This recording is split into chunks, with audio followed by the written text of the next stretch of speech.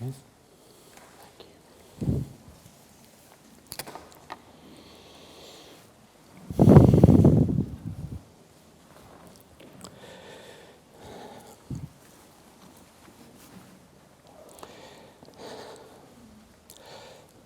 Her Majesty's prison ready.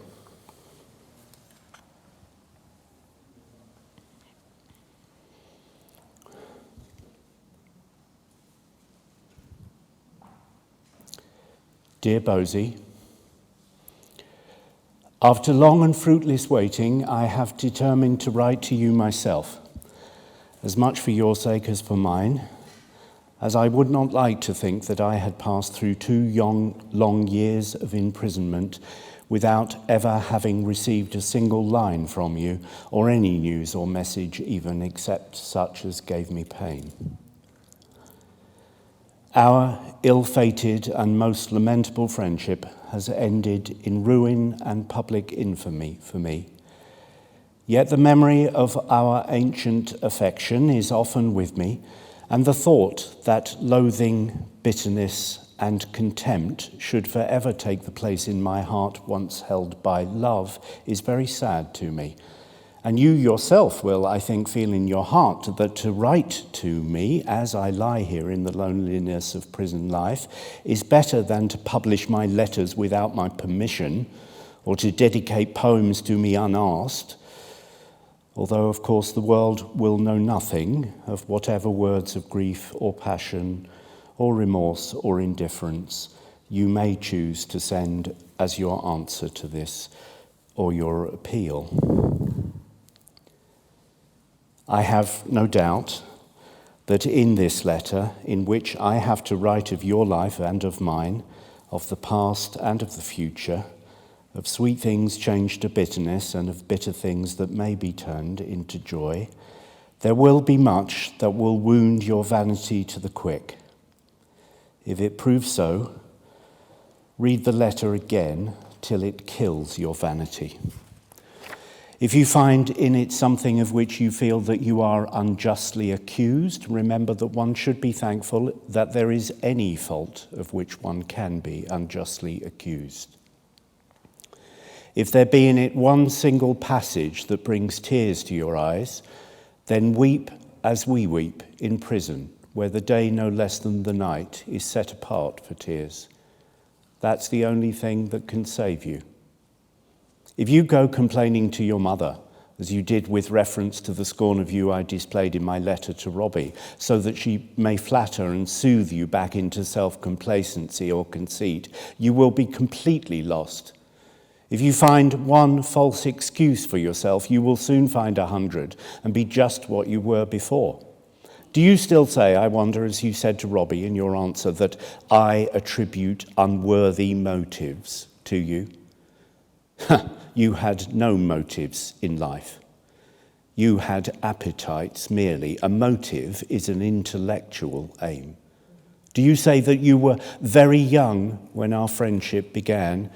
Your defect was not that you knew so little about life, but that you knew too much. The morning dawn of boyhood with its delicate bloom, its clear, pure light, its joy of innocence and expectation you had left far behind. With very swift and running feet you had passed from romance to realism. The gutter and the things that live in it had begun to fascinate you. That was the origin of the trouble in which you first sought my aid, and I, unwisely, according to the wisdom of this world, out of pity and kindness, gave it to you.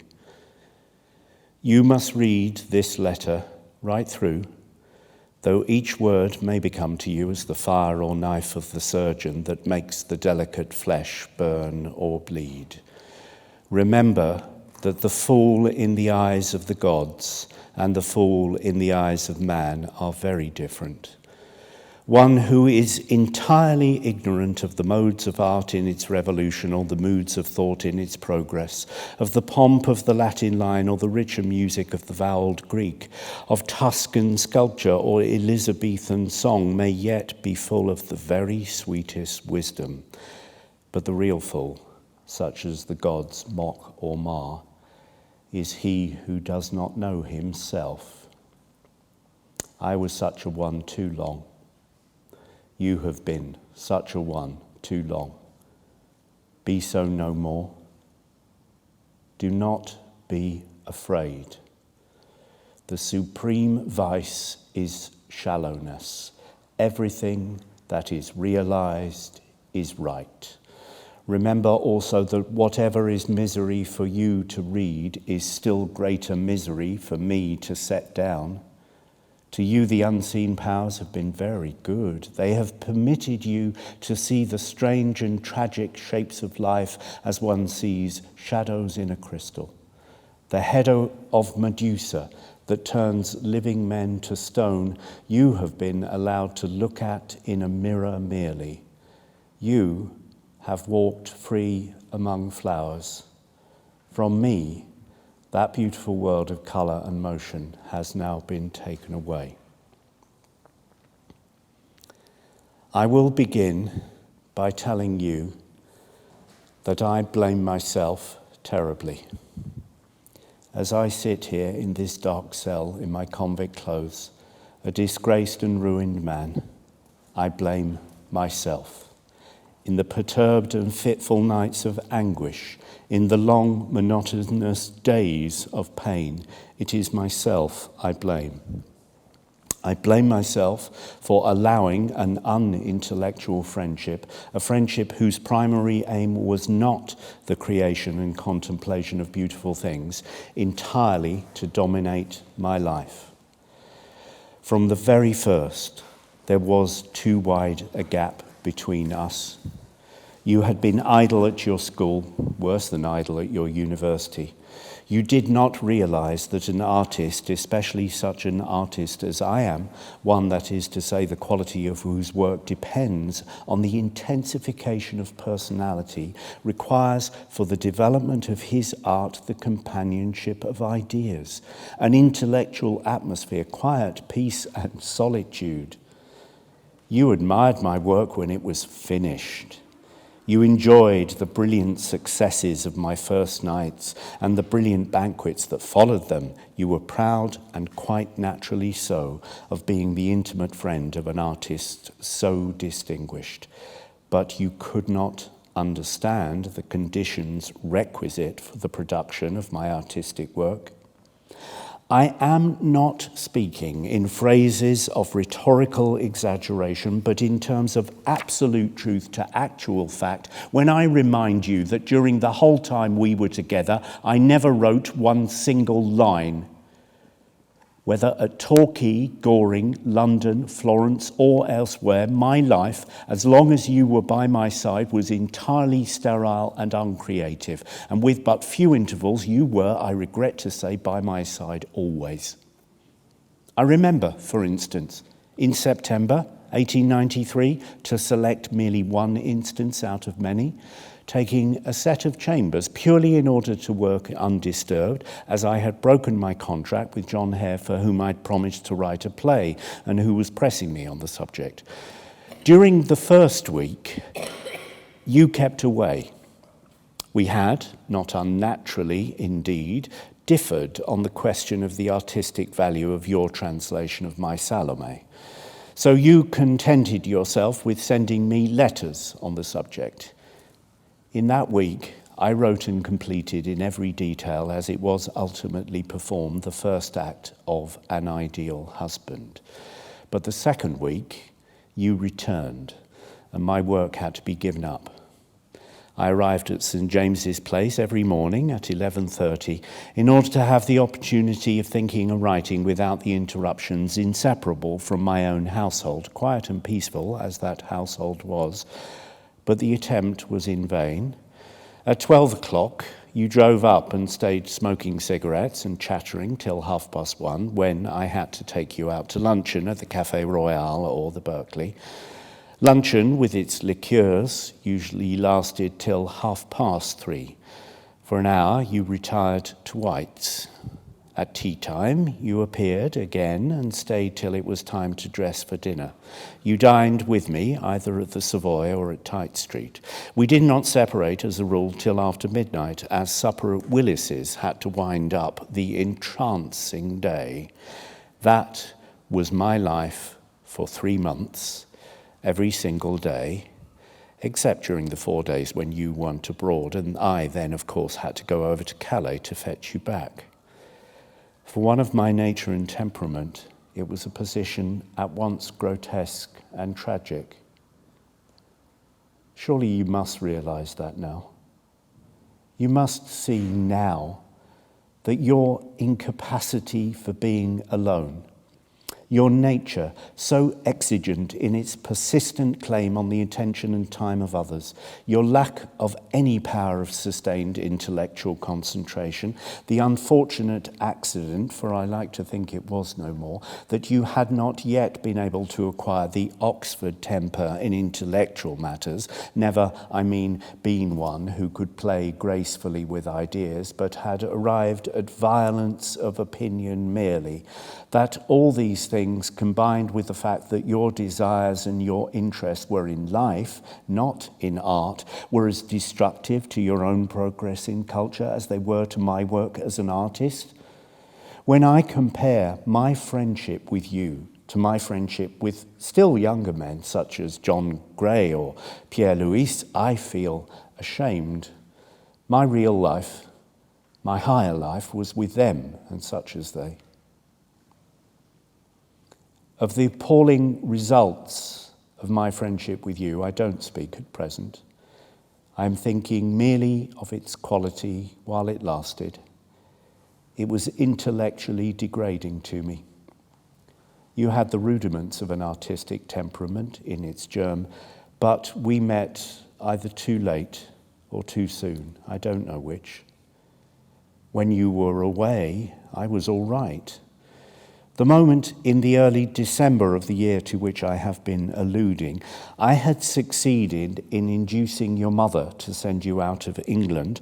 I collected again the torn and ravelled web of my imagination, got my life back into my own hands, and not merely finished the 3 remaining acts of an ideal husband, but conceived and had almost completed 2 other plays of a completely different type, The Florentine Tragedy and La Sainte Courtisane, when suddenly, unbidden, unwelcome, and under circumstances fatal to my happiness, you returned. The 2 works left then imperfect, I was unable to ever take up again. The mood that created them I could never recover. You now, having yourself published a volume of verse, will be able to recognize the truth of everything I have said here. Whether you can or not, it remains as a hideous truth in the very heart of our friendship. While you were with me, you were the absolute ruin of my art, and allowing you to stand persistently between that art and myself, I gave to myself shame and blame in the fullest degree. You couldn't know, you couldn't understand, you couldn't appreciate. I had no right to expect it of you, not at all. Your interests were merely in your meals and moods. Your desires were simply for amusements, for ordinary or sometimes less ordinary pleasures. They were what your temperament needed, or thought it needed for that moment. I should have forbidden you my house, except when I specially invited you. I blame myself without reserve for my weakness. It was merely weakness. 1 half hour with art was always more to me than a whole cycle with you. Nothing really at any period of my life was ever of the smallest importance to me compared with art. And in the case of an artist, weakness is nothing less than a crime, for it is a weakness that paralyzes the imagination. I blame myself again for having allowed you to bring me to utter and discreditable financial ruin. I remember one morning in the early October of '92, sitting in the yellowing woods at Bracknell with your mother. At that time, I knew very little of your real nature. I'd stayed from a Saturday to Monday with you at Oxford. You had stayed with me at Cromer for 10 days and mostly played golf. The conversation turned on you, and your mother began to speak to me about your character. She told me of your two chief faults, your vanity and your being, as she termed it, all very wrong about money. I have a distinct recollection of how I laughed. I had no idea that the first would bring me to prison and the second to bankruptcy. I thought vanity a sort of graceful flower for a young man to wear. As for extravagance, for I thought she meant no more than extravagance, the virtues of prudence and thrift were not in my own nature or my own race. But before our friendship was a month older, I began to see what your mother meant.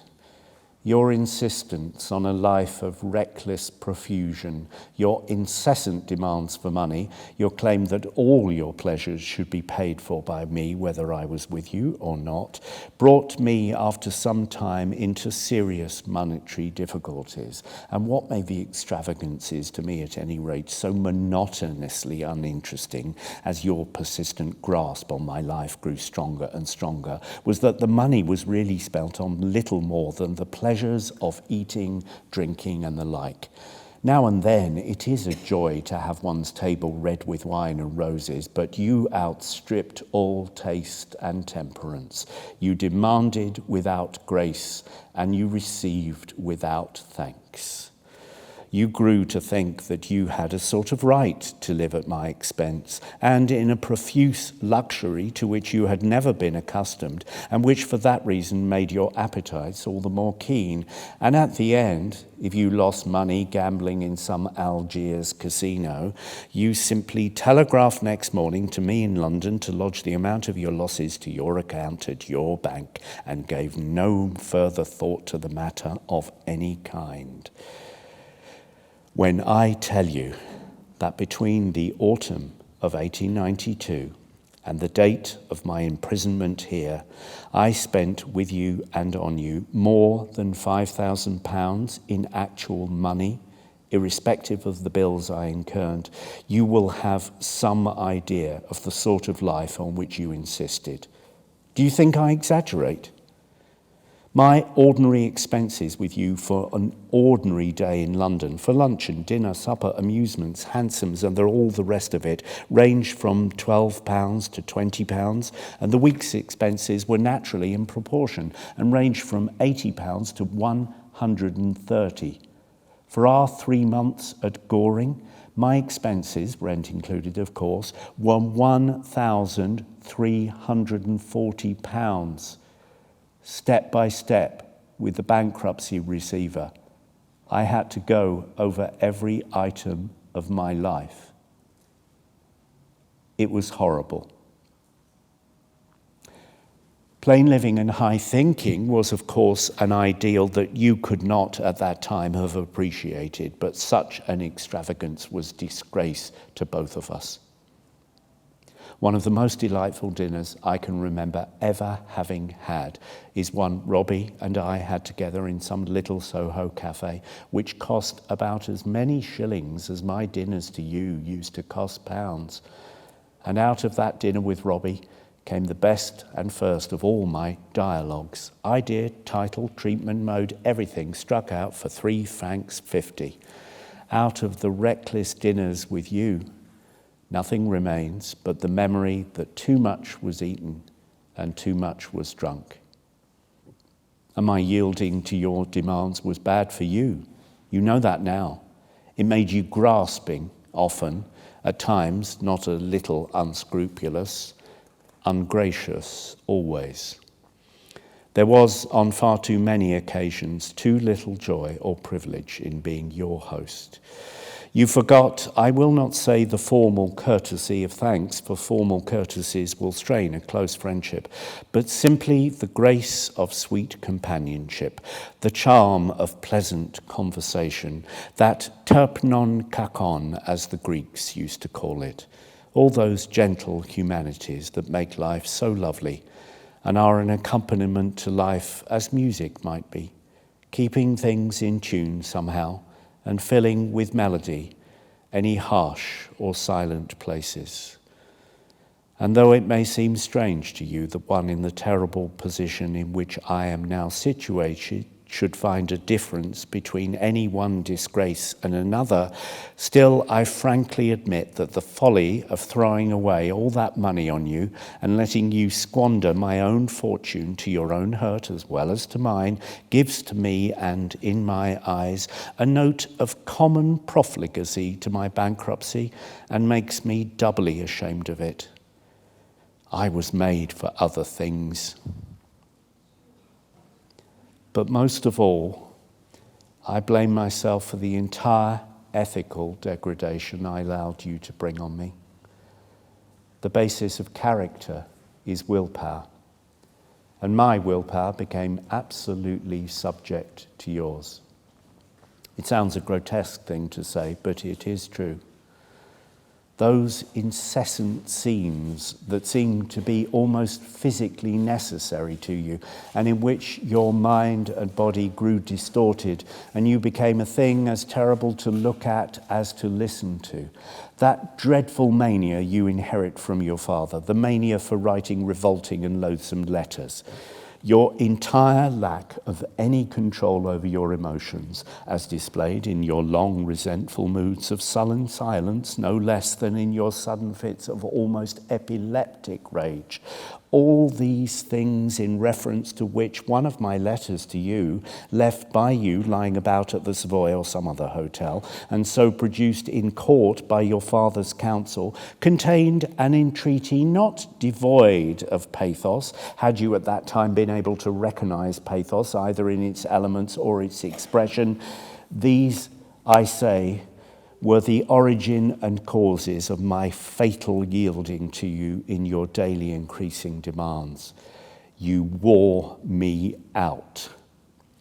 It was the triumph of the smaller over the bigger nature.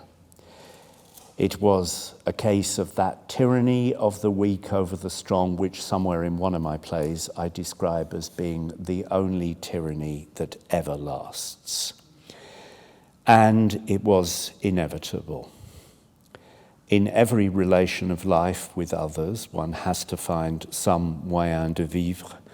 In your case, one had either to give up to you or to give you up. There was no alternative. Through deep, if misplaced, affection for you, through great pity for your defects of temper and temperament, through my own proverbial good nature and Celtic laziness, through an artistic aversion from coarse scenes and ugly words, through that incapacity to bear resentment of any kind which at that time characterized me, through my dislike of seeing life made bitter and uncomely by what to me, with my eyes really fixed on other things, seemed to be mere trifles too petty for more than a moment's thought or interest. Through those reasons, simple as they may sound, I gave up to you always. And as a natural result, your claims, your efforts of domination, your exactions grew more and more unreasonable. Your meanest motive, your lowest appetite, your most common passion became to you laws by which the lives of others were to be guided always, and to which, if necessary, they were to be, without scruple, sacrificed. Knowing that by making a scene you could always have your way, it was but natural that you should proceed, almost unconsciously, I have no doubt, to every excess of vulgar violence. At the end, you did not know to what goal you were hurrying or with what aim in view. Having made your own of my genius, my willpower, and my fortune, you required in the blindness of an inexhaustible greed my entire existence. You took it.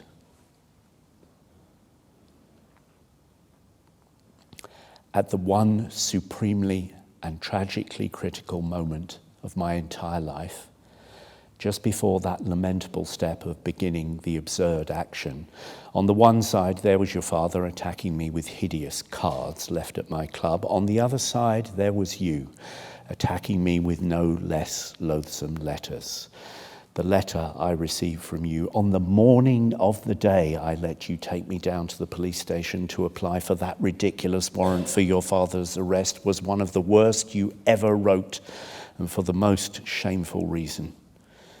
Between you both, I lost my head. My judgment forsook me. Terror took its place. I saw no possible escape, I may say frankly, from either of you. Blindly I staggered as an ox to the shambles. I'd made a gigantic psychological error. I had always thought that my giving up to you in small things meant nothing, that when a great moment arrived, I could reassert my willpower in all its natural superiority. That wasn't so. At the great moment, my willpower completely failed me. In life, there really are no great or small things. All things are of equal value and of equal size. My habit, due to indifference chiefly at first, of giving up to you in everything, had become insensibly part of my nature. Without my knowing it, it had stereotyped my temperament to one permanent and fatal mood. That's why, I'm sure, in the subtle epilogue to the first edition of his essays, Pater says, failure is to form habits. When he said it, all the dull Oxford people thought the phrase was a mere willful inversion of the somewhat wearisome text from the Aristotelian Ethics. But believe me, there is a wonderful and a terrible truth hidden in it. I had allowed you to sap my strength of character, and to me the formation of a habit had proved to be not failure merely, but ruin. Ethically, you had been even still more destructive to me than you had been artistically. The warrant once granted, your will, of course, directed everything. At the time when I should have been in London taking wise counsel and calmly considering the hideous trap in which I had allowed myself to be caught, the booby trap, as your father calls it to the present day, you insisted on my taking you to Monte Carlo, of all revolting place on God's earth, that all day and all night as well you might gamble as long as the casino remained open. As for me, baccarat having no charms for me, I was left alone, outside, to myself. You refused to discuss, even for 5 minutes, the position to which you and your father had brought me. My business was merely to pay your hotel expenses and your losses. The slightest allusion to the ordeal awaiting me was regarded as a bore. A new brand of champagne that was recommended to us had more interest for you. On our return to London, those of my friends who really desired my welfare implored me to retire abroad and not to face an impossible trial. You imputed mean motives to them for giving such advice and cowardice to me for listening to it. You forced me to stay to brazen it out, if possible, in the box by absurd and silly perjuries. At the end, I, of course, was arrested, and your father became the hero of the hour, more indeed than the hero of the hour merely. Your family now ranks, strangely enough, with the immortals. For with that grotesqueness of effect that is, as it were, the Gothic element in history and makes Clio the least serious of all the muses, your father will now always live among the kind, pure-minded parents of Sunday school literature. Your place will be with the infant Samuel, and while I, in the lowest mire of Malibolge, shall sit between Gilles de Retz and the Marquis de Sade. Of course I should have got rid of you. I should have shaken you out of my life as a man shakes from his raiment a thing that has stung him. In the most wonderful of all his plays, Aeschylus tells us of a great lord who brings up in his house a lion cub, and he loves it because it comes bright-eyed to his call and fawns on him for its food. And the thing grows up and then shows the nature of its race, and destroys the lord and his house and all that he possesses. I feel that I was such a one as he. But my fault was not that I did not part from you, but that I parted from you far too often. As far as I can make out, I ended my friendship with you every 3 months regularly. And each time that I did so, you managed, by means of entreaties, telegrams, letters, the interposition of your friends, the interposition of mine, and the like, to induce me to take you back. When at the end of March 93 you left my house at Torquay, I had determined never to speak to you again, or to allow you under any circumstances to be with me. So revolting had been the scene you had made the night before your departure. You wrote and telegraphed from Bristol to beg me to forgive you and meet you. Your tutor, who had stayed behind, told me that he thought that at times you were quite irresponsible for what you said and did, and that most, if not all, of the men at Magdalen were of the same opinion. I consented to meet you, and of course, I forgave you. On the way up to town, you begged me to take you to the Savoy. Well, that was indeed a fatal visit to me. 3 months later, in the June, we were at Goring.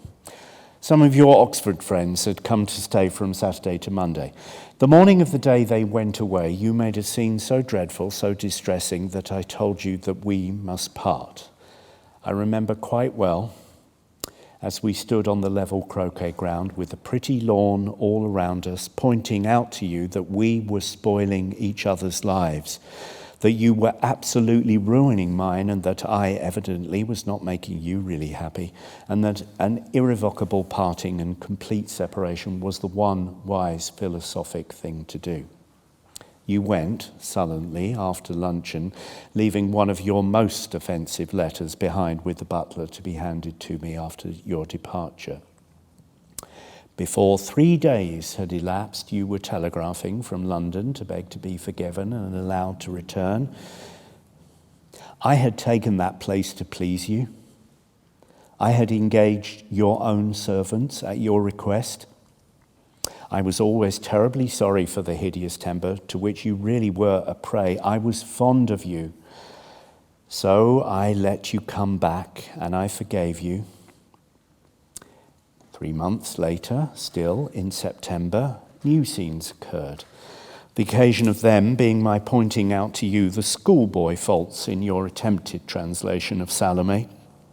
You must by this time be a fair enough French scholar to know that the translation was as unworthy of you as an ordinary Oxonian as it was of the work it sought to render. You did not, of course, know it then, and in one of the violent letters you wrote to me on the point, you said you were under no intellectual obligation of any kind to me. I can remember that when I read that, I felt it was the only one true thing you had ever written to me in the whole course of our friendship. I saw then that a less cultivated nature would really have suited you much better. And I am not saying this in bitterness, not at all, but simply as a fact of companionship. Ultimately, the bond of all companionship, whether in marriage or in friendship, is conversation. And conversation must have a common basis. And between two people of widely different culture, the only common basis possible is the lowest one. The trivial in thought and action is charming. I had made it the keystone of a very brilliant philosophy expressed in plays and paradoxes, but the froth and folly of our life grew often very wearisome to me. It was only in the mire that we met. And fascinating, terribly fascinating, though the one topic round which your talk invariably centred was, still at the end, it became quite monotonous to me. I was often bored to death by it, and accepted it as I accepted your passion for going to music halls or your mania for absurd extravagances in eating and drinking, or any of your, to me, less attractive characteristics, as a thing, that is to say, that one simply had to put up with, a part of the high price one had to pay for knowing you. When after leaving Goring, I went to Dinard for a fortnight, you were extremely angry with me for not taking you with me, and before my departure there made some very unpleasant scenes on the subject at the Albemarle Hotel, and sent me some equally unpleasant telegrams to a country house where I was staying for a few days. I told you, I remember, that I thought it was your duty to be with your own people for a little, as you had passed the whole season away from them.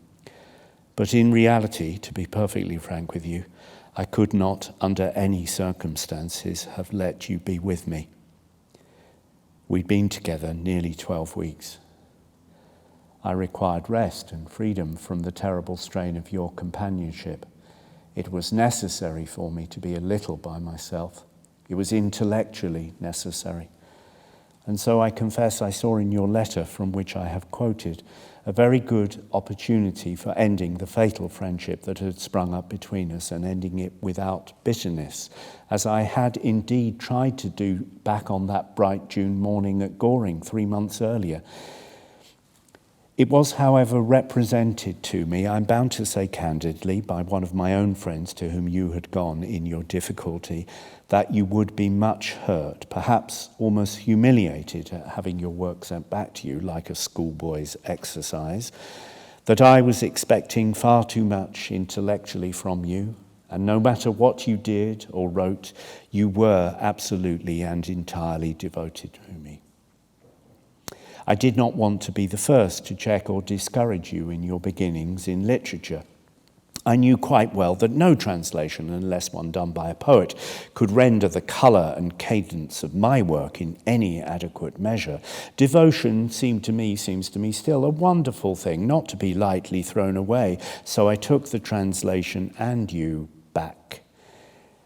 Exactly 3 months later, after a series of scenes culminating one more than usually revolting, when you came one Monday evening to my room accompanied by 2 of your friends, I found myself actually flying abroad the next morning to escape from you, giving my family some absurd reason for my sudden departure, and leaving a false address with my servant for fear you might follow me by the next train.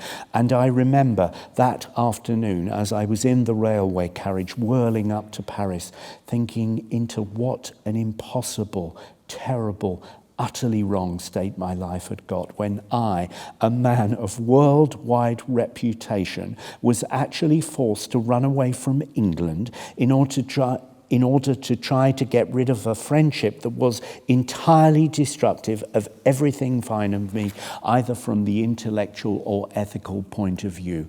The person from whom I was flying, being no terrible creature sprung from sewer or mire into modern life, with whom I had somehow entangled my days, but you, yourself, a young man of my own social rank and position, who had been at my own college at Oxford and was an incessant guest at my house. The usual telegrams of entreaty and remorse followed. I disregarded them. Finally, you threatened that unless I consented to meet you, you would, under no circumstances, consent to proceed to Egypt. I had myself, with your knowledge and concurrence, begged your mother to send you away to Egypt from England, as you were wrecking your life in London. I knew that if you did not go, it would be a terrible disappointment to her, and for her sake, I did meet you. And under the influence of great emotion, which even you cannot have forgotten, I forgave the past, though I said nothing at all about the future.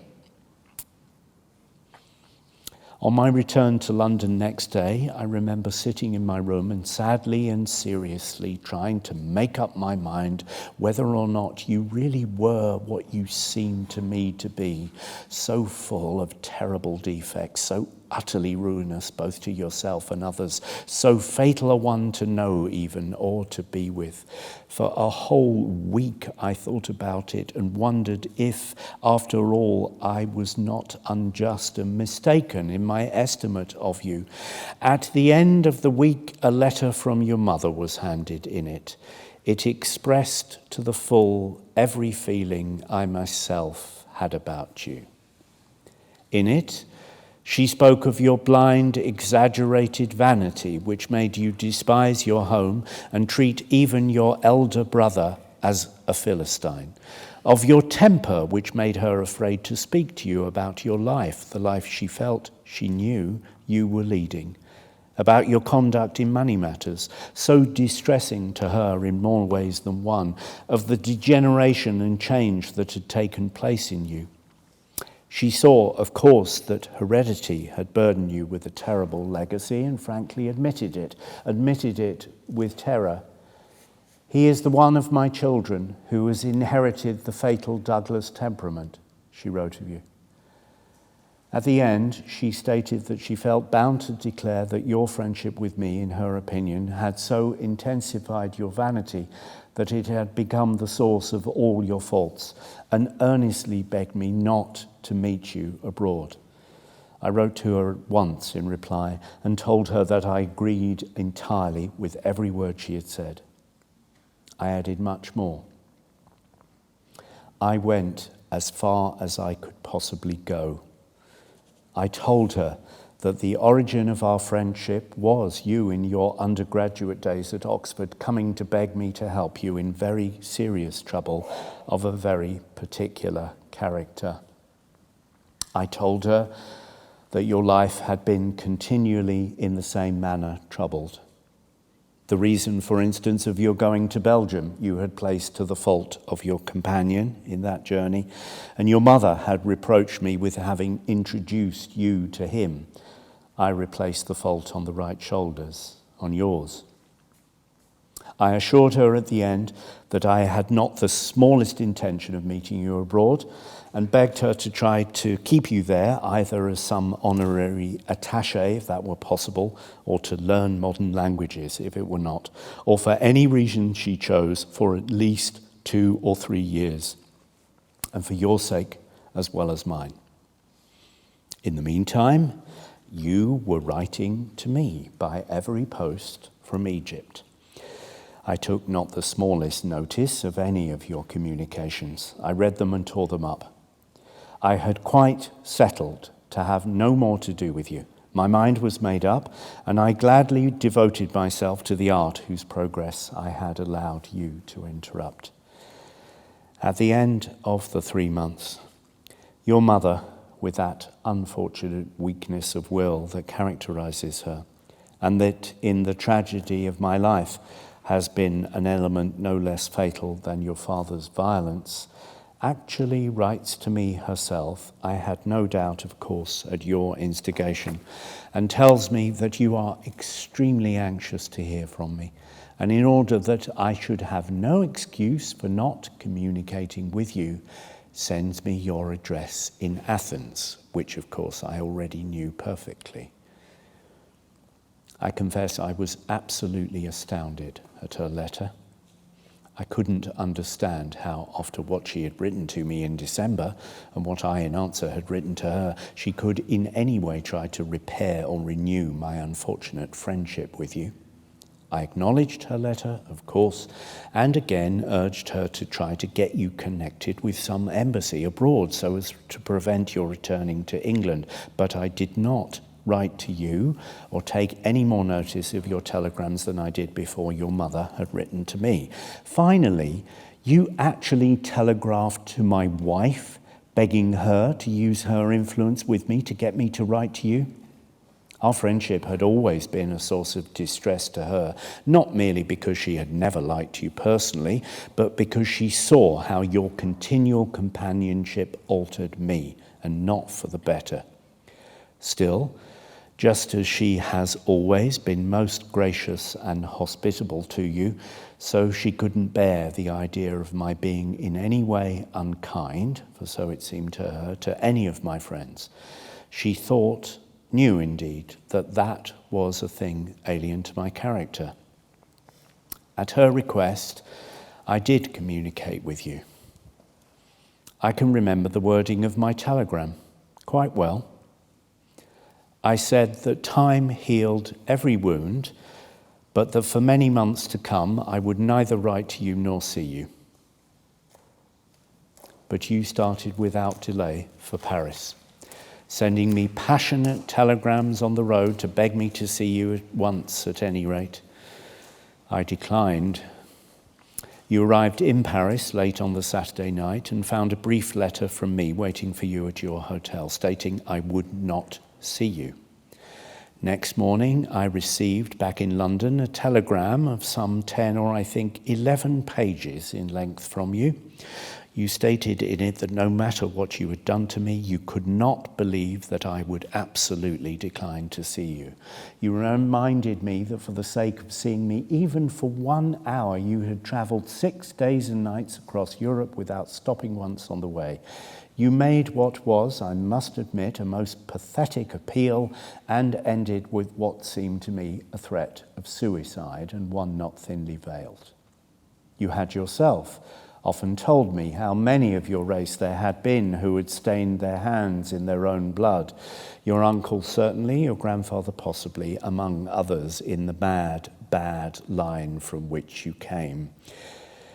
Pity, my old affection for you, regard for your mother, to whom your death under such dreadful circumstances would have been a blow almost too great for her to bear, the horror of the idea that so young a life, and one that amidst all its ugly faults had still the promise of beauty in it, should come to so revolting an end, merely humanity itself. All these, if excuses be necessary, must serve as my excuse for consenting to accord you one last interview. When I arrived in Paris, your tears breaking out again and again all through the evening, falling over your cheeks like rain as we sat at dinner, first at Voisin, at supper, at Paillard, afterwards, the unfeigned joy you evinced at seeing me, holding my hand whenever you could, as though you were a simple and gentle, penitent child. Your contrition, so sincere at that moment, they all made me consent to renew our friendship. And then, 2 days after we had returned to London, your father saw you having luncheon with me at the Café Royal, joined my table, drank of my wine, and that same afternoon, through a letter addressed to you, began his very first attack at me. It is strange now, but I had once more, I will not say the chance, but the duty of separating from you forced upon me. I need hardly remind you that I refer to your conduct to me at Brighton between October the 10th and 13th, 1894. 3 years may be a long time for you to go back, but we who live in prison and in whose lives there is no event but sorrow, we measure time by pain and the record of our bitter moments from the past. We have nothing else to think of. Suffering, curious as it may sound to you, is the very means by which we exist, because it is the only means by which we become conscious of still existing. And the remembrance of suffering in the past is necessary to us as the warrant, the evidence of our continued identity. Between myself and the memory of joy lies a gulf no less deep than that between myself and joy in its actuality. Had our life together been as the world fancied it to be, one simply of pleasure, profligacy, and laughter, I would not be able to recall a single passage in it. it is only because it was full of moments and days tragic, bitter, sinister in their warnings, dull and dreadful in their monotonous scenes and unseemly violence, that I can see or hear each separate incident in its detail, can indeed now see or hear little else. So much in this place do men live by pain, that my friendship with you, in the way through which I am forced to remember it, appears to me merely as a prelude, consonant with these varying modes of anguish which every day I now have to realize, nay more, to necessitate them even, as though my life, whatever it had seemed to myself and others, had in fact all the while been a symphony of sorrow, passing through its rhythmically linked movements to a certain resolution, with that inevitableness that in art characterizes the treatment of every great theme. I was speaking about your contact to me on 3 successive days 3 years ago, wasn't I? I was trying to finish my last play at Worthing by myself.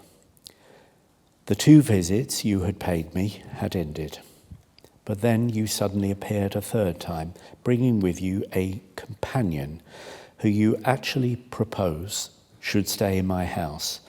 I, you must admit now quite properly, absolutely declined. I entertained you, of course. I had no option in that matter, but elsewhere and not in my own home. The next day, which was Monday, your companion returned to the duties of his profession, and you stayed with me. Bored with Worthing, and still more, I have no doubt, with my fruitless efforts to concentrate my attention on my play, the only thing that really interested me at that moment, you insisted on being taken to the Grand Hotel in Brighton. The night we arrive, you fall ill with that dreadful low fever that is foolishly called the influenza. It was your 2nd, I think, if not perhaps your 3rd attack. I need not remind you how I waited on you and tended you, not merely with every luxury of fruit, flowers, presents, books, and the like that money can procure, but with that affection, tenderness, and love that whatever you may think is not to be procured for money. Except for an hour's walk in the morning, an hour's drive in the afternoon, I never left the hotel. I got special grapes from London for you, as you did not care for those the hotel supplied, invented things to please you, remained either with you or in the room next door to yours, sat with you every evening to quiet or amuse you. After 4 or 5 days, you recover, and I take lodgings in order to try and finish my play. You, of course, accompany me. The morning after the day on which we were installed, I feel extremely ill. You have to go to London on business, but promise to return in the afternoon.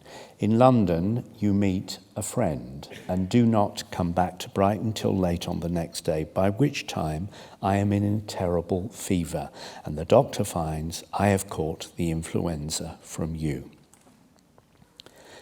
Nothing could have been more uncomfortable for anyone ill than those lodgings turned out to be. My sitting room is on the 1st floor, my bedroom on the 3rd. There is no manservant to wait on one, not even anyone to send out on a message or to get what the doctor orders. But you are there, I feel no alarm.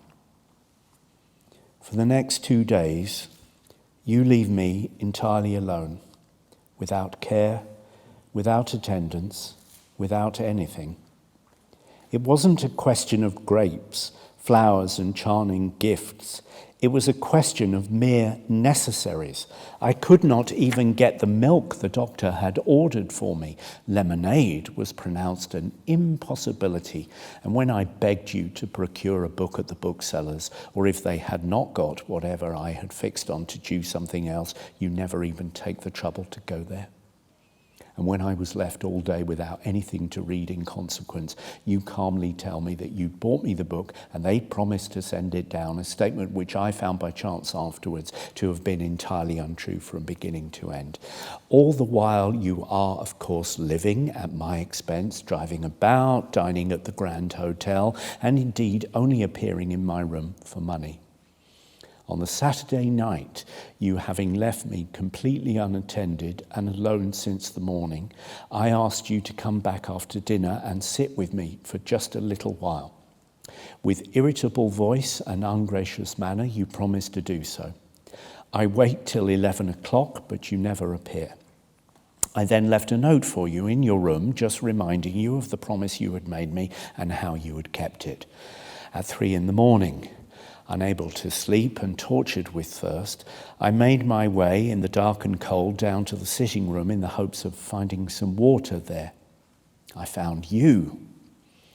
You fell on me with every hideous word an intemperate mood, an undisciplined and untutored nature could suggest. By the terrible alchemy of egotism, you converted your remorse into rage. You accuse me of selfishness in expecting you to be with me when I was ill, of standing between you and your amusements, of trying to deprive you of your pleasures. You told me, and I know it was quite true, that you'd come back at midnight simply in order to change your dress clothes and go out again to where you hoped new pleasures were awaiting for you, but that by leaving for you a letter in which I had reminded you that you had neglected me the whole day and the whole evening, I had really robbed you of your desire for more enjoyment. I had diminished your capacity for fresh delights. I went back upstairs in disgust and remained sleepless till dawn. Nor till long after dawn was I able to get anything to quench the thirst of the fever that was on me. At 11 o'clock, you came into my room. In the previous scene, I could not help observing that by my letter I had, at any rate, checked you in a night of more than usual excess. But by the morning, you were quite yourself. I waited naturally to hear what excuses you had to make and in what way you were going to ask for the forgiveness that you knew in your heart was invariably waiting for you no matter what you did. Your absolute trust that I would always forgive you being the thing in you that I always really liked the best, perhaps the best thing in you to like. But so far from doing that, you began to repeat the same scene with renewed emphasis and more violent assertion. I told you at length to leave the room. You pretended to do so, but when I lifted up my head from the pillow in which I had buried it, you were still there, and with brutality of laughter and hysteria of rage, you moved suddenly towards me. A sense of horror came over me, for what exact reason I couldn't make out, but I got out of my bed at once and barefooted and just as I was, made my way down the 2 flights of stairs to the sitting room, which I didn't leave till the owner of the lodgings, who I'd rung for, had assured me that you had left my bedroom, and he'd promised to remain within call in case of necessity. After an interval of an hour, during which time the doctor had come and found me, of course, in a state of absolute nervous prostration, as well as in a worse condition of fever than I had been at the outset, you returned silently for money, took what you could find on my dressing table and mantelpiece, and left the house with all your luggage. Do I have to tell you what I thought of you during the 2 lonely, wretched days of illness that followed your departure? Is it necessary for me to state here that I saw clearly that it would be a dishonour now to myself to continue even an acquaintance with such a one as you had just showed yourself to be? That I recognised that the ultimate moment had come and recognised it as being really a great relief? And that I knew that, for the future, my art and life would be freer and better and more beautiful in every possible way? Ill as I was, I felt at ease. The fact that the separation was now irrevocable gave me peace. By Tuesday, the fever had left me, and for the first time, I dined downstairs. Tuesday was my birthday.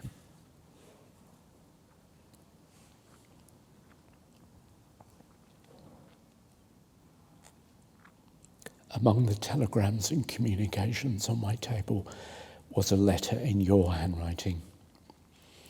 I opened it with a sense of real sadness on me. I knew that the time had gone by when a pretty phrase or an expression of affection, a word of sorrow, could make me take you back. But oh, I was deceived. I'd underrated you. The letter you sent to me on my birthday was merely an elaborate repetition of those two scenes set cunningly and carefully down in black and white. You mocked me with the most common jests.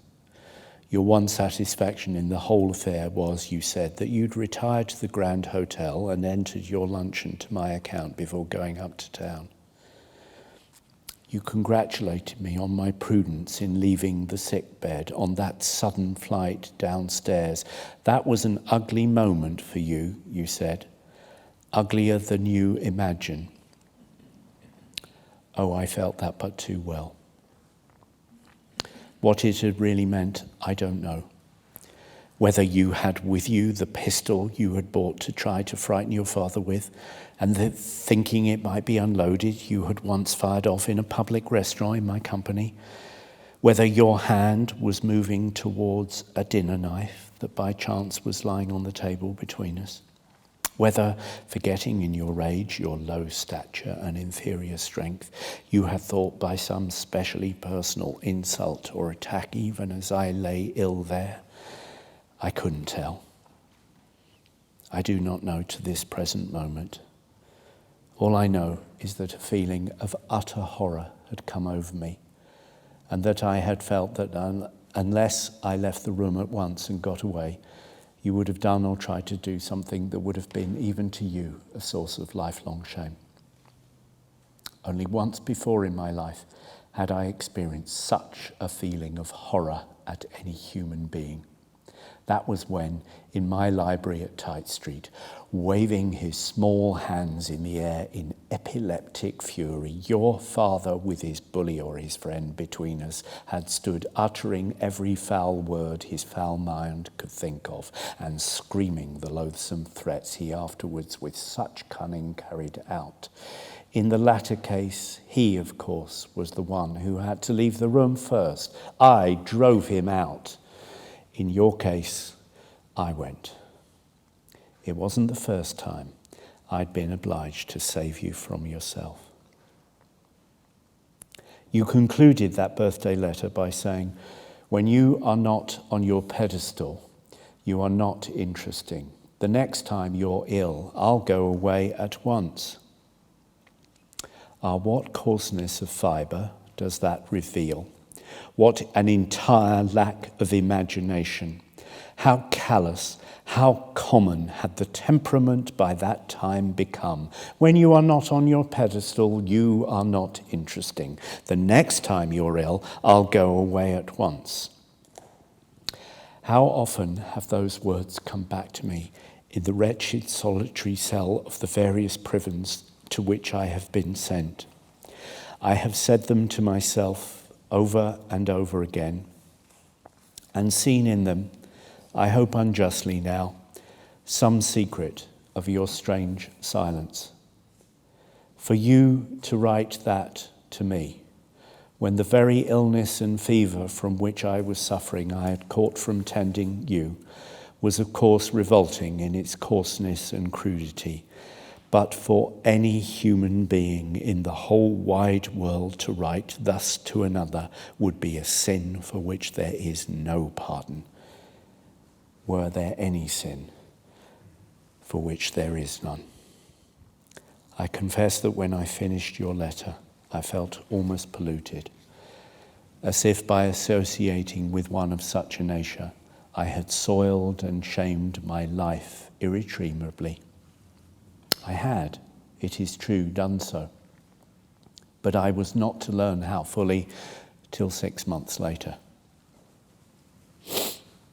I settled with myself to go back to London on the Friday and see Sir George Lewis privately and request him to write to your father to state that I had determined never under any circumstances to allow you to enter my house, to sit at my board, to talk to me, walk with me, or anywhere and at any time be my companion at all.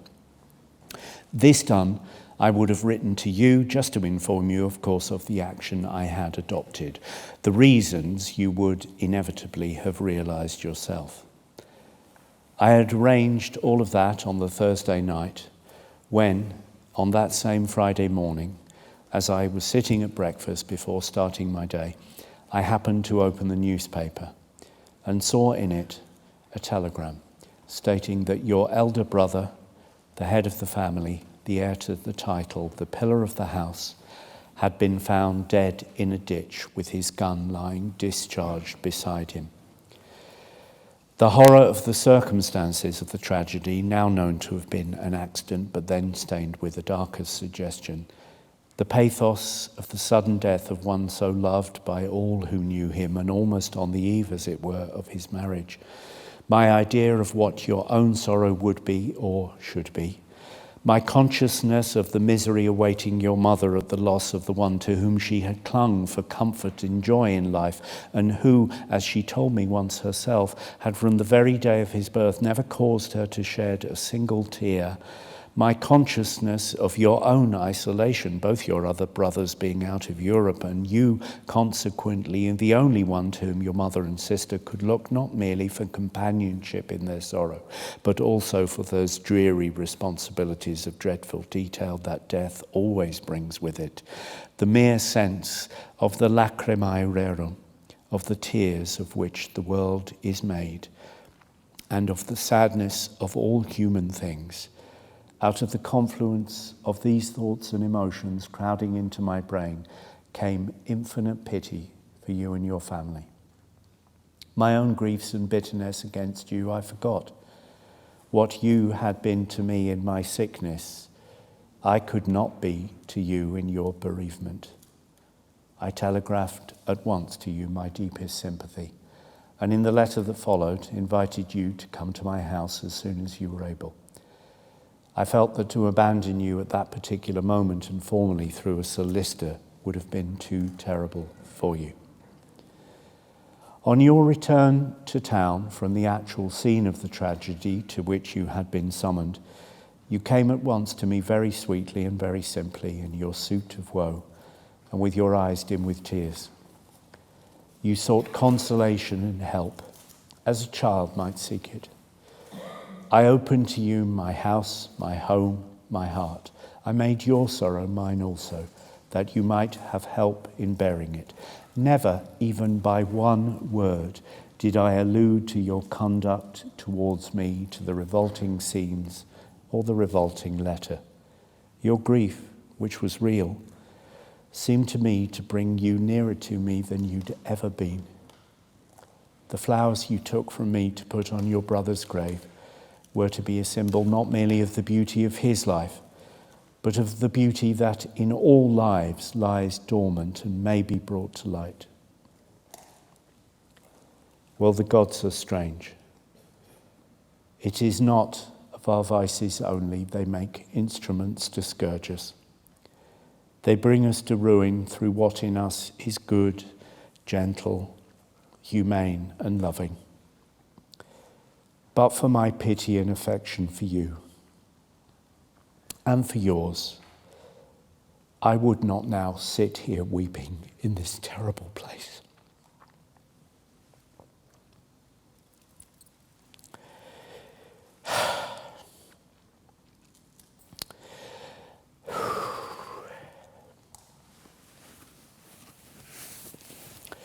Of course, I discern in all our relations not destiny merely, but doom. Doom that walks always swiftly because she goes to the shedding of blood. Through your father you come of a race, marriage with whom is horrible, friendship fatal, and that lays violent hands either on its own life or on the lives of others. In every little circumstance in which the ways of our lives met, in every point of great or seeming trivial import in which you came to me for pleasure or for help, in the small chances, the slight accidents that look in their relation to life to be no more than the dust that dances in a beam or the leaf that flutters from a tree, ruin followed like the echo of a bitter cry or the shadow that hunts with the beast of prey. Our friendship began with your begging me in a most pathetic and charming letter to assist you in a position appalling to anyone, doubly so to a young man at Oxford. I do so, and ultimately through your using my name as your friend with Sir George Lewis, I began to lose his esteem and friendship, a friendship of 15 years standing. When I was deprived of his advice and help and regard, I was deprived of one of the great safeguards of my life. You send me then a very nice poem of the undergraduate school of verse for my approval. I reply by a letter of fantastic literary conceit. I compare you to Hyas or Hyacinth, Jonquil or Narcissus, or someone whom the great god of poetry has favoured and honoured with his love. My letter is like a passage from one of Shakespeare's sonnets transposed to a minor key. It can be understood only by those who have read the Symposium of Plato or caught the spirit of a certain grave mood made beautiful for us in Greek marbles. It was, let me say frankly, the sort of letter I would, in a happy if wilful moment, have written to any graceful young man of either university who had sent me a poem of his own making, certain that he would have had sufficient wit or culture to interpret rightly its fantastic phrases. Well, look at the history of that letter. It passes from you into the hands of a loathsome companion, from him to a gang of blackmailers. Copies of it are sent about London to my friends and to the manager of the theatre where my work is being performed. Every construction but the right one is put on it. Society is thrilled with the absurd rumours that I have had to pay a huge sum of money for having written an infamous letter to you. This forms the basis of your father's worst attack. I then produce the original letter myself in court to show what it really is. It is then denounced by your father's counsel as a revolting and insidious attempt to corrupt innocence. Ultimately, it forms part of a criminal charge. The Crown takes it up. The judge sums up on it with little learning and much morality, and I go to prison for that letter at last. That is the result of writing you charming letters. While I'm staying with you at Salisbury, you are terribly alarmed at a threatening communication from a former companion of yours. You beg me to see the writer and help you. I do so. The result is ruin for me. I am forced to take everything you have done on my shoulders and answer for it. When, having failed to make your degree, you have to go down from Oxford, you telegraph to me in London to beg me to come to you. I do so at once. You ask me to take you to Goring, as you don't like under the circumstances to go home. At Goring, you see a house that charms you. I take it for you, and the result, from every point of view, is ruin for me. One day you come to me and ask me as a personal favour to you to write something for an Oxford undergraduate magazine about to be started by some friend of yours of whom I've never heard in all my life and know nothing about at all, to please you. What did I not do always to please you? I sent him a page of some paradoxes destined originally, I think, for the Saturday Review. A few months later, I find myself standing in the dock of the Old Bailey on account of the character editor of that magazine. It forms part of the Crown charge against me. I am called upon to defend your friend's prose and your own verse. The former I cannot palliate.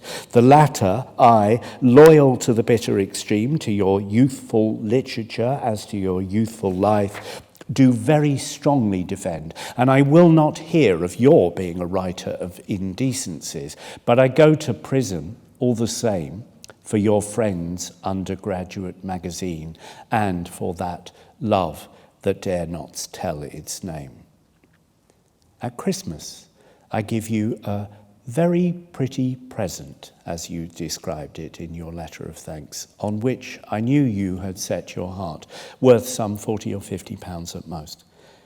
When the crash of my life comes and I am ruined, the bailiff who seizes my library and has it sold does so to pay for that very pretty present. It was for that the execution was put into my house.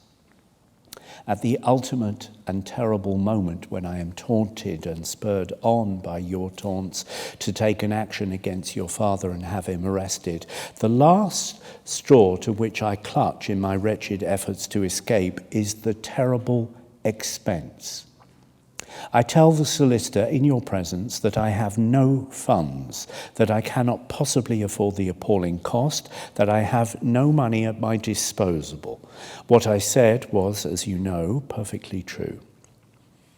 On that fatal Friday, instead of being in Humphrey's office weakly consenting to my own ruin, I would have been happy and free in France, away from you and your father, unconscious of his loathsome card and indifferent to your letters, if I had been able to leave the Avondale Hotel. But the hotel people absolutely refused to allow me to go. You had been staying with me for 10 days. Indeed, you ultimately, to my great and you will admit rightful indignation, brought a companion of yours to stay with me also. And my bill for those 10 days was nearly £140. And the proprietor said he could not allow my luggage to be removed from the hotel till I had paid the account in full. And that is what kept me in London. If it hadn't been for that hotel bill, I would have gone to Paris on the Thursday morning. When I told the solicitor I had no money to face the gigantic expense, you interposed at once. You said that your own family would be only too delighted to pay all the necessary costs, that your father had been an incubus to them all, that they had often discussed the possibility of getting him put into a lunatic asylum so as to keep him out of the way, that he was a daily source of annoyance and distress to your mother and to everyone else, that if only I would come forward to have him shut up, I would be regarded by the family as their champion and benefactor, and that your mother's rich relations themselves would look on it as a real delight to be allowed to pay all costs and expenses that might be incurred in any such effort. The solicitor, of course, closed at once, and I was hurried to the police court. I had no excuse left for not going. I was forced into it. Of course, your family don't pay the costs. And when I am made bankrupt, it is by your father and for the costs. The meagre balance of them, some £700. At the present moment, my wife, estranged from me over the important question whether I should have £3 or £3 10 shillings a week to live on, is preparing a divorce suit, for which, of course, entirely new evidence and an entirely new trial, to be followed perhaps by more serious proceedings, will be necessary. I, naturally, know nothing of the details. I merely know the name of the witness on whose evidence my wife's solicitors will rely. It is that of your own Oxford servant, whom at your special request I took into my service for our summer at Goring. But indeed, I need not go on further into more instances of the strange dooms you seem to have brought to me in all things big or little. It makes me feel sometimes as if you yourself had been merely a puppet, worked on by some secret and unseen hand to bring terrible events to a terrible issue. But puppets have passions. They will bring a new plot into what they are presenting and twist the ordered issue of vicissitude to suit some whim or appetite of their own. To be entirely free and at the same time entirely dominated by law is the eternal paradox of human life that we realize at every moment. And this, I often think, is the only possible explanation of your nature. If indeed for the profound and terrible mystery of a human soul there is any explanation at all, except one that makes the mystery all the more marvelous still. Of course, you had your illusions, lived in them indeed, and through the shifting mists and coloured veils saw all things changed. You thought, I remember quite well, that your devoting yourself to me to the entire exclusion of your family and family life was a proof of your wonderful appreciation of me and your great affection. No doubt, to you, it seemed so. But recollect that with me you found luxury, high living, unlimited pleasure, and money without stint. Your family life bored you, that cheap, cold wine of Salisbury, to use a phrase of your own making, was distasteful to you. On my side, along with my intellectual attractions, were the flesh pots of Egypt. When you could not find me to be with, the companions whom you chose as substitutes were not flattering. You thought, again, that in sending a lawyer's letter to your father to say that, rather than sever your eternal friendship with me, you will give up the allowance of £250 a year, which, with, I believe, deductions for your Oxford debts he was then making you, you were realising the very chivalry of friendship, touching the noblest note of self-denial. But your surrender of your little allowance didn't mean that you were ready to give up even one of your most superfluous luxuries or most unnecessary extravagances. On the contrary, your appetite for luxurious living remained never so keen. My expenses for 8 days in Paris for myself, you and your Italian servant were nearly £150, payout alone absorbing £85. At the rate at which you wished to live, your entire income for a whole year, if you had taken your meals alone and had been especially economical in your selection of the cheaper form of pleasures, would have lasted you hardly 3 weeks. The fact that in what was merely pretense of bravado you had surrendered your allowance, such as it was, gave you at least a plausible reason for your claim to live at my expense, or what you thought a plausible reason.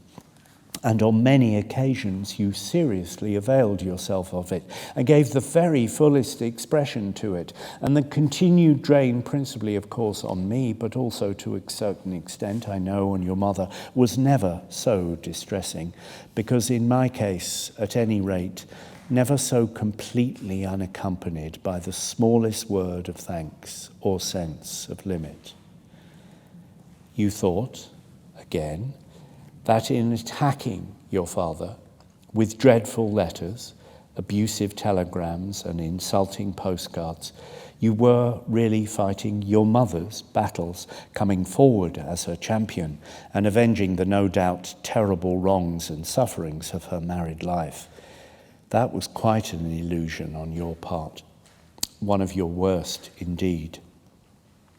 The way for you to have avenged your mother's wrongs on your father, if you considered it a part of your son's duty to do so, was by being a better son to your mother than you had been, by not making her afraid to speak to you on any serious matter, by not signing bills, the payment of which devolved on her, by being gentler to her and not bringing sorrow into her days. Your brother Francis made great amends to her for what she had suffered by his sweetness and goodness to her through the brief years of his flower-like life. You should have taken him as your model. You were wrong even in fancying that it would have been an absolute delight and joy to your mother if you had managed through me to get your father put into prison. I feel sure you were wrong, because if you want to know what a woman really feels like when her husband and the father of her children is in prison, in a prison cell, write to my wife and ask her. She'll tell you. I also had my illusions.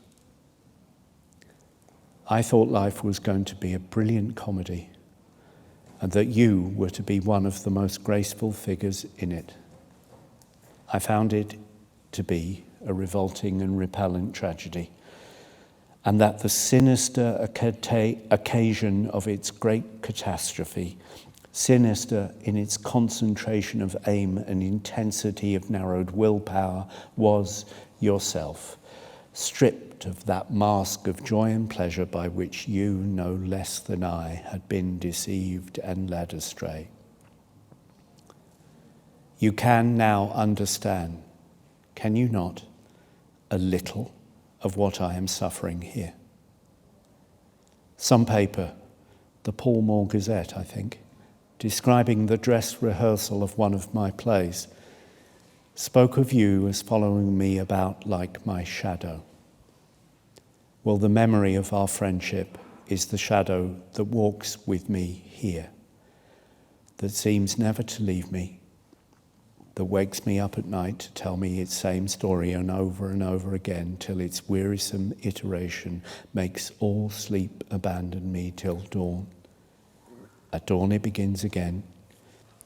It follows me out into the prison yard and makes me talk to myself as I tramp round it. Each detail that accompanied each dreadful moment I am forced to recall.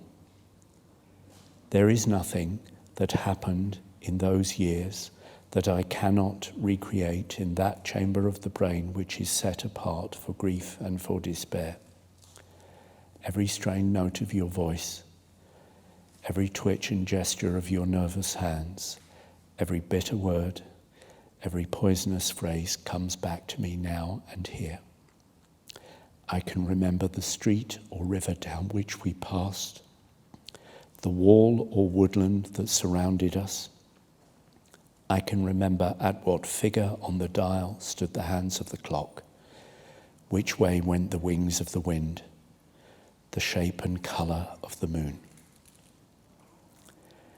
There is, I know, one answer to all that I have just said to you, and that is that you loved me.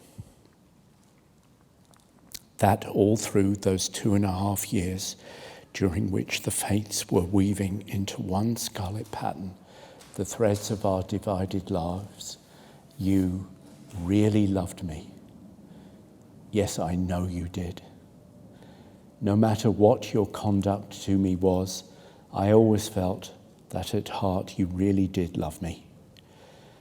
Though I saw quite clearly that my position in the world of art, the interest that my personality had always excited, my money, the luxury in which I lived, the 1,001 things that went up to make a life so charmingly and so wonderfully improbable as mine was, were, each and all of them, elements that fascinated you and made you cling to me. Yet besides all this, there was something more, some strange attraction for you. You loved me far better than you loved anyone else.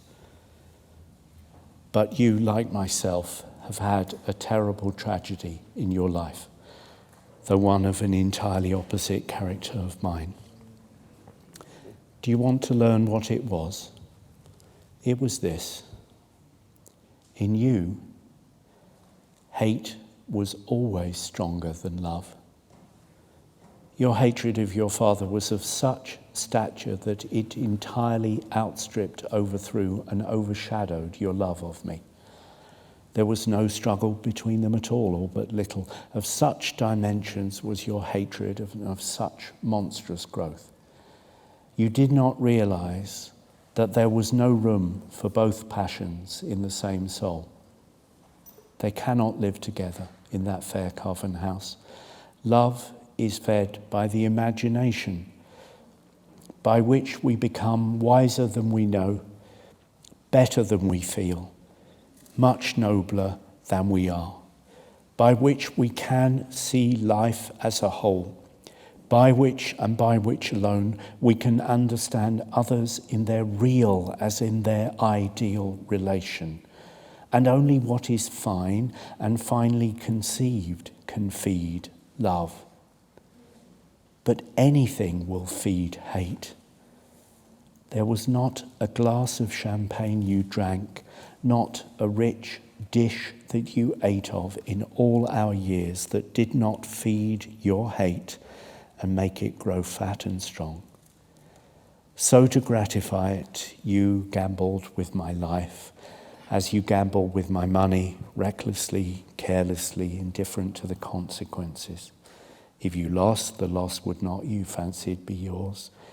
If you won, yours, you knew, would be the exaltation and the advantages of the victory. Hate blinds people.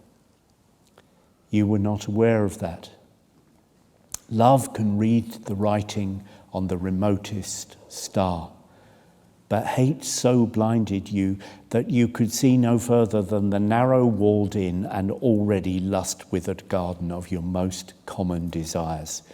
Your terrible lack of imagination, the one really fatal defect of your character, was entirely the result of the hate that lived in you. Subtly, silently, and in secret, hate gnawed at your nature as the lichen bites at the root of some sallow plant, till you grew to see nothing but the most meagre interest and the most petty aims. The faculty in you which love would have fostered, hate poisoned and paralyzed. When your father first began to attack me, it was as your private friend and in a private letter to you. As soon as I had read the letter with its obscene threats and coarse violences, I saw at once that there was a terrible danger looming on the horizon of my troubled days. I told you I would not be the cat's paw between you both in your ancient hatred of each other, that I in London was much bigger game for him than some secretary for foreign affairs over in Hamburg, that it would be unfair to me to place me even for a moment in such a position, and that I had something better to do with my life than to have scenes with a man drunken, déclassé and half-witted as he was. But you could not be made to see this because hate blinded you. You insisted that the quarrel had really nothing to do with me, that you would not allow your father to detect to you in your private friendships, that it would be most unfair of me to interfere. You had already, before you saw me on the subject, sent your father a foolish and vulgar telegram as your answer. That, of course, committed you to a foolish and vulgar course of action to follow. The fatal errors of life are not due to a man's being unreasonable. An unreasonable moment may be one's finest moment. They are due to man's being logical. There is a wide difference. That one telegram conditioned the whole of your subsequent relations with your father, and consequently the whole of my life. And the grotesque thing about it, that it was a telegram of which the commonest street boy would have been ashamed. from pert telegrams to priggish lawyers' letters was a natural progress, and the result of your lawyers' letters to your father was, of course, to urge him on still further. You left him no option but to go on. You forced it on him as a point of honour, or of dishonour rather, that your appeal should have the more effect. So the next time he attacks me no longer in a private letter and as your private friend, but in public and as a public man, I have to expel him from my house. He goes from restaurant to restaurant looking for me in order to insult me before the whole world, and in such manner that if I retaliated, I would be ruined, and if I did not retaliate, I would be ruined also. Then surely was the time when you should have come forward and said that you would not expose me to such hideous attacks, such infamous persecution on your account, but would readily and at once recline any claim you had to my friendship. You feel that now, I expect, but it never even occurred to you then, because hate blinded you. All you can think of, besides, of course, writing to him insulting letters and telegrams, was to buy that ridiculous pistol that goes off in the Berkeley under circumstances that create a far worse scandal than ever came to your ears. Indeed, the idea of your being the object of a terrible quarrel between your father and a man of my position seemed to delight you. It, I suppose, very naturally pleased your vanity and flattered your self-importance, that your father might have had your body, which did not interest me, and left your soul, which did not interest him, would have been to you a distressing solution of the question. You scented the chance of a grand public scandal, and you flew to it. The prospect of a battle in which you would be safe delighted you. I never remember you in higher spirits than you were for the rest of that season. Your only disappointment seemed to be that nothing had actually happened and that no further meeting or fracas had taken place between us. You consoled yourself by sending him telegrams of such a character that at last the wretched man wrote to you and said that he had given orders to his servants that no telegrams were to be brought to him under any pretense whatsoever. That didn't daunt you. You saw the immense opportunities afforded by the open postcard and availed yourself of them to the full. You hounded him on in the chase. I don't suppose he would ever really have given it up. Family instincts were really strong in him. His hatred of you was just as persistent as your hatred of him, and I was the stalking horse for you both, a mode of attack as well as a mode of shelter. His passion for notoriety was not merely individual, but racial. Still, if his interest had flagged for a moment, your letters and postcards would soon have quickened it to its ancient flame, and they did so. And he naturally went on further still. Having assailed me as a private gentleman and in private, as a public man and in public, he ultimately determines to make his final and great attack on me as an artist, and in the place where my art is being represented. He secures by fraud a seat for the first night of one of my plays and contrives a plot to interrupt the performance, to make a foul speech about me to the audience, to insult my actors, to throw offensive or indecent missiles at me when I am called before the curtain at the close, utterly in some hideous way to ruin me through my work. By the merest chance, in the brief and accidental sincerity of a more than usually intoxicated mood, he boasts of his intention before others. Information is given to the police and he is kept out of the theatre. You had your chance then. Then was your opportunity. Don't you realize now that you should have seen it and come forward and said that you would not have my art at any rate ruined for your sake? You knew what my art was to me, the great primal note by which I had revealed first myself to myself and then myself to the world. It was the great passion of my life, the love to which all other loves were as marsh water to red wine, or the glowworm of the marsh to the magic mirror of the moon. Don't you understand now that your lack of imagination was the only really fatal defect of your character?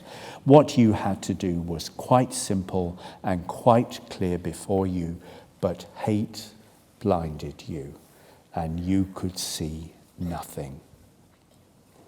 I could not apologize to your father for his having insulted me and persecuted me in the most loathsome manner for nearly 9 months. I could not get rid of you out of my life. I tried it again and again. I had gone so far as actually leaving England and going abroad in the hope of escaping from you. It had all been of no use. You were the only person who could have done anything. The key of the situation rested entirely with yourself. That was the one great opportunity you had of making some slight return to me for all the love and affection and kindness and generosity and care I had shown you. Had you appreciated me at even 1/10 of my value as an artist, you would have done so. But hate blinded you. The faculty by which and by which alone we can understand others in their real as in their ideal relations was dead in you. You thought only of how to get your father into prison, to see him in the dock, as you used to put it. That was your one idea. The phrase became one of the many données of our daily conversation. One heard it at every meal. Well, you had your desire gratified. Hate granted you every single thing you wished for. It was an indulgent master to you. It is so indeed to all who serve it. For 2 days, you sat on a high seat with the sheriffs and feasted your eyes with the spectacle of your father standing in the dock of the Central Criminal Court. And on the 3rd day, I took his place. What had occurred? In your hideous game of hate together, you had both thrown dice for my soul, and you happened to have lost. That was all.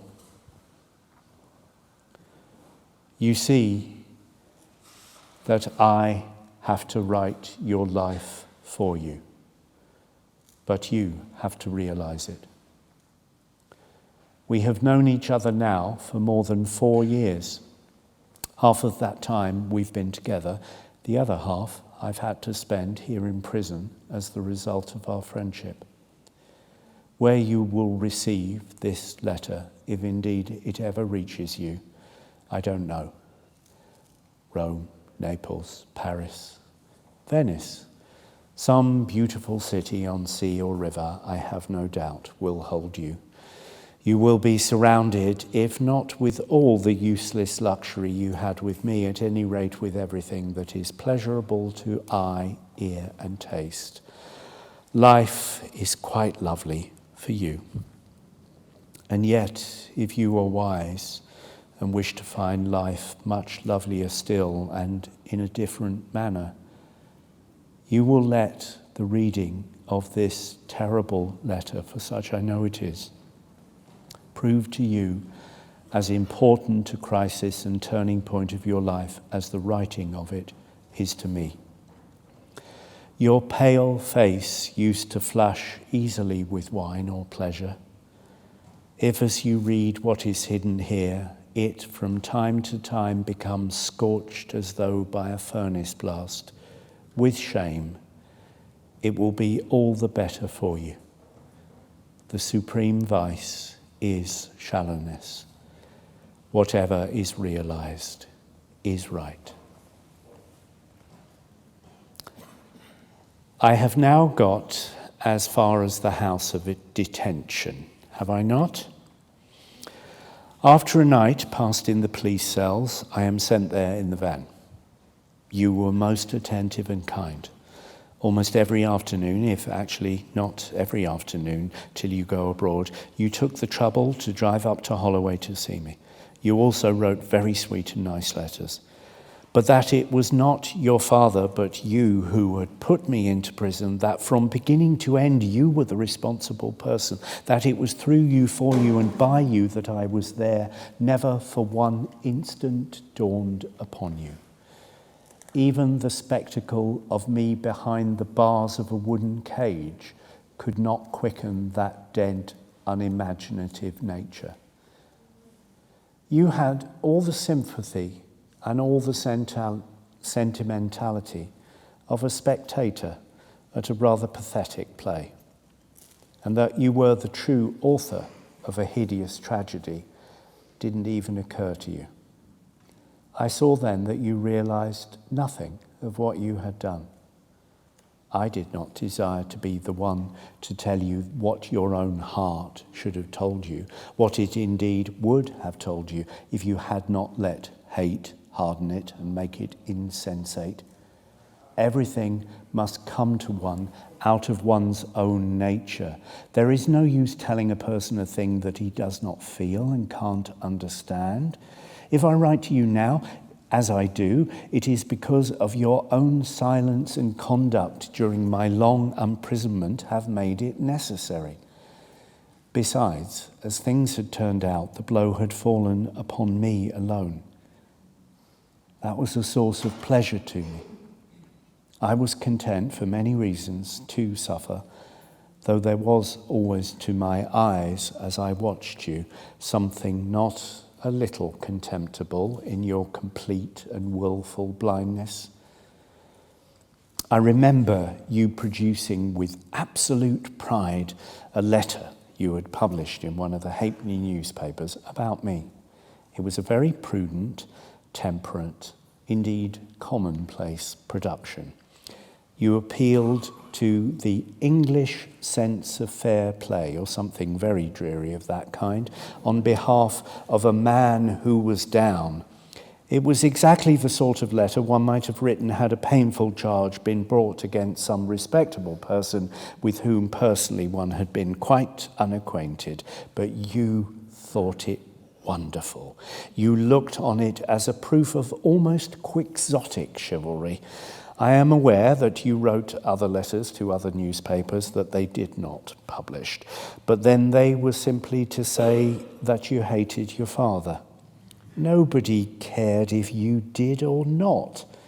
Hate, you had yet to learn, is intellectually considered the eternal negation.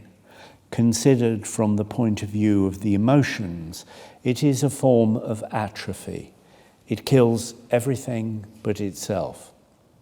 To write to the papers to say that one hates someone is as if one were to write to the papers to say that one had some secret and shameful malady.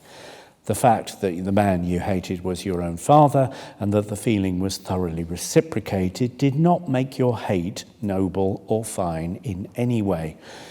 It showed, if anything, it was simply an hereditary disease.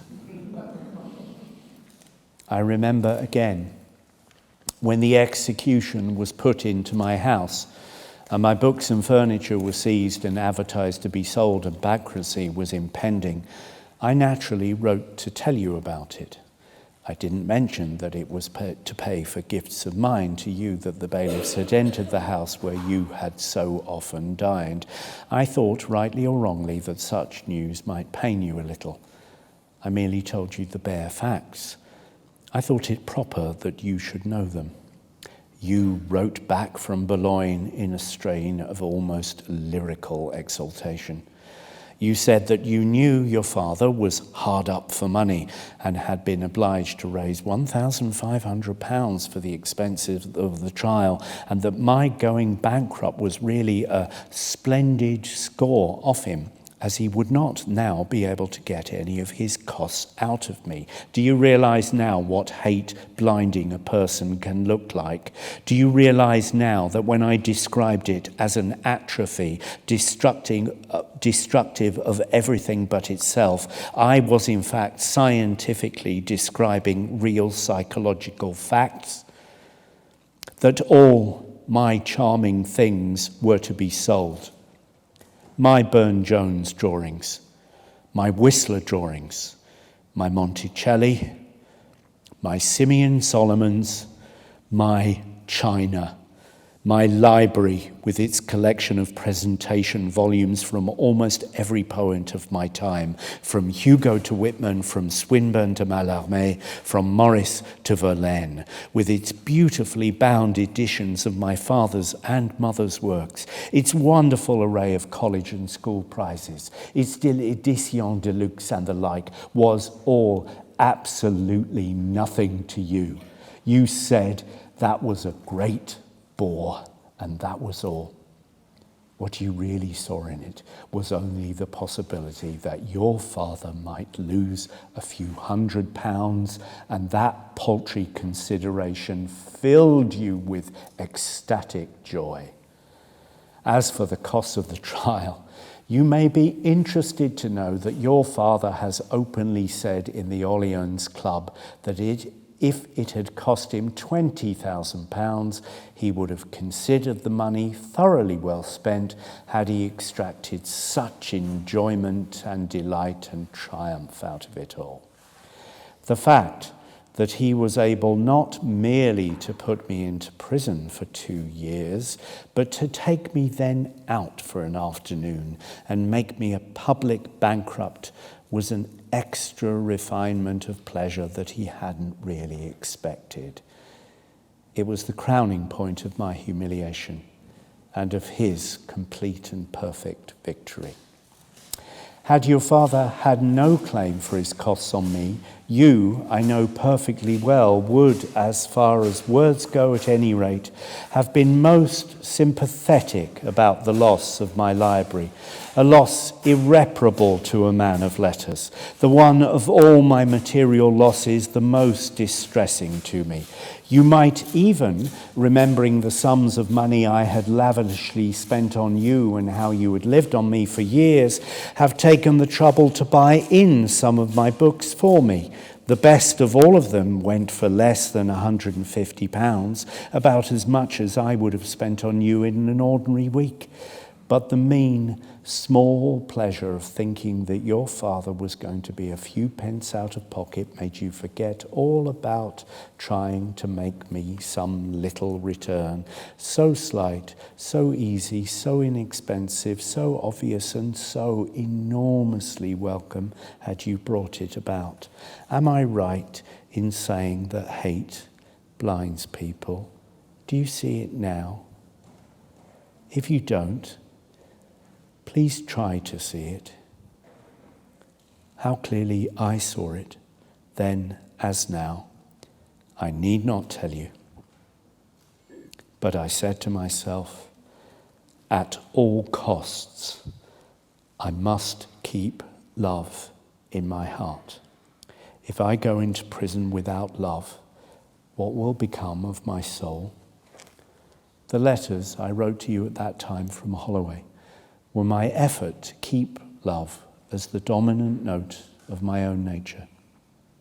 I could, if I had chosen, have torn you to pieces with reproaches. I could have rent you with my maledictions.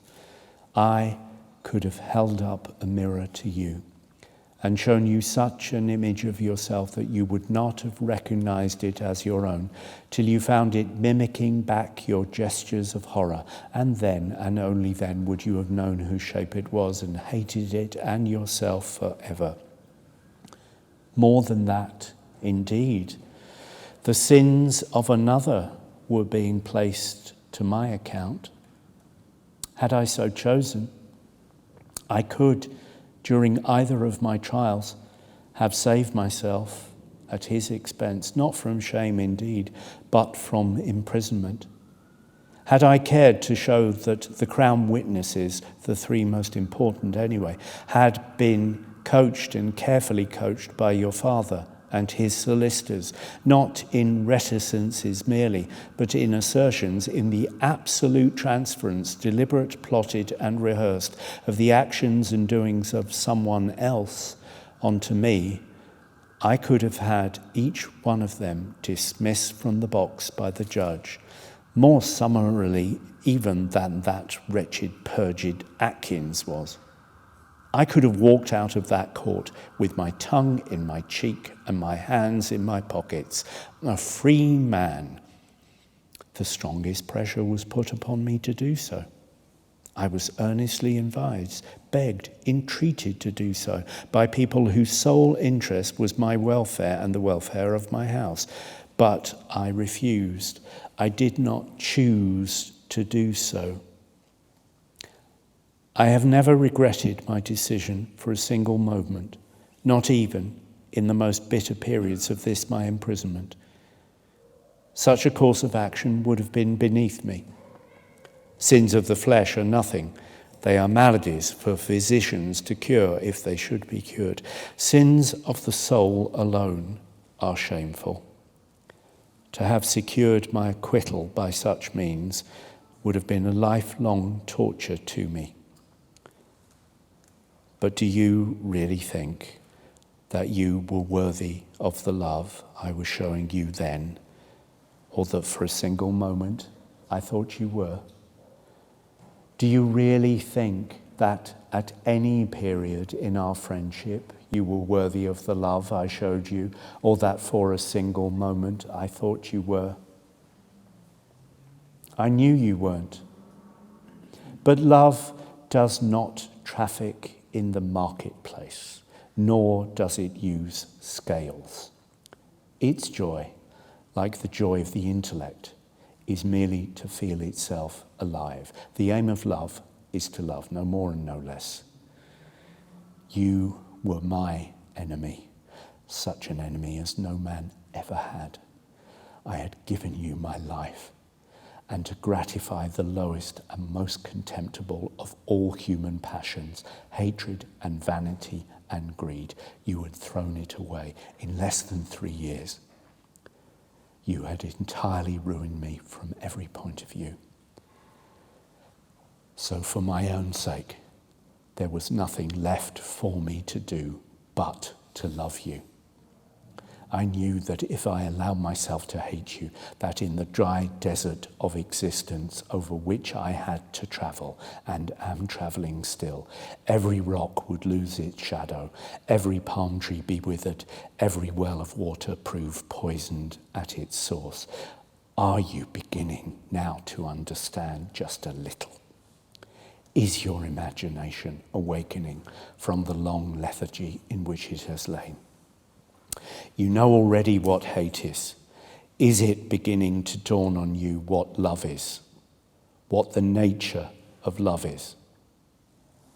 It isn't too late for you to learn, though it seems that to teach you I may have had to go to a convict cell. After my terrible sentence, when this my prison dress was on me, and the prison house door had closed, I sat amidst the ruins of my wonderful life, crushed by anguish, bewildered with terror, dazed through pain.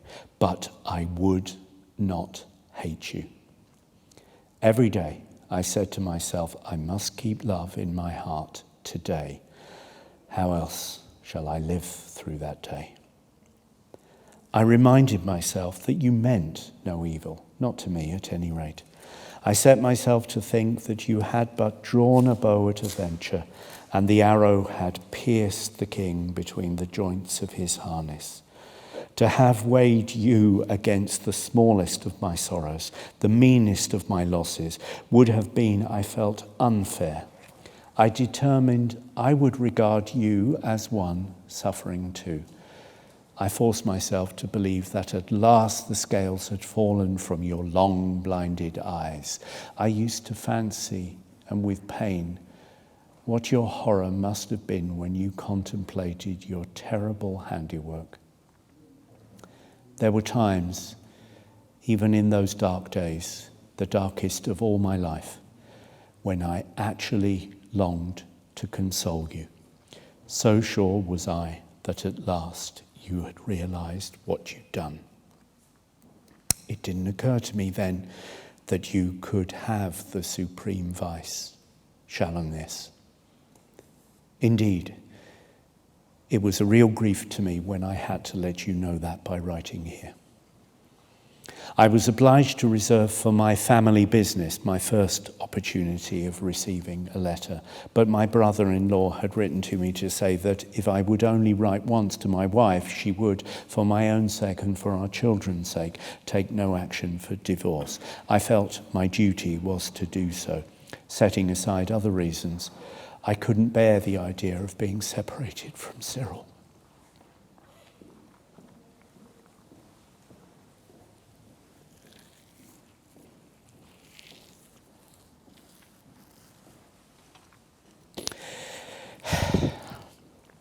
Setting aside other reasons, I could not bear the idea of being separated from Cyril, that beautiful, loving, lovable child of mine, my friend of all friends, my companion beyond all companions, one single hair of whose little golden head was dearer and more valuable to me than I will not say you from top to toe, but the entire chrysolite of the whole world was so indeed to me always, though I failed to understand that until it was too late.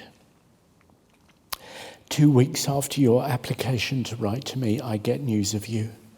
Robert Sherrard, that bravest and most chivalrous of all my brilliant friends, he comes to see me, and among other things tells me that in that ridiculous Mercure de France, with its absurd affectation of being the true centre of literary corruption, you are about to publish an article on me with specimens of my letters.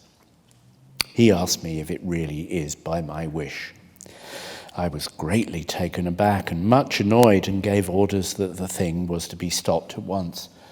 You had left my letters lying about for blackmailing companions to steal, for hotel servants to pilfer, for housemaids to sell.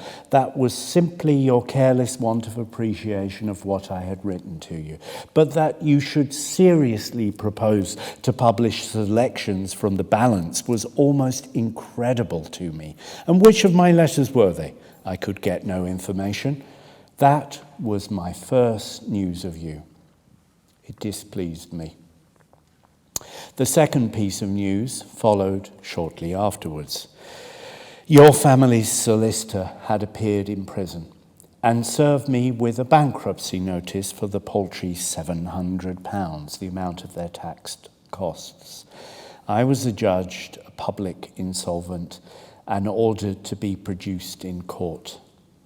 I felt most strongly, and feel still, and will revert now to this subject again, that those costs should have been paid by your family. You had personally taken on yourself the responsibility of stating that your family would do so, and it was that which had made my solicitor take up the case in the way he did. You were absolutely responsible. Even irrespective of your engagement on your family's behalf, you should have felt that as you had brought the whole ruin on me, the least that could have been done was to spare me the additional ignominy of bankruptcy for an absolutely contemptible sum of money, less than half of what I had spent on you in 3 brief summer months at Goring. Of all that, however, no more. I did, through the solicitor's clerk, I fully admit, receive a message from you on the subject, or at any rate in connection with the occasion. The day he came to receive my depositions and statements, he leant across the table, a prison warder being present, and having consulted a piece of paper which he pulled from his pocket, said to me in a low voice, "Prince Fleur-de-Lis wishes to be remembered to you." I stared at him. He repeated the message again. I didn't know what he meant. "The gentleman is abroad at present," he added mysteriously. it all flashed across me. And I remember that for the first and last time in my entire prison life, I laughed. In that laugh was all the scorn of all the world. Prince Fleur-de-Lys. I saw, and subsequent events show me that I rightly saw, that nothing that had happened had made you realize a single thing. You were, in your own eyes, still the grateful prince of a trivial comedy, not a tragic figure in a tragic show. All that had occurred was as but a feather for the cap that gilds a narrow head, a flower to pink the doublet that hides the heart that hate, and hate alone can warm, that love and love alone finds cold. Prince Fleur-de-Lys. You were, no doubt, quite right to communicate with me under an assumed name. I myself at that time had no name at all. In prison, I was merely the figure and letter of a little cell in a long gallery, one of 1,000 lifeless numbers as of 1,000 lifeless lives.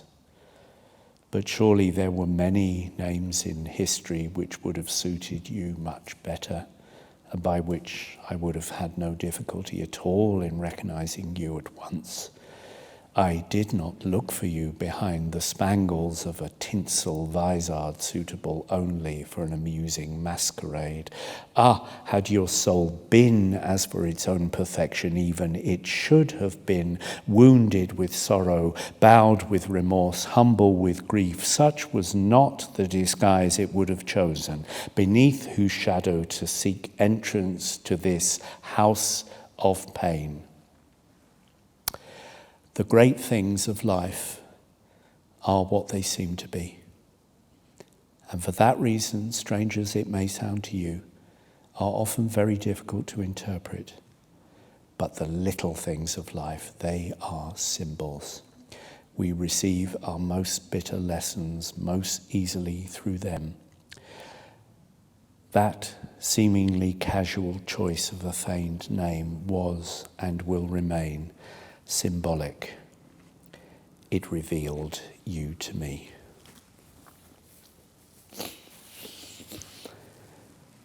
Six weeks later, a third piece of news from you arrives.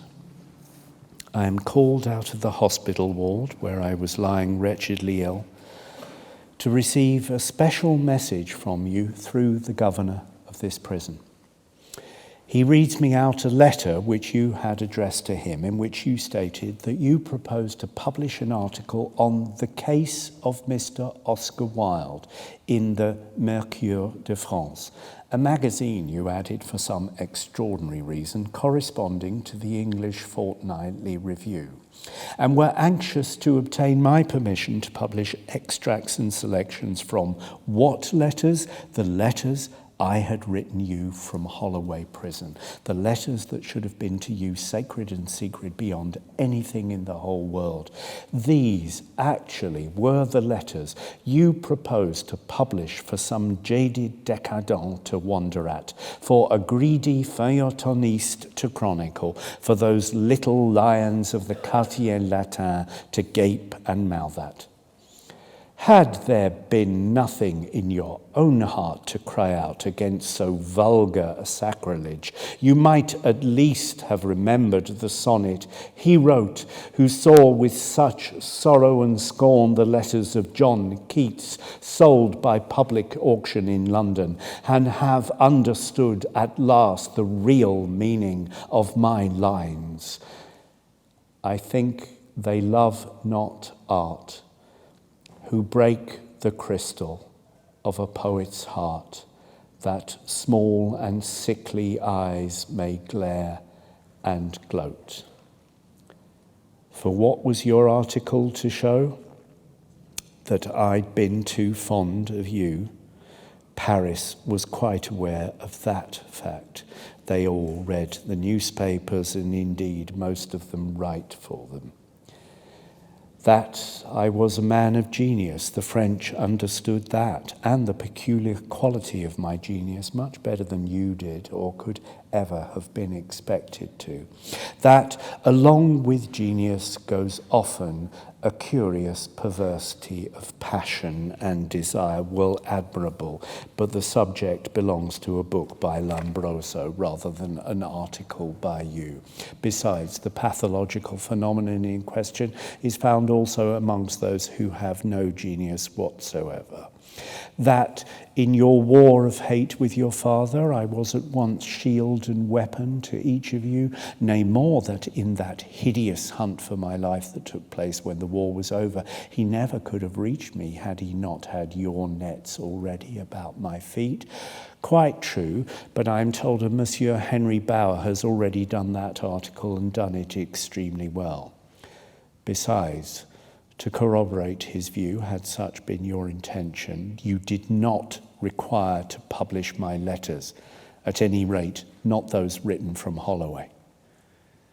Will you say, in answer to my question, that in one of those Holloway letters, I had myself asked you to try, as far as you were able, to set me a little right with some small portion of the world? Certainly I did so. Remember how and why I am here at this very moment. Do you think I am here on account of my relations with the witnesses at my trial? My relations, real or supposed, with people of that kind were matters of no interest either to the government or to society. They knew nothing of them and cared less. I am here for having tried to put your father into prison. My attempt failed, of course. My own counsel threw up their briefs. Your father completely turned the tables on me and had me in prison, has me here still. That is why there is contempt felt for me. That's why people despise me. And that is why I have to serve out every day, every hour, every minute of this dreadful imprisonment. That's why all my petitions have been refused. You were the only person who, without in any way exposing yourself to scorn or danger or blame, could have given another colour to the whole affair, have put the matter in a different light, have shown to a degree how things really stood. I would not, of course, have expected nor indeed wished you to have stated how and for what purpose you had sought my assistance in your trouble back in Oxford, or how and for what purpose, if you had a purpose at all, you had practically never left my side for 3 whole years. My incessant attempts to break off a friendship that was so ruinous to me as an artist, as a man of position, as a member of society even, need not have been chronicled with the accuracy which they have been set down here. Nor would I have desired you to have described the scenes you used to make with such almost monotonous recurrence, nor to have reprinted your wonderful series of telegrams to me with that strange mixture of romance and finance, nor to have quoted from letters the more revolting or heartless passages as I have been forced to do. Still, I thought it would have been good, as well as for you as for me, if you had made some protest against your father's version of our friendship, no less grotesque than venomous, and as absurd in its inference to you as it was dishonouring in its reference to me. That version has now actually passed into history. It is quoted, believed, and chronicled. The preacher has taken it for his text, and the moralist for his barren theme. And I, who appealed to all the ages, have had to accept my verdict from one who is an ape and a buffoon. I have said, and with some bitterness, I admit, in this letter that such was the irony of things that your father would live to be the hero of Sunday school tract, that you would rank with the infant Samuel, and that my place would be with Gilles de Retz and the Marquis de Sade. Well, I dare say it is best so. I have no desire to complain. One of the many lessons that one learns in prison is that things are what they are and will be what they will be.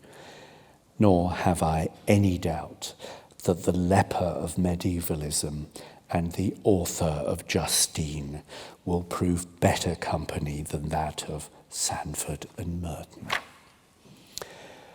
But at the time I wrote to you, I did feel that for both our sakes it would be a good thing, a proper thing, a right thing, not to accept that account which your father had put forward through his counsel for the edification of a Philistine world. And that is why I asked you to think out and write something that would be nearer the truth. It would at least have been better for you than scribbling to the French papers about the domestic life of your parents. What do the French care whether or not your parents had led a happy domestic life? One cannot conceive a subject more entirely uninteresting to them. What did interest them was how an artist of my distinction, one who by the school and movement of which he was the incarnation, had exercised a marked influence on the direction of French thought, could, having led such a life, have brought such an action. Had you proposed for your article to publish the letters, endless, I fear, in number, in which I had spoken to you of the ruin you were bringing on my life, of the madness of moods of rage that you were allowing to master you to your own hurt as well as to mine, and of my desire, nay, my determination to end a friendship so fatal to me in every way, I could have understood it, though I would not have allowed such letters to be published. When your father's counsel, desiring to catch me in a contradiction, suddenly produced in court a letter of mine, written to you in March 1893, in which I stated that, rather than endure a repetition of the hideous scenes you seemed to take such a terrible pleasure in making, I would readily consent to be blackmailed by every renter in London, it was a very real grief to me that side of my friendship with you should inadvertently be revealed to the common gaze, but that you should have been so slow to see, so lacking in all sensitiveness, and so dull in apprehension of what is rare, delicate, and beautiful, as to propose yourself to publish the letters in which and through which I was trying to keep alive the very spirit and soul of love, that it might dwell in my body through the long years of that body's humiliation. This was, and still is to me, a source of the very deepest pain, of the most poignant disappointment. Why you did so, I fear I know but too well. If hate blinded your eyes, vanity sewed your eyelids together with threads of iron.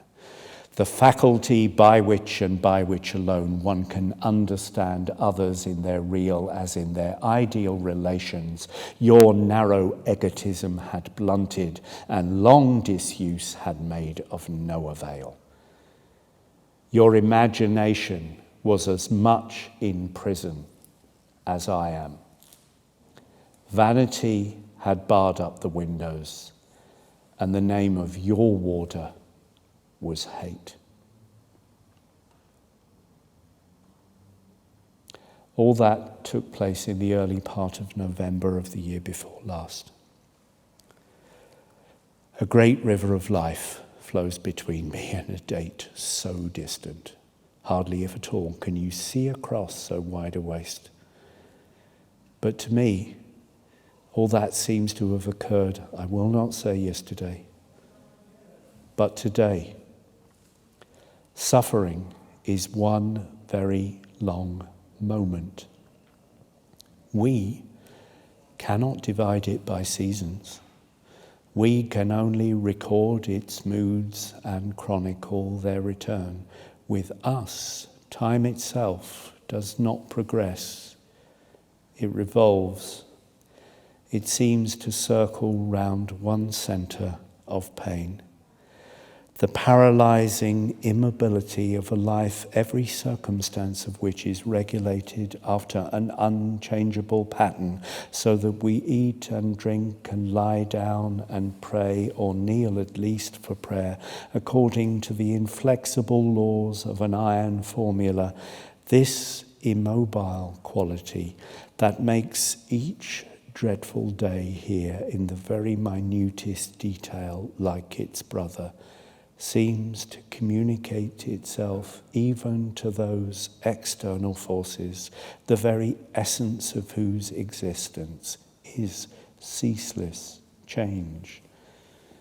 Of seed time or harvest, of the reapers bending over the corn, or the grape gatherers threading through the vines, or the grass in the orchard made white with broken blossoms or strewn with fallen fruit, of these we know nothing and can know nothing.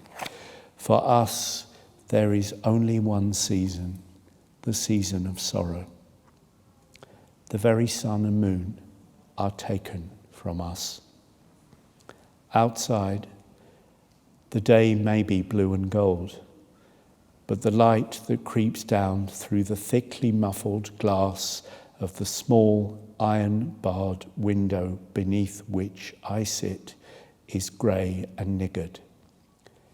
It is always twilight in one's cell, as it is always twilight in one's heart.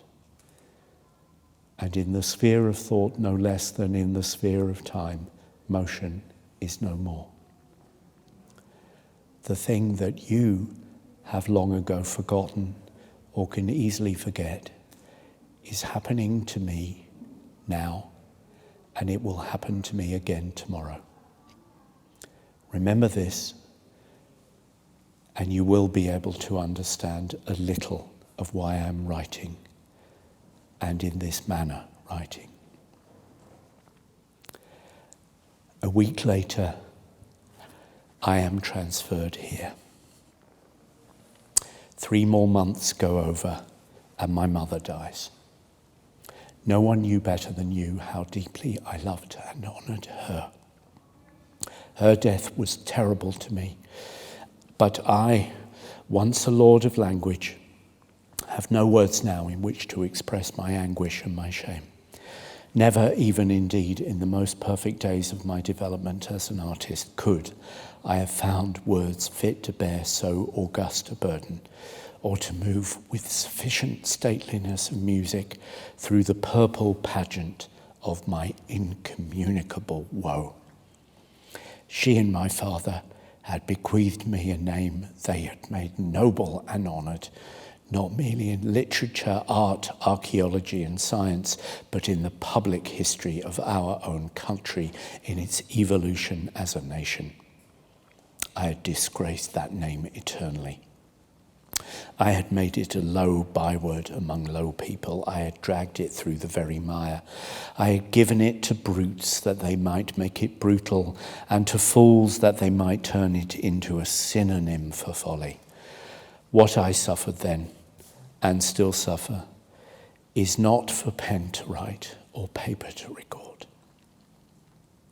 My wife, always kind and gentle to me, rather than that I should hear this news from indifferent lips, travelled, ill as she was, all the way from Genoa to England, to break to me herself the tidings of so irreparable, so irredeemable a loss. Messages of sympathy reached me from all who had still affection for me, even people who had never known me personally, hearing that a new sorrow had come into my broken life, wrote to me to ask that some expression of their condolence should be conveyed to me. You alone did not. You sent me no message and wrote me no letter. Of such actions, it is best perhaps to say what Virgil says to Dante, of those whose lives have been barren in noble impulse and shallow of intention. Non ragioniam di lor, ma guarda e passa. 3 months go over. The calendar of my daily conduct and labour that hangs on the outside of my cell door here with my name and sentence written upon it tells me that it is May. My friends come to see me again. I inquire, as I always do, after you. I am told that you are in your villa at Naples and are bringing out a volume of poems. At the close of the interview, it is mentioned casually that you're dedicating them to me. The tidings give me a sort of nausea. I said nothing, but silently went back to my cell with contempt and scorn in my heart. How could you dream of dedicating a volume of poems to me without first asking my permission? Dream, do I dare say? How could you dare to do such a thing? Will you give as your answer that in the days of my greatness and fame I had consented to receive the dedication of your early work? Certainly I did so, just as I would have accepted the homage of any other young man beginning the difficult and beautiful art of literature. All homage is delightful to an artist, and doubly sweet when youth brings it. Laurel and bay leaf wither when aged hands pluck them. Only youth has a right to crown an artist. That is the real privilege of being young, if youth only knew it. But the days of abasement and infamy are different from those of genius of fame.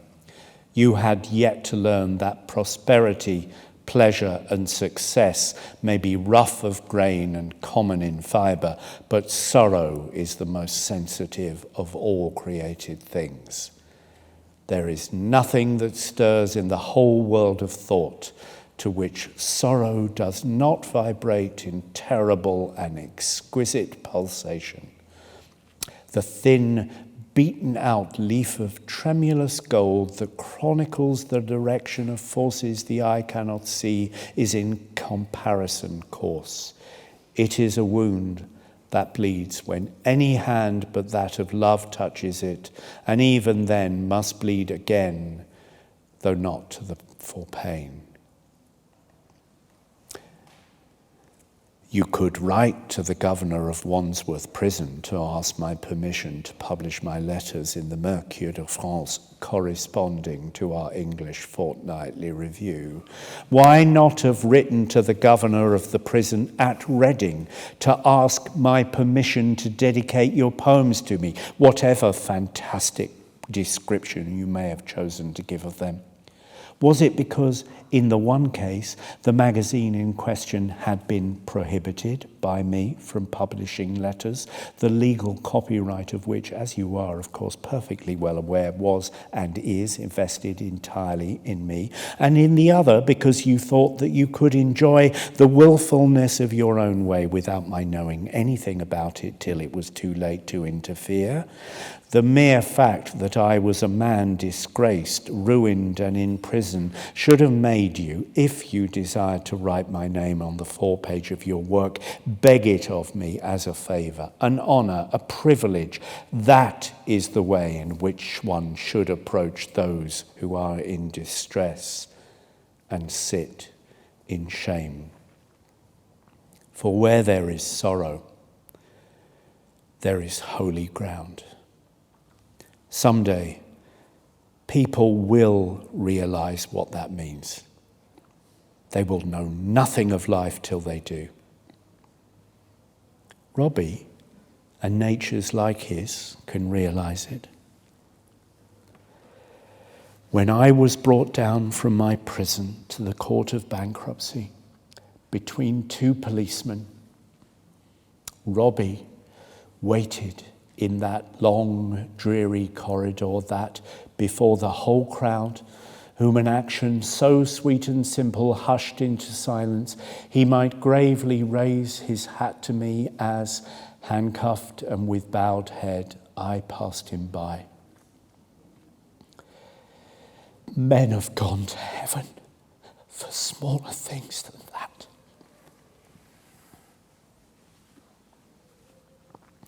It was in that spirit and in that mode of love that saints knelt down to wash the feet of the poor or stooped to kiss lepers on their cheeks.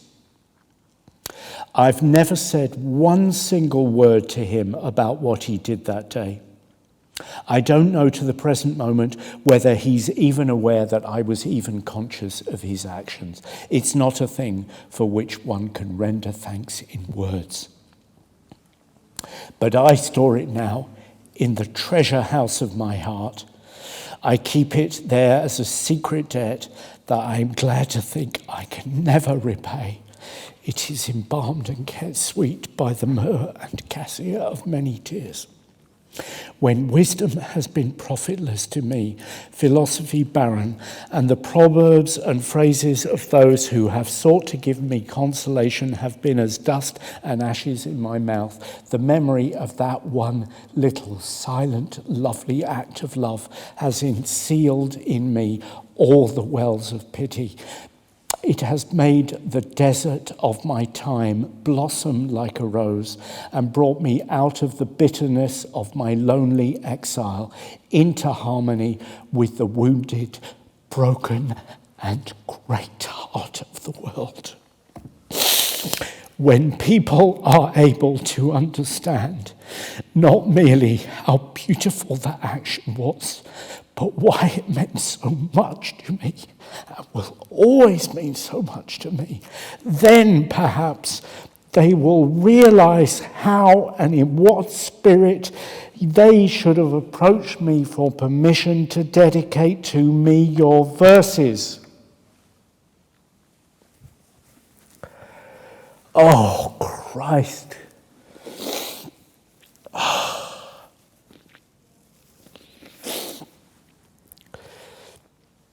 It is only right that I state in any case I would not have accepted your dedication. Though possibly it would, under other circumstances, have pleased me to have been asked, I would have refused the request for your sake, irrespective of any feelings of my own.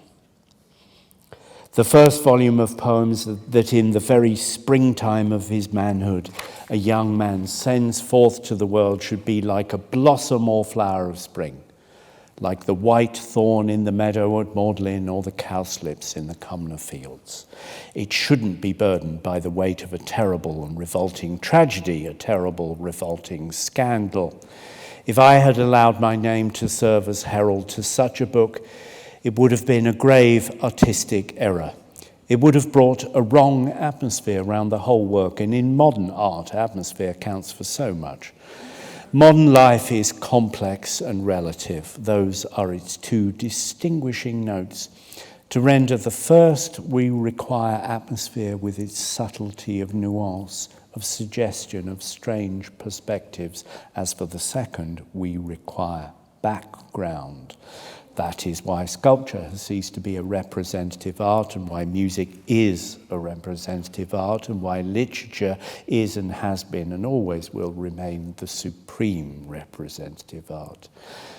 Your little book should have brought with it Sicilian and Arcadian airs, not the pestilent foulness of the criminal dock or the close breath of a convict cell. Nor would such a dedication as you proposed have been merely an error of taste in art. It would, from other points of view, have been entirely unseemly.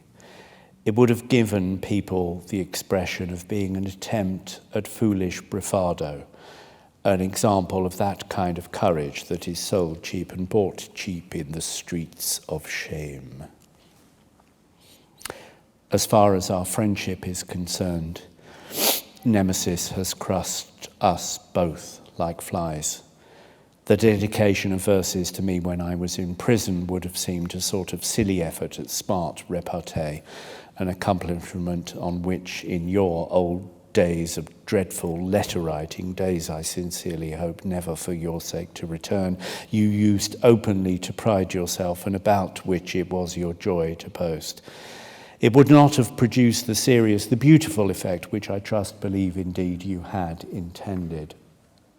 Had you consulted me, I would have advised you to delay the publication of your verses for a little bit, or if that proved displeasing to you, to publish anonymously at first, and then, when you had won lovers by your song, the only sort of lovers really worth winning, by the way, you might have turned round and said to the world, "These flowers that you admire are of my sowing, and now I offer them to one whom you regard as a pariah and an outcast as my tribute to what I love and reverence and admire in him." But you chose the wrong moment. There is a tact in love and a tact in literature, and you were not sensitive to either. I have spoken to you at length on this point in order that you should grasp its full bearings and understand why I wrote at once to Robbie in terms of such scorn and contempt of you, and absolutely prohibited the dedication and desired that the words I had written to you should be copied out carefully and sent to you. I felt that at last the time had come when you should be made to see, to recognize, to realize a little what you had done.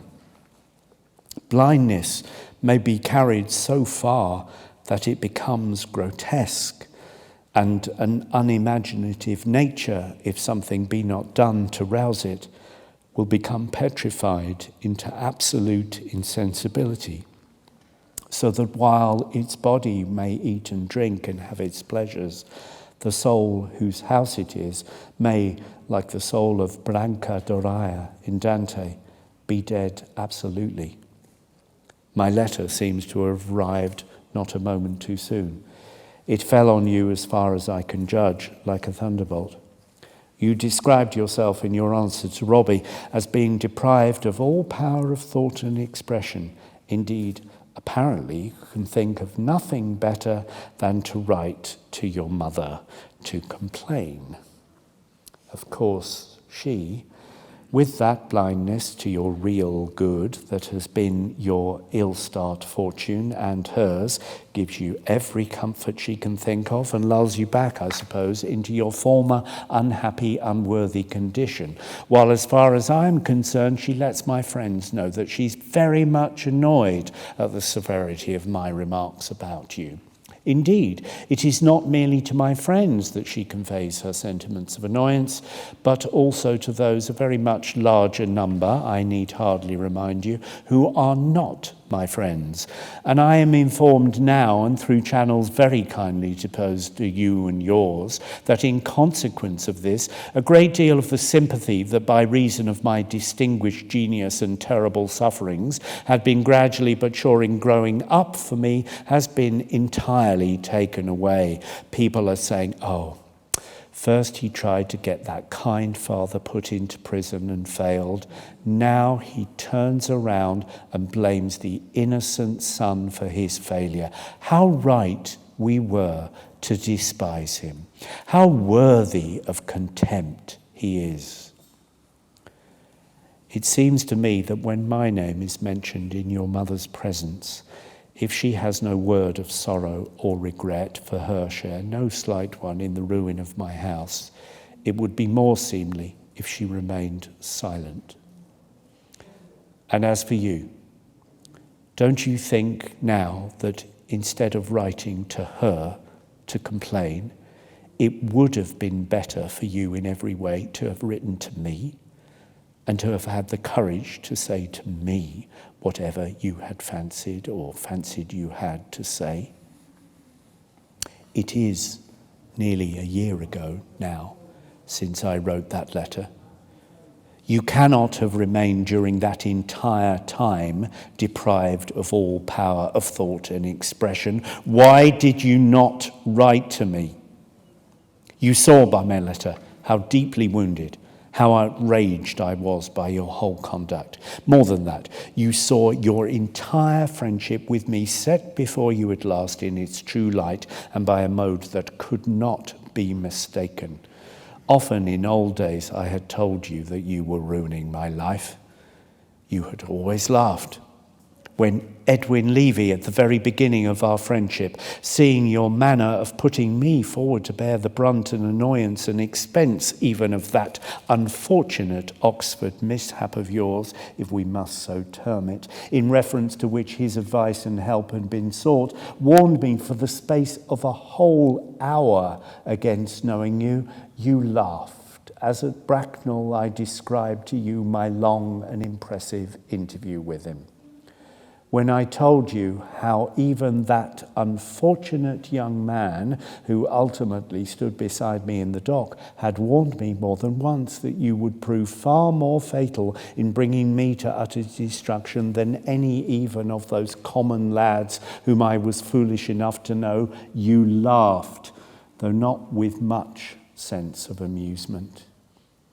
When my more prudent or less well-disposed friends either warned me or left me on account of my friendship with you, you laughed with scorn. You laughed immoderately when on the occasion of your father writing his first abusive letter to you about me, I told you that I knew I would be the mere catspaw of your dreadful quarry and would come to some evil between you. But every single thing happened as I had said it would happen as far as the result goes. You had no excuse for not seeing how all things had come to pass. So why did you not write to me? Was it cowardice? Was it callousness? What was it? The fact that I was outraged with you and had expressed my sense of outrage was all the more reason for writing. If you thought my letter just, you should have written. If you thought my letter on the smallest point unjust, you should have written. I waited for a letter. I felt sure that at last you would see that if old affection, much protested love, the 1,000 acts of ill-requited kindness I had showered on you, the 1,000 unpaid debts of gratitude you owed me, that if all these were nothing to you, mere duty itself, most barren of all bonds between man and man, should have made you right. You cannot say that you seriously thought I was obliged to receive none but business communications from every member of my family. You knew perfectly that every 12 weeks, Robbie, for instance, was writing me a little budget of literary news. Nothing can be more charming than his letters, in their wit, their clever concentrated criticism, their light touch, their real letters. They are like a person talking to one. They have the quality of a French causerie intime. And in his delicate mode of deference to me, appealing at one time to my judgment, at another to my sense of humour, at another to my instinct for beauty or to my culture, and reminding me in 100 subtle ways that once I was to many an arbiter of style in art, the supreme arbiter to some, he shows how he has the tact of love as well as the tact of literature. His letters have been the messengers between me and that beautiful, unreal world of art where once I was king, and would have remained king indeed, had I not let myself be lured into the imperfect world of coarse, uncompleted passion, of appetite without distinction, desire without limit, and formless greed. Yet when all is said, surely you might have been able to understand or conceive at any rate that on the ordinary grounds of mere psychological curiosity, it would have been much more interesting to me to hear from you than to learn that Alfred Austin was trying to bring out a volume of poems, that George Street was writing new dramatic criticism for the Daily Chronicle, or that by one who cannot speak a panegyric without stammering, Mrs. Meynell has been pronounced to be the new Sybil of style. Listen, had you been in prison?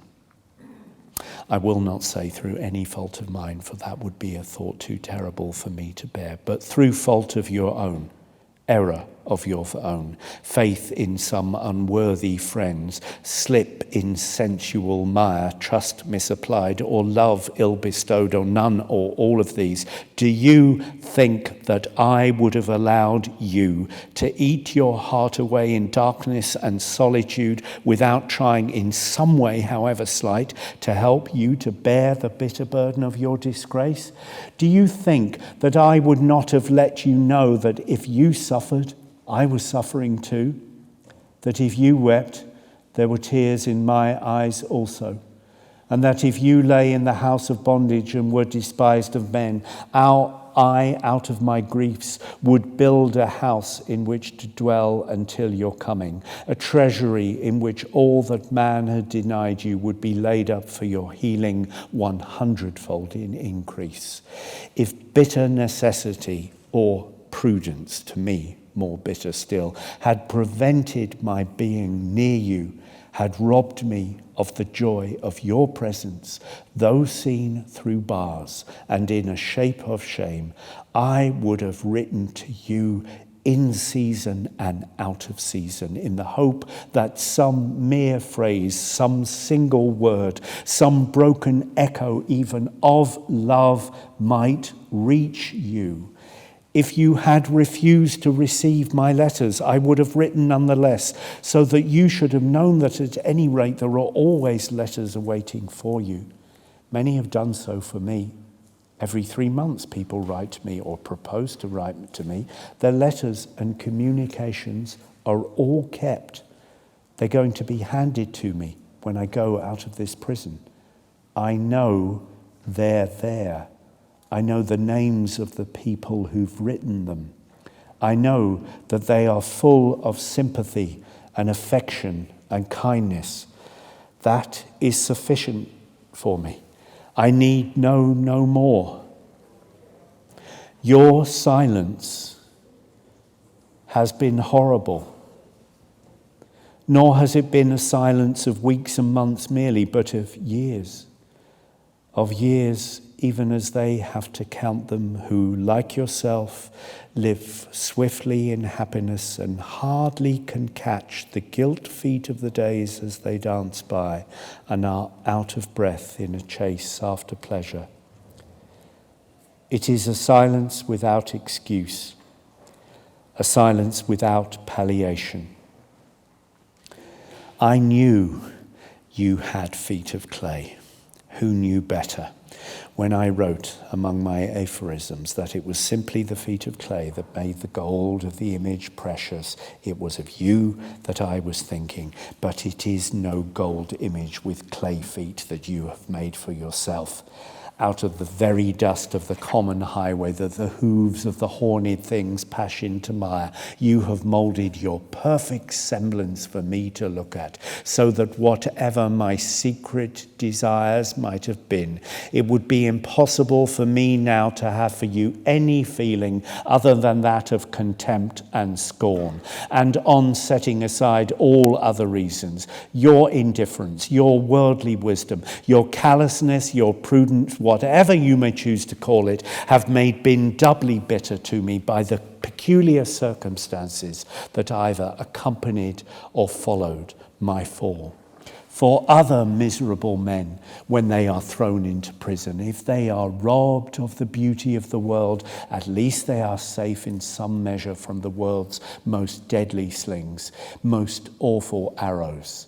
They can hide in the darkness of their cells and of their very disgrace make a mode of sanctuary. The world, having had its will, goes its way and they are left to suffer undisturbed.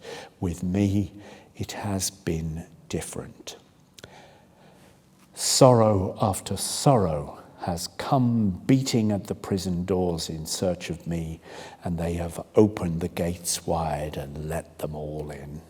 Hardly, if at all, have my friends been suffered to see me, but my enemies have had full access to me always. Twice in my public appearances in the Bankruptcy Court, twice again in my public transferences from one prison to another, have I been shown under conditions of unspeakable humiliation to the gaze and mockery of men. The messenger of death has brought me his tidings and gone his way, and in entire solitude and isolated from all that could give me comfort or suggest relief, I have had to bear the intolerable burden of misery and remorse which the memory of my mother placed upon me and places on me still. And then, hardly has that wound been dulled, not healed by time, when violent and bitter and harsh letters come to me from my wife's solicitors. I am at once taunted and threatened with poverty. That I can bear. I can school myself to worse than that. But my 2 children are taken away from me by legal procedure. That is, and always will remain to me, a source of infinite distress, of infinite pain, of grief without end or limit. That the law should decide and take upon itself to decide that I am unfit to be with my own children is something beyond horrible to me. The disgrace of prison is as nothing compared with that. I envy all the other men who tread the yard along with me, because I am sure that their children wait for them, look for their coming, and will be sweet at their return. The poor are much wiser, more charitable, more kind, and more sensitive than we are. In their eyes, prison is a tragedy in a man's life, a misfortune, a casualty, something that calls for sympathy in others. They speak of one who is in prison as of one who's in trouble, simply. It's the phrase they always use. And the expression has, I think, the perfect wisdom of love in it. But with people of our rank, it's different. With us, prison makes a man and a pariah. I, and such as I am, have hardly any right to heir or to son. Our prison taints the pleasures of others. We are unwelcome when we reappear. To revisit the glimpses of the moon is not for us. Our very children are taken away. Those lovely links with humanity are broken. We are doomed to solitary while our children are still alive. We are denied the one thing that might heal us and keep us, that might bring balm to the bruised heart and peace to the soul in pain. And to all this has been added the hard, small fact that by your actions and by your silence, by what you have done and by what you have left undone, you have made every day of my long imprisonment still more difficult for me to live through. The very bread and water of prison fare you have, by your conduct, changed. You have rendered the one bitter and the other brackish to me. The sorrow you should have shared, you have doubled. The pain you should have sought to lighten, you have quickened into anguish. I've no doubt you didn't mean to do so. I know that you did not mean to do so. It was simply that one really fatal defect in your character, your entire lack of imagination. And the end of all this is that I have got to forgive you. I must do so. I don't write this letter to put bitterness into your heart, but to pluck it out of mine. For my own sake, I must forgive you. One cannot always keep an adder in one's breast to feed on one, nor rise up every night to sow thorns in the garden of one's soul. It will not be difficult at all for me to do it if you help me a little For whatever you did to me back in the old days, I always readily forgave. It did you no good then. Only one whose life is without stain of any kind can forgive sins. But now, when I sit here in humiliation and disgrace, things are different. My forgiveness should mean a great deal to you now. Someday you will realize that, whether you do so early or late, soon or not at all. My way is clear before me. I cannot allow you to go through life bearing in your heart the burden of having ruined a man like me. The thought might make you callously indifferent or morbidly sad. I must take that burden from you and put it on my own shoulders. I must say to myself that neither you nor your father, multiplied 1,000 times over, could possibly have ruined a man like me. That I ruined myself, and that nobody, great or small, can be ruined except by his own hand. I am quite ready to say so. I am trying to say so, though you may not think it at the present moment. If I have brought a pitiless indictment against you, just think what an indictment I bring without pity against myself. Terrible as what you did to me was, what I did to myself was far more terrible still. I was a man who stood in symbolic relations to the art and culture of my age. I had realized that for myself at the very dawn of my manhood, and had forced my age to realize it shortly afterwards. Few men hold such a position in their own lifetime and have it so acknowledged. It is usually discerned, if discerned at all, by the historian or the critic long after both the man and his age have passed away. With me it was different. I felt it myself and made others feel it. Byron was a symbolic figure, but his relations were to the passion of his age and its weariness of passion. Mine were to something more noble, more permanent, of more vital issue, of larger scope. The gods had given me everything. I had genius, a distinguished name, high social position, brilliancy, intellectual daring. I made art a philosophy and philosophy an art. I altered the minds of men and the colours of things. There was nothing I said or did that didn't make people wonder. I took the drama, the most objective form known to art, and made it as personal a mode of expression as the lyric or sonnet. At the same time, I widened its range and enriched its characterization. Drama, novel, poem in prose, poem in rhyme, subtle or fantastic dialogue, whatever I touched, I made beautiful, and in a new mode of beauty.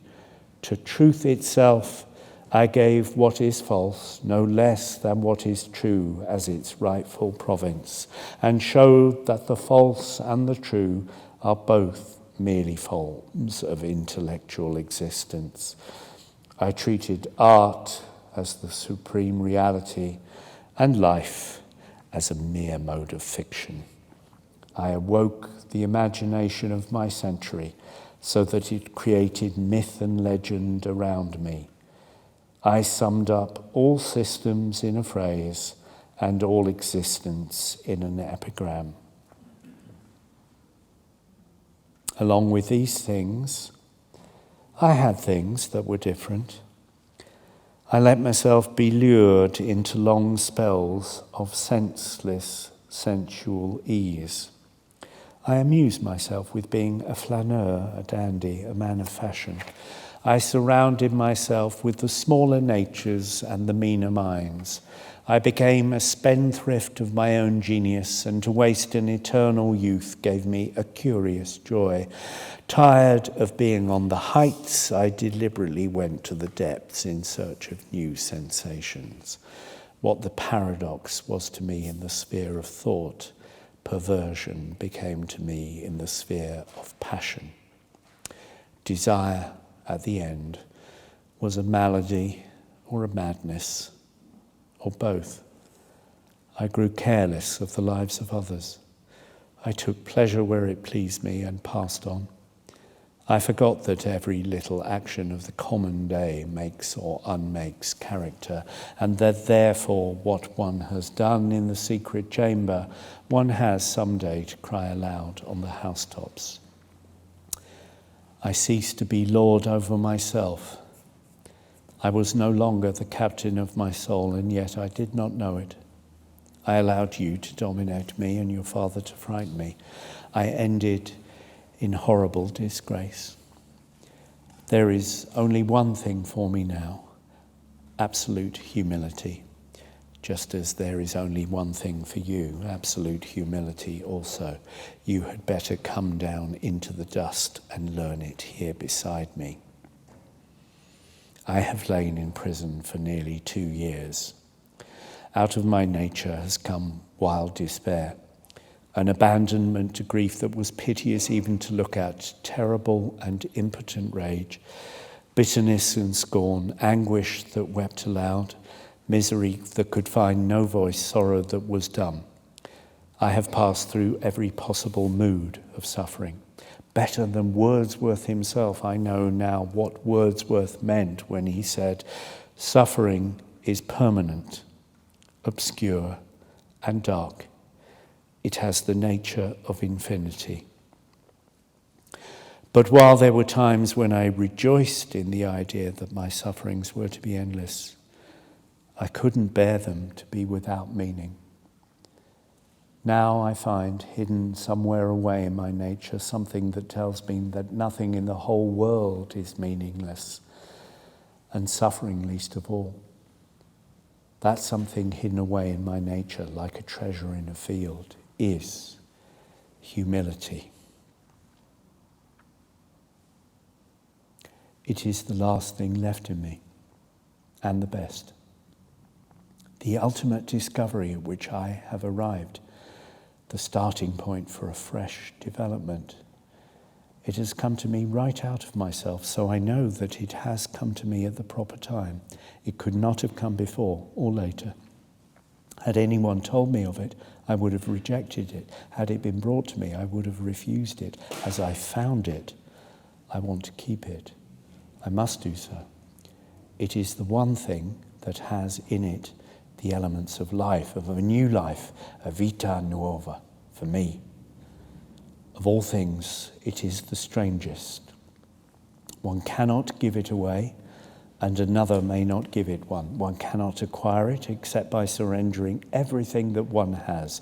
It is only when one has lost all things that one knows that one possesses it. Now that I have realized that it is in me, I see quite clearly what I ought to do, in fact, must do. And when I use such a phrase as that, I need not say that I am not alluding to any external sanction or command. I admit none. I am far more of an individualist than I ever was. Nothing seems to me of the smallest value now, except what one gets out of oneself.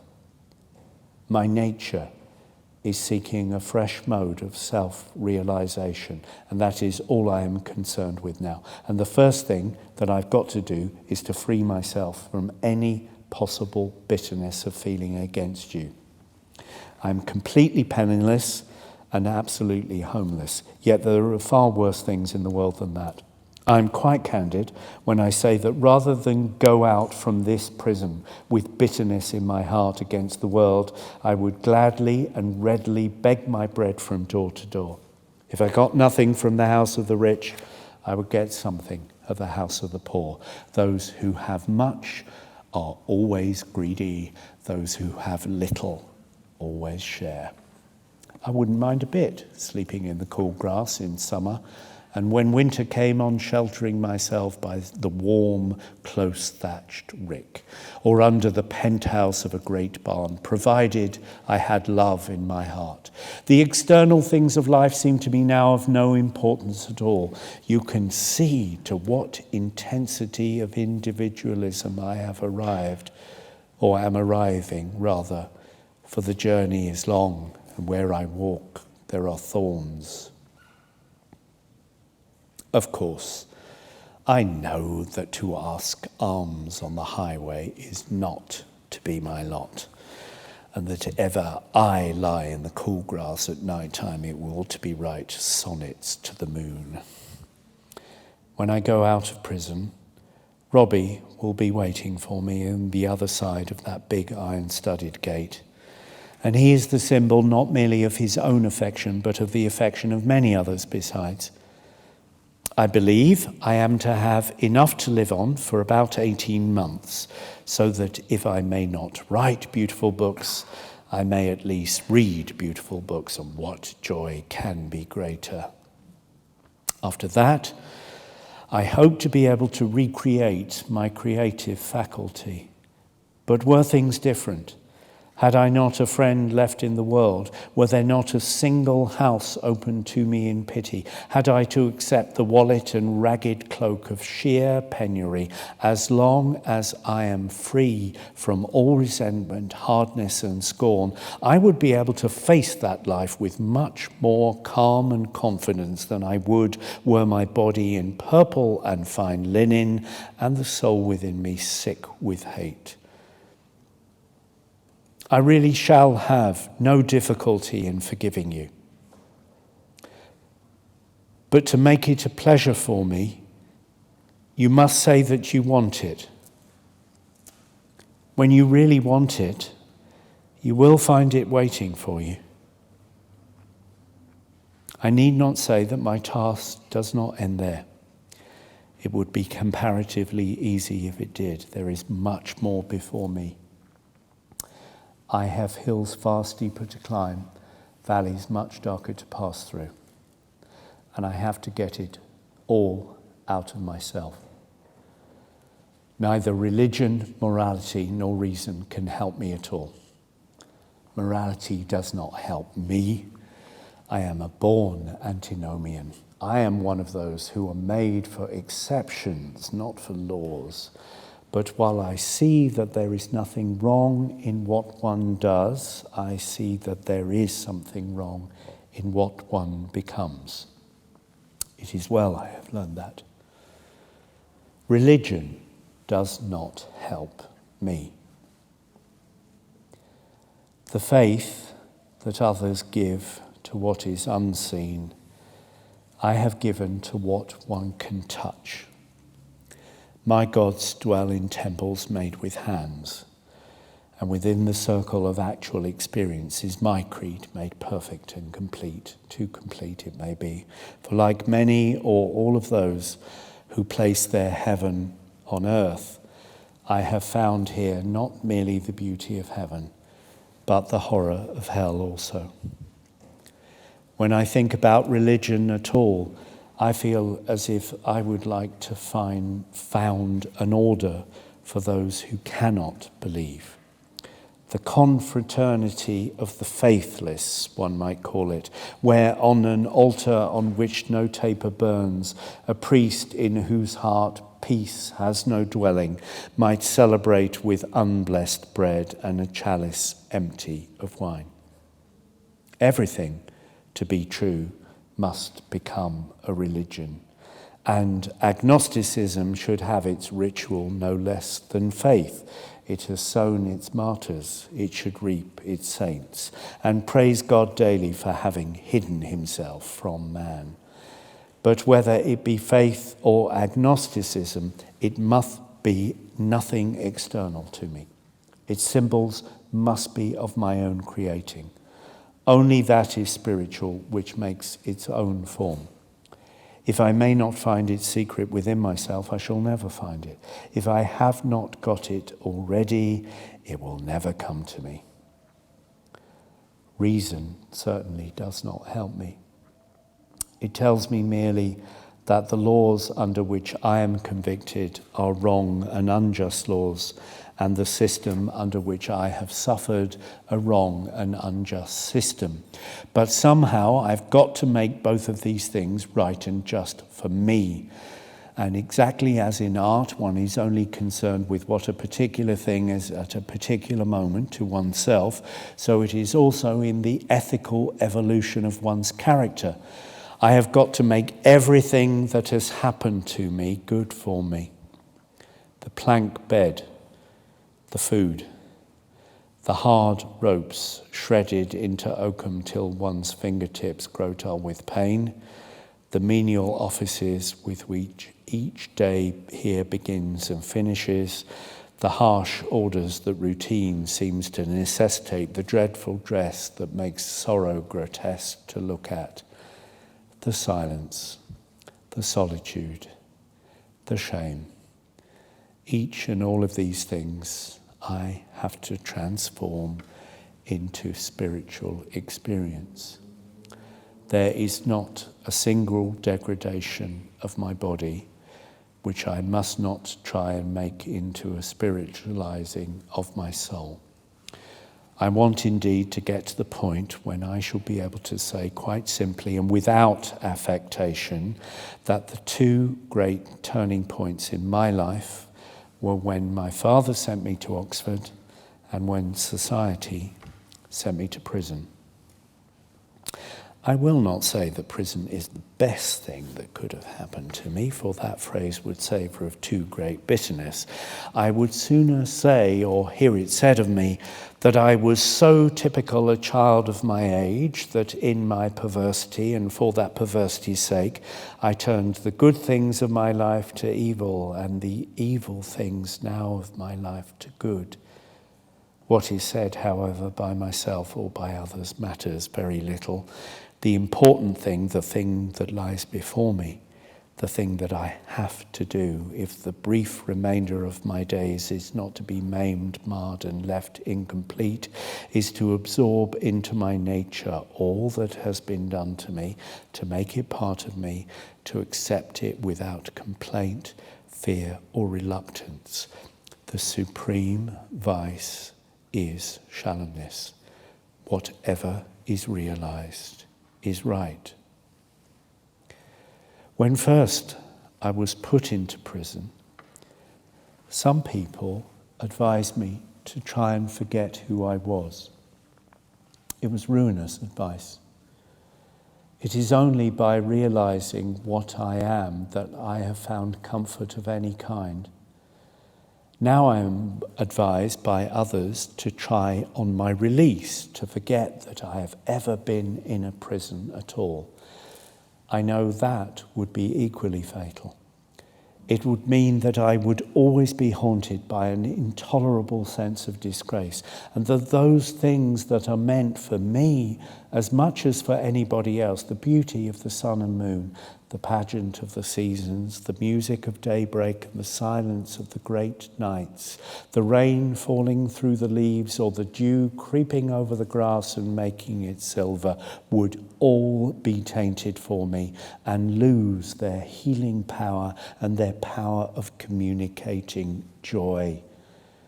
To reject one's own experiences is to arrest one's own development.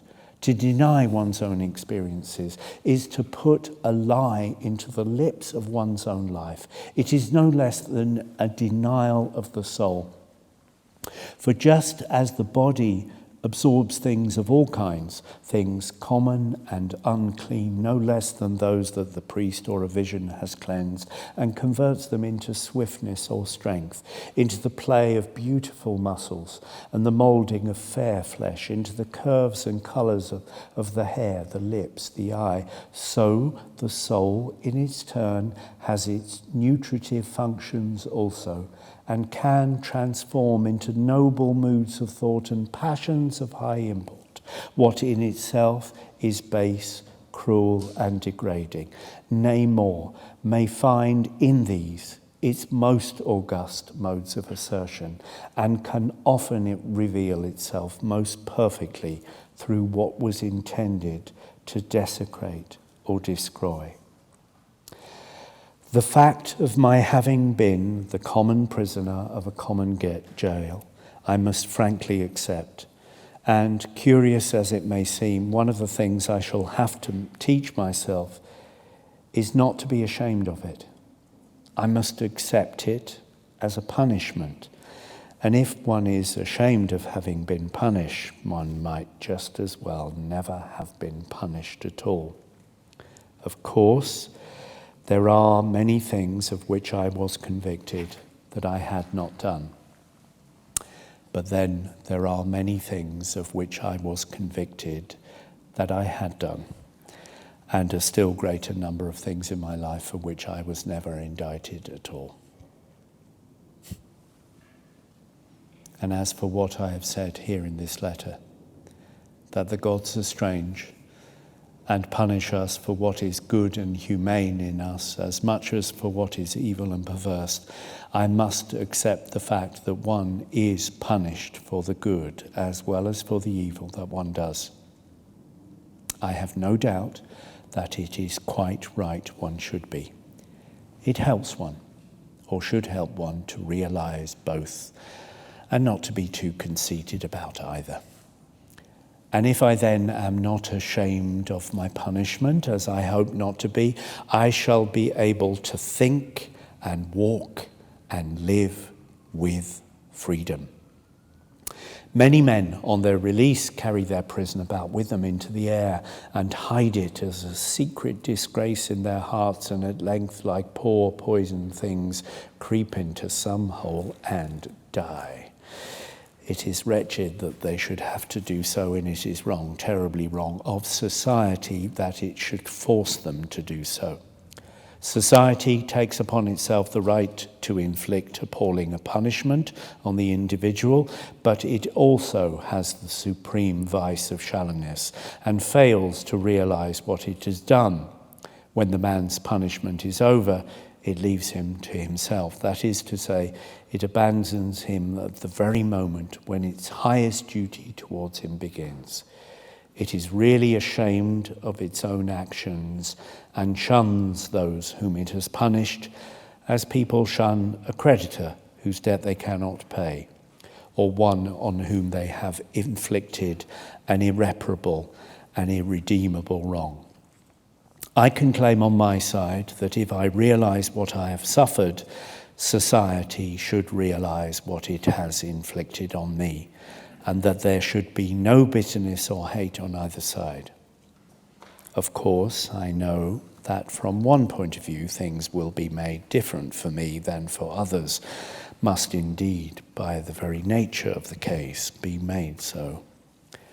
The thieves and the outcasts who are imprisoned here with me are in many respects more fortunate than I am. A little way in Grey City or Greenfield that saw their sin is small. To find those who know nothing of what they have done, they shall need go no further than a bird might fly between the twilight at dawn and dawn itself. But for me, the world is shriveled to a hand's breadth, and everywhere I turn, my name will be written on the rocks in lead. For I have come not from obscurity into the momentary notoriety of crime, but from a sort of eternity of fame to a sort of eternity of infamy, and sometimes seemed to myself to have shown, if indeed it required showing, that between the famous and the infamous there is but one step, if so much as one. Still, in the very fact that people will recognize me wherever I go and know all about my life as far as its follies go, I can discern something good for me. It will force on me the necessity of again asserting myself as an artist, and as soon as I possibly can. If I can produce only one beautiful work of art, I shall be able to rob malice of its venom and cowardice of its sneer, and to pluck out the tongue of scorn by the roots. And if life be, as it surely is, a problem to me, I am no less a problem to life. People must adopt some attitude towards me, and so pass judgment on themselves and me.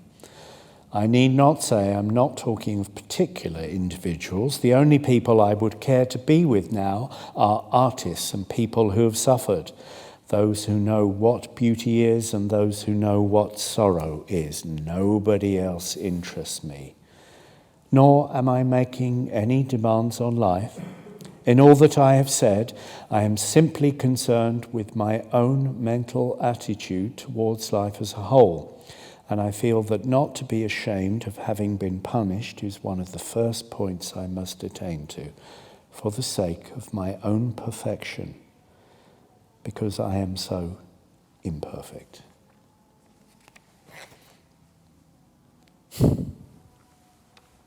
And then, I suppose, I shall have to learn how to be happy. Once I knew that, or thought I knew it, by instinct. It was always springtime once in my heart. My temperament was akin to joy. I filled my life to the very brim with pleasure, as one might fill a cup to the very brim with wine. Now, I am approaching life from a completely new standpoint, and even to conceive happiness is often extremely difficult for me. I remember during my first term at Oxford, reading in Pater's Renaissance, that book which has had such a strange influence over my life, how Dante places low in the Inferno those who willfully live in sadness, and then going to the college library and turning to that passage in the Divine Comedy where beneath that dreary marsh lie those who were sullen in the sweet air, saying to themselves for ever and ever through their sighs, tristi fumo, nell'aer dolce che dal sol s'allegra. Well, I knew the church condemned acedia, so-called, but the whole idea seemed to me quite fantastic, just the sort of sin I thought a priest who knew nothing about life would make up. Nor could I understand how Dante, who says that sorrow remarries us to God, could have been so harsh to those who were enamoured of melancholy, if any such there really ever were. Well, I had no idea that someday this would become, to me, one of the greatest temptations in my life. While I was in Wandsworth, I longed to die. It was my one desire. And then, after 2 months in the infirmary, I was transferred here to Reading and found myself growing gradually better in health. I was filled with rage. I determined to commit suicide on the very day I was allowed to leave prison. After a time, that evil mood passed away, and I made up my mind to live, but to wear gloom as a king wears purple, never to smile again, to turn whatever house I entered into a house of mourning, to make my friends walk slowly in sadness with me, to teach them that melancholy is the true secret of life, to maim them with my alien sorrow, to mar them with my own pain. Now, I feel quite differently. I see it would both be ungrateful and unkind of me to pull so long a face that when my friends come to see me, they have to make their faces still longer in order to show their sympathy. Or if I desire to entertain them, to invite them to sit down silently to a meal of bitter herbs and funeral baked meats. I must learn how to be cheerful. The last 2 occasions on which I was allowed to see my friends here, I tried to be as cheerful as possible and to show my cheerfulness in order to make them some slight return for their trouble in coming all the way down from town to see me. It is only a slight return, I know, but is the one I feel certain that pleases people the most. I saw Robbie for a whole hour Saturday week, and I tried to give the fullest possible expression of the delight I really felt at our meeting. And that, in the views and ideas I am here shaping for myself, I am quite right, is shown to me by the fact that now, for the first time since my imprisonment, I do have a real desire to live. There is before me so much to do that I would regard it as a terrible tragedy if I died before I was allowed to complete at any rate a little of it. I see new developments in art and life, each one of which is a fresh mode of perfection. I long to live so that I can explore what is no less than a new world to me. Do you want to know what this new world is? I think you can guess what it is. It is the world in which I have been living here. Sorrow and all that it teaches one. That is my new world. I used to live entirely for pleasure. I shunned suffering and sorrow of every kind. I hated both. I resolved to ignore them as far as possible, to treat them, that is to say, as modes of imperfection. They were not part of my scheme of life. They had no place in my philosophy. My mother, who knew life as a whole, used often to quote to me Goethe's lines, written by Carlyle in a book he had given her, who never ate his bread in sorrow, who never spent the midnight hours weeping and waiting for the morrow. He knows you not, ye heavenly powers. They were the lines that noble Queen of Prussia, whom Napoleon treated with such coarse brutality, used to quote in her humiliation and exile. They were the lines my mother often quoted in the troubles of her later life. I absolutely declined to accept or admit the enormous truth hidden in them. I couldn't understand it. I remember quite well, I used to tell her I did not want to eat my bread in sorrow or pass any night weeping and watching for a more bitter dawn. I had no idea that was one of the special things that the fates had in store for me. That for a whole year of my life, in fact, I was to do little else. But so has my portion been meted out to me. And during the last few months I have, after terrible difficulties and struggles, been able to comprehend some of the lessons hidden in the heart of pain. Clergymen and people who use phrases without wisdom sometimes talk of suffering as a mystery. It is really a revelation. One discerns things one never discerned before. One approaches the whole of history from a different standpoint.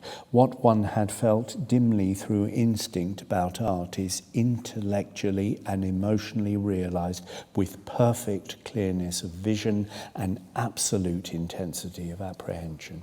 I now see that sorrow, being the supreme emotion of which man is capable, is at once the type and test of all great art. What the artist is always looking for is the mode of existence in which soul and body are one and indivisible, in which the outward is expressive of the inward, in which form reveals. Of such modes of existence there are not a few. Youth and the arts preoccupied with youth may serve as a model for us at one moment. At another, we may like to think that in its subtlety and sensitiveness of impression, its suggestion of a spirit dwelling in external things and making its raiment of earth and air, of mist and city alike, in its morbid sympathy of its moods and tones and colours, modern landscape art is realising for us pictorially what was realised in such plastic perfection by the Greeks. Music, in which all subject is absorbed in expression and cannot be separated from it, is a complex example, and a flower or child a simple example of what I mean. But sorrow is the ultimate type, both in life and art.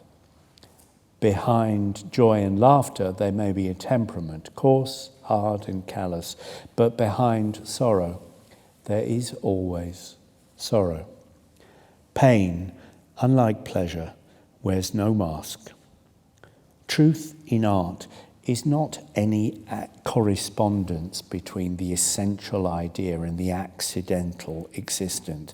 It is not the resemblance of shape to shadow, or of the form mirrored in the crystal to the form itself. It is no echo coming from a hollow hill, any more than it is a silver well of water in the valley that shows the moon to the moon and Narcissus to Narcissus. Truth in art is the unity of a thing with itself, the outward rendered expressive of the inward, the soul made incarnate, the body instinct with spirit. For this reason, there is no truth comparable to sorrow. There are times when sorrow seems to me to be the only truth. Other things may be illusions of the eye or the appetite, made to blind the one and cloy the other. But out of sorrow have the worlds been built, and at the birth of a child or a star, there is pain. More than this, there is about sorrow an intense and extraordinary reality. I have said of myself that I was one who stood in symbolic relations to the art and culture of my age. There is not a single wretched man in this wretched place along with me who does not stand in symbolic relation to the very secret of life. For the secret of life is suffering. It is what is hidden behind everything. When we begin to live, what is sweet is so sweet to us, and what is bitter so bitter, that we inevitably direct all our desires towards pleasures, and seek not merely for a month or twain to feed on honeycomb, but for all our years to taste no other food, ignorant all the while that we may really be starving our souls. I remember once talking on this subject to one of the most beautiful personalities I've ever known, a woman whose sympathy and noble kindness to me, both before and since the tragedy of my imprisonment, have been beyond power and description.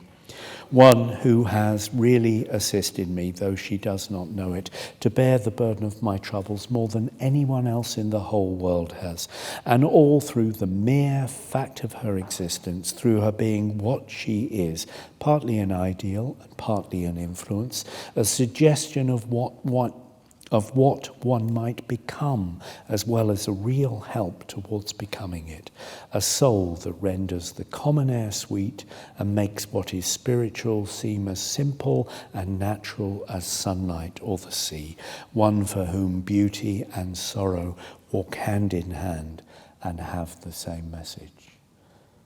On the occasion of which I am thinking now, I recall distinctly, I said to her, surely there was enough suffering in one narrow London street to show that God does not love man, and that wherever there was any sorrow, though but that of a child in some little garden weeping over a fault that it had or hadn't committed, the whole face of creation then was completely marred.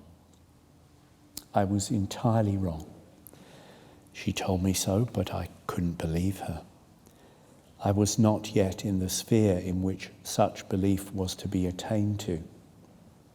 Now it seems to me that love of some kind is the only possible explanation of the extraordinary amount of suffering that there is in the world. I cannot conceive of any other explanation.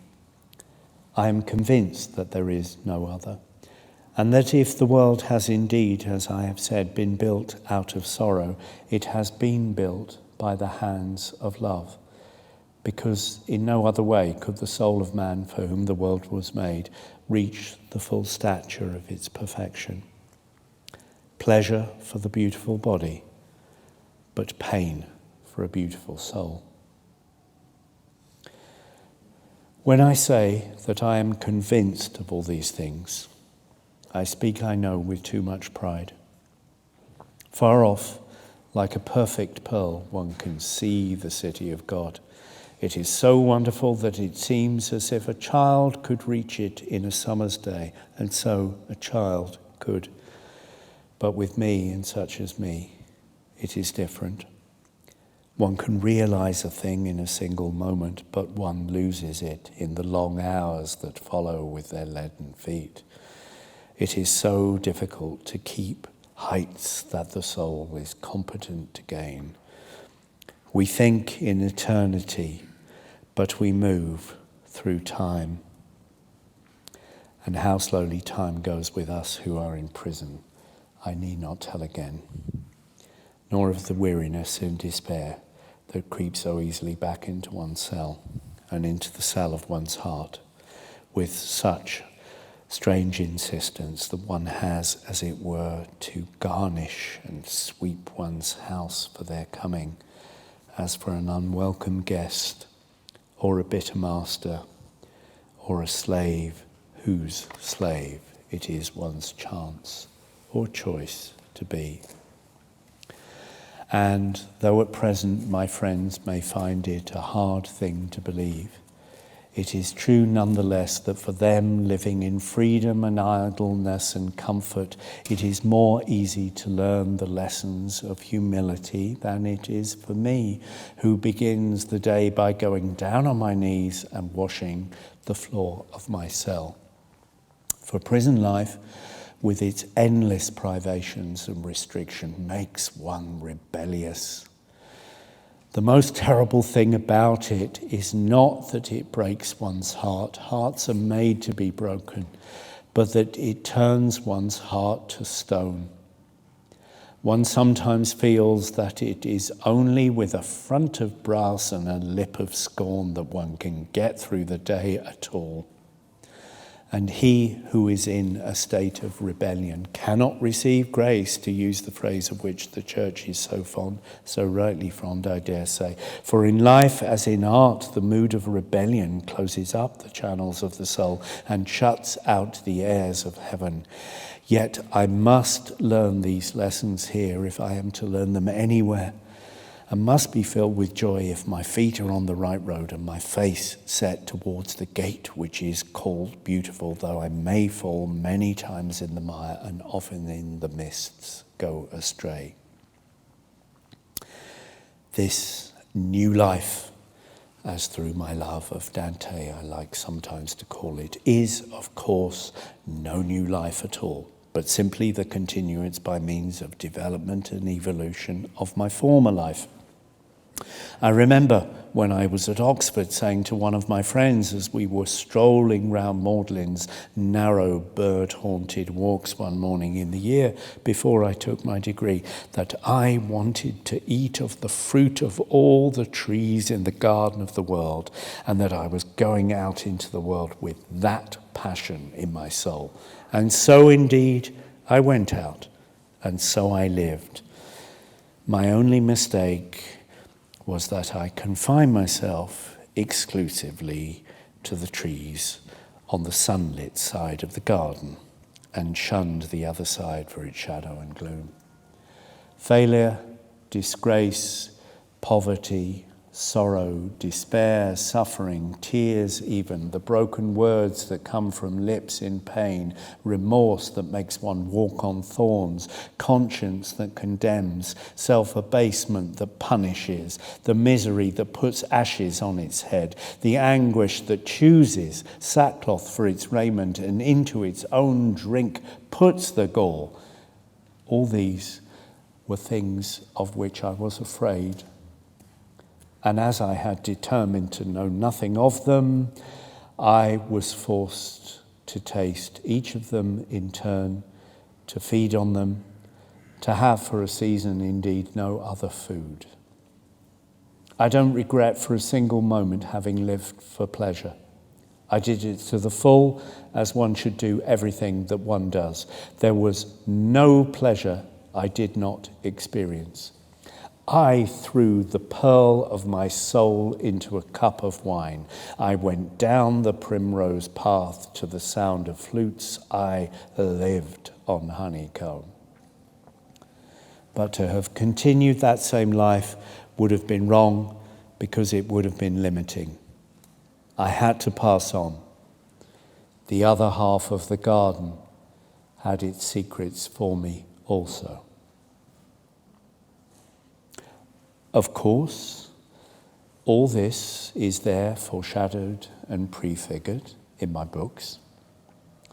Some of it is in The Happy Prince, some of it in The Young King, notably in the passage where the bishop says to the young boy, "Is not he who made misery wiser than thou art?" A phrase which, when I wrote it, seemed to me little more than a phrase. A great deal of it is hidden away in the note of doom that like a purple thread runs through the texture of Dorian Gray. In The Critic as Artist, it is set down forth in many colours. In The Soul of Man, it is written down in letters a bit too easy to read. It is one of the refrains whose recurring motifs make Salome so like a piece of music and bind it together as a ballad.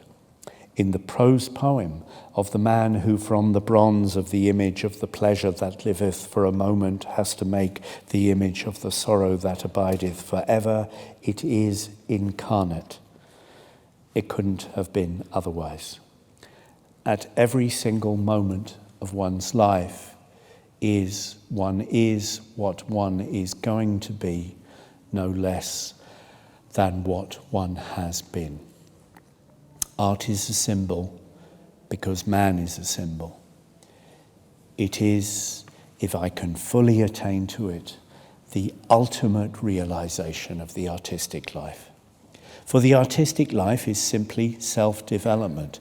Humility in the artist is his frank acceptance of all experiences, just as love in the artist is simply the sense of beauty that reveals to the world its body and its soul. In Marius the Epicurean, Pater seeks to reconcile the artistic life with the life of religion in the deep, sweet and austere sense of the word. But Marius is little more than a spectator, an ideal spectator indeed, and one to whom it is given to contemplate the spectacle of life with appropriate emotions, which Wordsworth defined as the poet's true aim, yet a spectator merely, and one perhaps a little too much occupied with the comeliness of the vessels of the sanctuary to notice that it is the sanctuary of sorrow that he is gazing at. I see a far more intimate and immediate connection between the true life of Christ and the true life of the artist. And I take a keen pleasure in the reflection that long before sorrow had made my days her own and bound me to her wheel, I had written in The Soul of Man that he who would lead a Christ-like life must be entirely and absolutely himself, and had taken as my types not merely the shepherd on the hillside and the prisoner in his cell, but also the painter to whom the world is a pageant and the poet for whom the world is a song. I remember saying once to André Gide, as we sat together in some Paris cafe, that while metaphysics had but little real interest for me and morality absolutely none, there was nothing that either Plato or Christ had said that could not be transferred immediately into the sphere of art and there find its complete fulfillment. It was a generalization as profound as it was novel. Nor is it merely that we can discern in Christ that close union of personality with perfection which forms the real distinction between classical and romantic art and makes Christ the true precursor of the romantic movement in life, but the very basis of his nature was the same as that of the nature of the artist, an intense and flame-like imagination. He realized in the entire sphere of human relations that imaginative sympathy, which in the sphere of art is the sole secret of creation. He understood the leprosy of the leper, the darkness of the blind, the fierce misery of those who live for pleasure, and the strange poverty of the rich.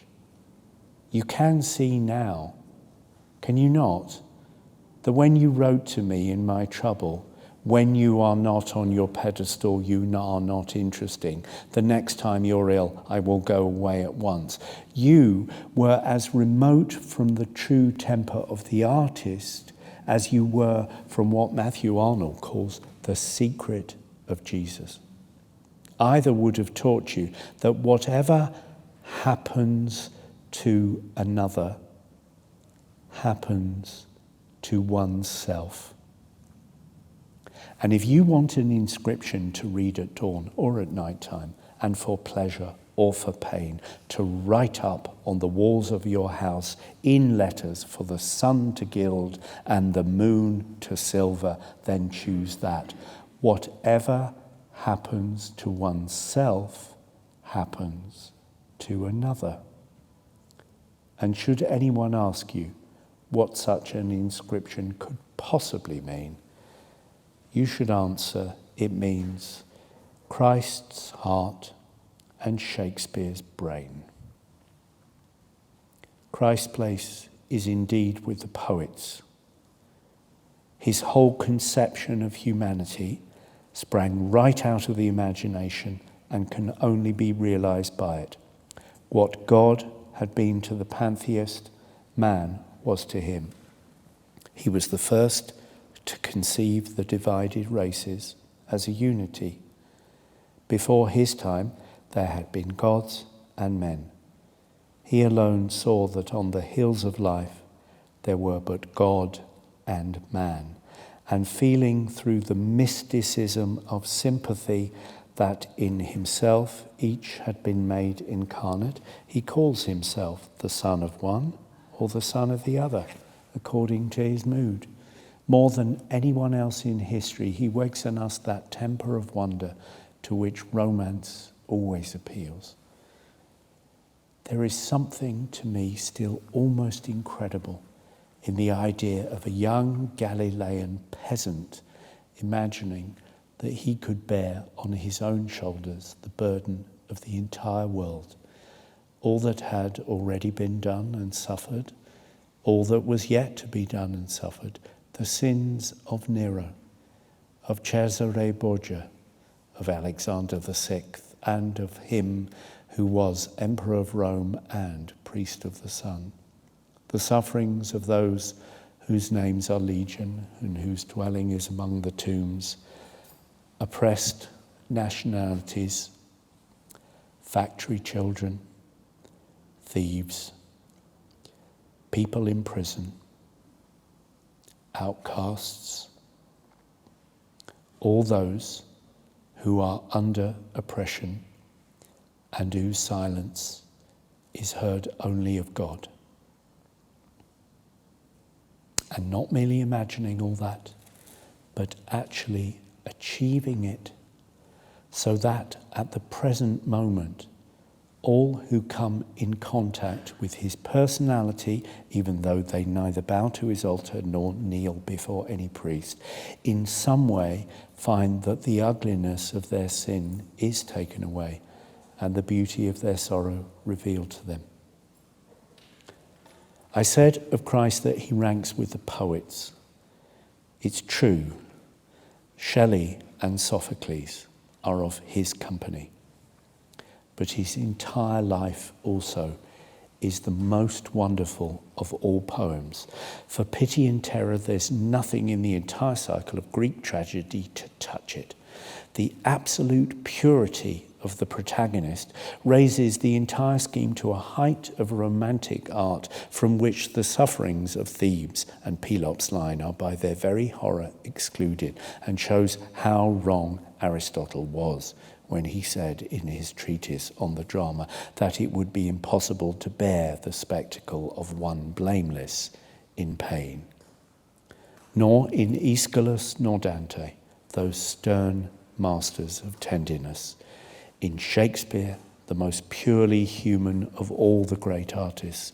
In the whole of Celtic myth and legend, where the loveliness of the world is shown through a mist of tears, and the life of a man is no more than the life of a flower, is there anything that, for the sheer simplicity of pathos, wedded and made one with sublimity of tragic effect, can be said to equal or even approach the last act of Christ's passion? That little supper with his companions, one of whom has already sold him for a price. The anguish in that quiet moonlit garden. The false friend coming up close to him so as to betray him with a kiss. The friend who still believed in him and on whom, as on a rock, he had hoped to build a house of refuge for man, denying him as a bird cries to the dawn. His own utter loneliness, his submission, his acceptance of everything, and along with it all those scenes such as the high priest of orthodoxy rending his raiment in wrath, and the magistrate of civil justice calling for water in the vain hope of cleansing himself of that stain of innocent blood that makes him the scarlet figure of history. The coronation ceremony of sorrow itself, one of the most wonderful things in the whole of recorded time. The crucifixion of that innocent one before the eyes of his mother and of the disciple whom he truly loved.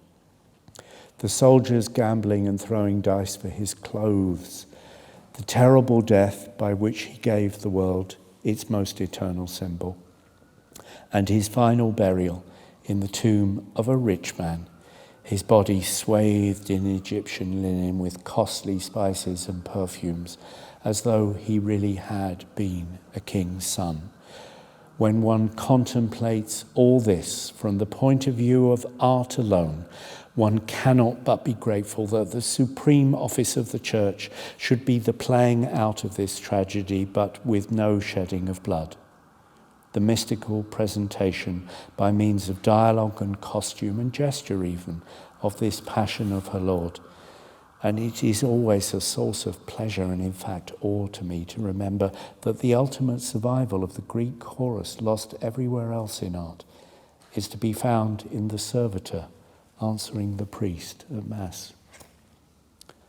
Yet the whole life of Christ, so entirely may sorrow and beauty be made one in their meaning and manifestation, is really an idyll, though it ends with the veil of the temple being rent and the darkness coming over the face of the earth and the stone rolled to the door of the sepulchre. One always thinks of him as a young bridegroom with his companions, as indeed he somewhere describes himself, as a shepherd straying through a valley with his sheep in search of some green meadow or cool stream, as a singer trying to build out of music the walls of the city of God, or as a lover for whose love the whole world was too small. His miracles seem to me to be as exquisite as the coming of spring and just as natural.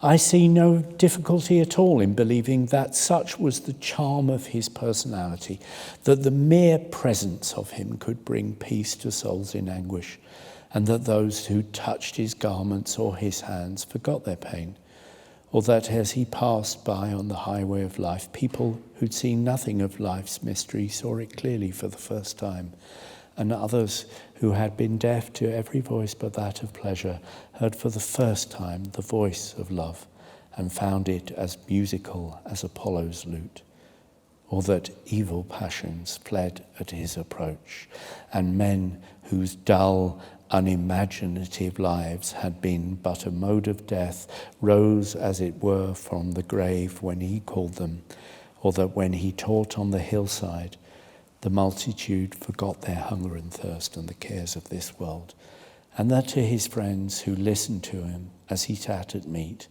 the coarse food became delicate, and the water had the taste of really good wine, and the whole house became full of the odour and sweetness of nard. Renan, in his Vie de Jésus, that gracious fifth gospel, the gospel according to St. Thomas, one might call it, says somewhere that Christ's great achievement was that he made himself as much loved after his death as he had been during his lifetime. And certainly, if his place is among the poets, he is the leader of all lovers. He saw that love was the first secret of the world for which the wise men had been looking, and that it was only through love that one could approach either the heart of a leper or the feet of God. And above all, Christ is the most supreme of all individualists. Humility, like the artistic acceptance of all experiences, is merely a mode of manifestation. It is man's soul that Christ is always looking for. He calls it God's kingdom, evathileia tou theo, and he finds it in everyone. He compares it to little things, to a tiny seed, to a handful of leaven, to a pearl. That is because one realizes one's soul only by getting rid of all alien passions, all acquired culture, and all external possessions, be they good or evil. I bore up against everything with some stubbornness of will and much rebellion of nature till I had absolutely nothing left in the world but one thing. I had lost my name, my position, my happiness, my freedom, my wealth. I was a prisoner and a pauper, but I still had my children left. Suddenly they were taken away from me by the law. It was a blow so appalling that I did not know what to do. So I flung myself on my knees and I bowed my head and I wept and I said, "The body of a child is as the body of the Lord. I am not worthy of either." And that moment seemed to save me. I saw then, you see, that the only thing was for me to accept everything. Since then, curious I am sure it sounds, I have been happier. It was, I think, my soul in its ultimate essence that I had reached. In many ways I had been its enemy, but I found it now waiting for me as a friend. When one comes in contact with the soul, it makes one simple as a child, as Christ said one should be. It is tragic how few people ever possess their souls before they die.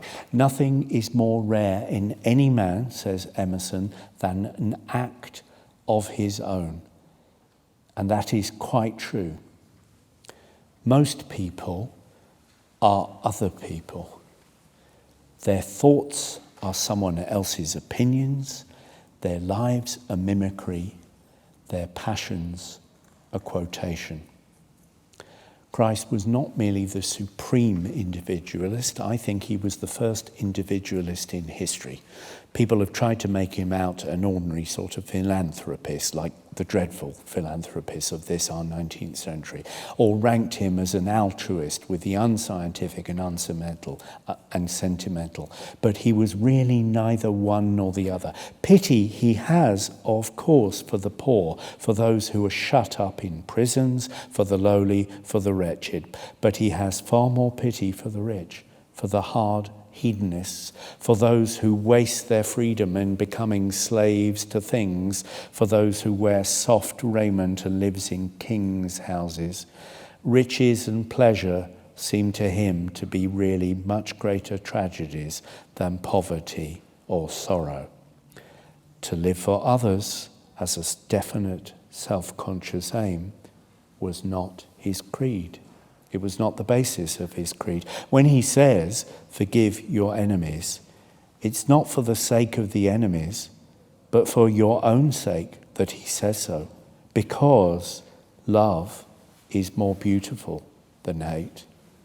In his own entreaty to the young man, sell all that thou hast and give it to the poor. It's not the state of the poor that he is thinking, but of the soul of the young man, the soul that all that wealth was marring. In his view of life, he is one with the artist who knows that by the inevitable law of self-perfection, the poet must sing and the sculptor think in bronze, and the painter make the world a mirror for his moods. As surely and certainly as the hawthorn must blossom in spring, and the corn turn to gold at harvest time, and the moon in her ordered wanderings change from shield to sickle, and from sickle to shield.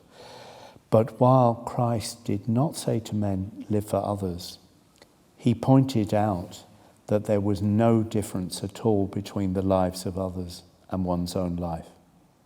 By this means, he gave to man an extended, a Titan personality.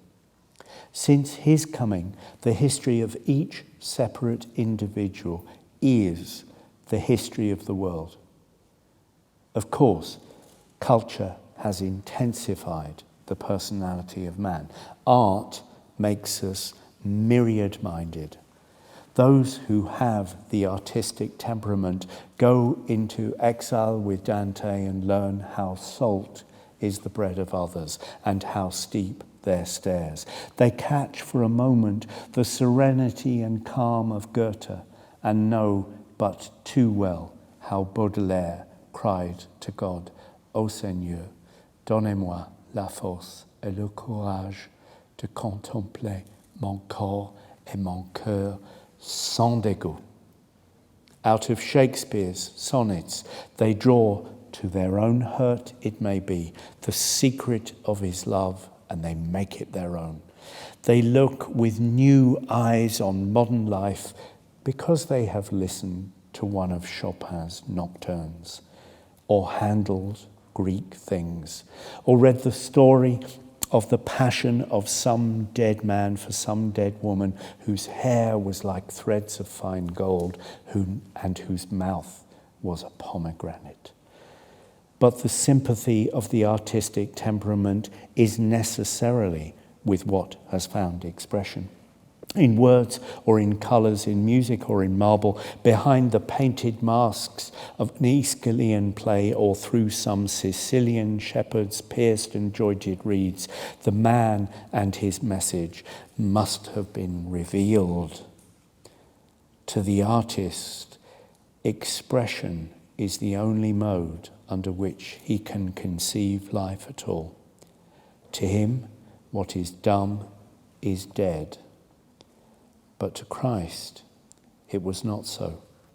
With a width and wonder of imagination that fills one almost with awe, he took the entire world of the inarticulate, the voiceless world of pain as his kingdom, and made of himself its external mouthpiece.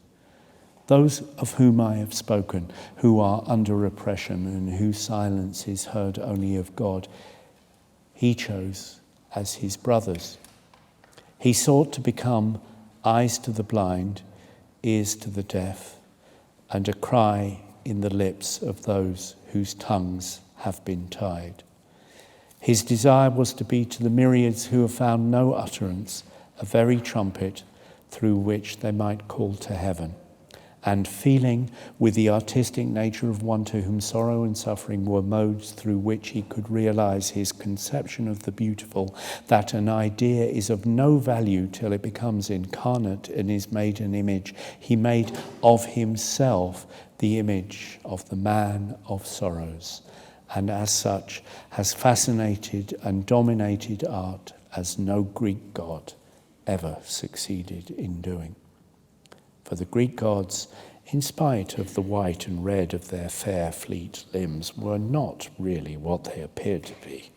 The curved brow of Apollo was like the sun's disk over a hill at dawn, and his feet were as the wings of the morning, but he himself had been rather cruel to Marsyas and had made Niobe childless. In the steel shields of Athena's eyes, there had been no pity for Arachne, The pomp and peacocks of Hera were all that was really noble about her, and the father of the gods himself had been rather too fond of the daughters of men.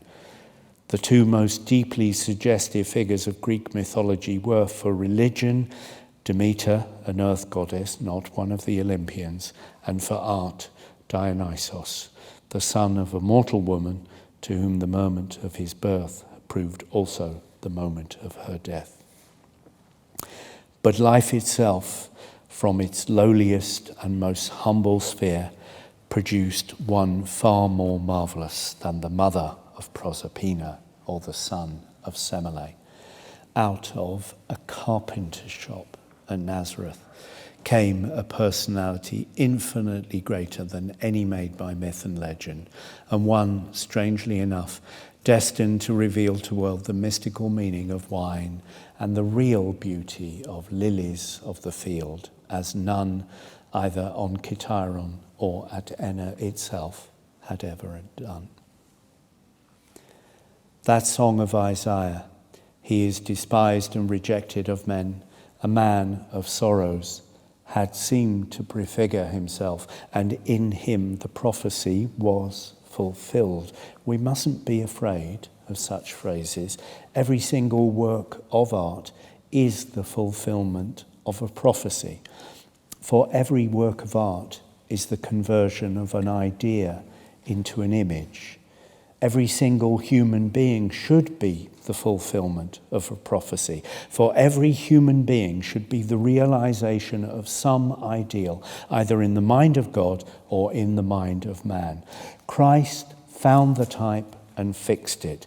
And the dream of that Virgilian poet, either at Jerusalem or at Babylon, became in the long progress of the centuries incarnate in him for whom the world had been waiting.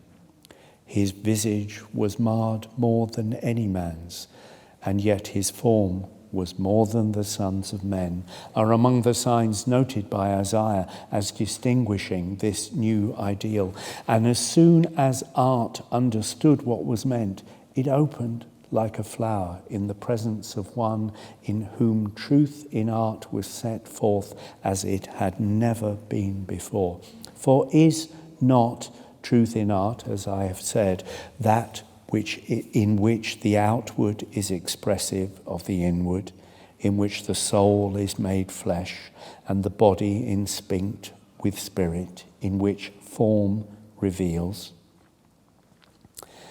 To me, one of the things in history the most to be regretted is that the Christ's own Renaissance, which has produced the cathedral at Chartres, the Arthurian cycle of legends, the life of St. Francis of Assisi, the art of Giotto, and Dante's Divine Comedy, was not allowed to develop on its own lines, but was interrupted and spoiled by the rather dreary classical Renaissance that gave us Petrarch and Raphael's frescoes and Palladian architecture and formal French tragedy in St. Paul's Cathedral and Pope's poetry, and everything that is made from without and by dead rules and does not spring from within through some spirit informing it. But wherever there is a romantic movement in art, there is somehow and under some form, there is Christ, or the soul of Christ. He's in Romeo and Juliet, in The Winter's Tale, in Provençal poetry, in The Ancient Mariner, in La Belle Dame sans Merci, in Chatterton's Ballad of Charity. We owe to him the most diverse things and people: Hugo's Les Misérables, Baudelaire, Fleur de Mal, the note of pity in Russian novels, Verlaine and Verlaine's poems, the stained glass and tapestry of Burne-Jones and Morris belong to him no less than that Tower of Giotto, than Lancelot and Guinevere, Tannhäuser, the troubled romantic marbles of Michelangelo, pointed architecture and the love of children and flowers. for both of which, indeed, in classical art, there was but little place, hardly enough for them to grow or play in, but who, from the 12th century down to our own day, have been continually making their appearances in art under various modes and at various times, coming fitfully and wilfully as children, as flowers are apt to do, spring always seeming to one as if the flowers had been hiding, and only came out into the sun because they were afraid that grown-up people would grow tired of looking for them and give up the search, and the life of a child being no more than an April day on which there is always both rain and sun for the narcissus. And it is the imaginative quality of Christ's nature that makes him this palpitating centre of romance. The strange figures of poetic drama and ballad are made by the imagination of others. But out of his own imagination entirely did Jesus of Nazareth create himself. The cry of Isaiah had really no more to do with his coming than the song of the nightingale has to do with the rising of the moon. No more, though perhaps no less. He was the denial as well as the affirmation of that prophecy. For every expectation that he fulfilled, there was another that he destroyed. In all beauty, says Bacon, there is some strangeness of proportion. And of those who are born of the Spirit, of those, that is to say, who like himself are dynamic forces, Christ says that they are like the wind that bloweth where it listeth, and no man can tell whence it cometh and whither it goeth. That's why he is so fascinating to artists. He has all the colour elements of life: mystery, strangeness, pathos, suggestion, ecstasy, love.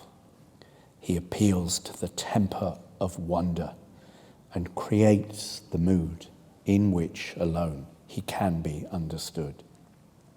And to me, it is a joy to remember that if he is of imagination all compact, the world itself is of the same substance. I said in my Dorian Gray that the great sins of the world take place in the brain, but it is in the brain that everything takes place. We know now that we do not see with the eye or hear with the ear. They are merely channels for the transmission, adequate or inadequate, of sense impressions. It is in the brain that the poppy is red, that the apple is odorous, that the skylark sings. Of late, I have been studying with diligence the 4 prose poems about Christ.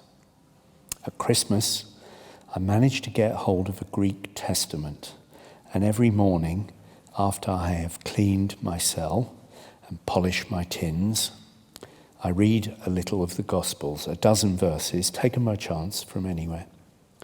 It's a delightful way of opening the day. To you, in your turbulent, ill-disciplined life, it would be a capital thing if you would do the same. It would do you no end of good, and the Greek is quite simple. Endless repetition in and out of season has spoiled for us the freshness, the naivete, the simple romantic charm of the Gospels. We hear them read far too often and far too badly, and all repetition is anti-spiritual. When one returns to the Greek, it is like going into a garden of lilies out of some narrow and dark house. And to me, the pleasure is doubled by the reflection that it is extremely probable that we have the actual words used by Christ. It was always supposed that Christ talked in Aramaic. Even Renan thought so. But now we know that the Galilean peasants, like the Irish peasants of my own day, were bilingual, and that Greek was the ordinary language of intercourse all over Palestine, as indeed all over the Eastern world. I never liked the idea that we knew of Christ's own words only through a translation of a translation. it's a delight to me to think that as far as his conversation was concerned, Socrates might have reasoned with him and Plato understood him. That he really said, ego eime opemen o kalos, I am the good shepherd. And that when he thought of the lilies of the field and how they neither toil nor spin, his absolute expression was katama athete ta krena tu agru pos avskane okopia uethe nethe. And that his last word, when he cried out, my life has been completed, was exactly what St. John tells us it was. Tetelestai. No more.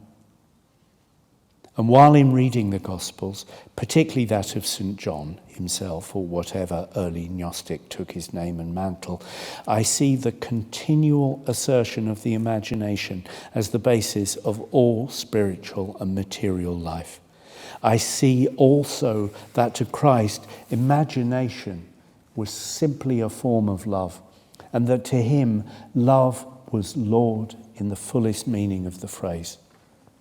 Some weeks ago, I was allowed by the doctor to have white bread to eat instead of the black or brown bread of ordinary prison fare.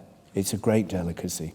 To you, that will sound strange that dry bread could possibly be a delicacy to anyone. To me, it is so much so that at the close of each meal, I carefully find whatever crumbs may be left on my tin plate or have fallen on the rough trowel that one uses as a cloth so as not to soil one's table. And I do so not from hunger. Actually, I get now quite sufficient food, but simply in order that nothing should be wasted of what is given to me. So one should look on love.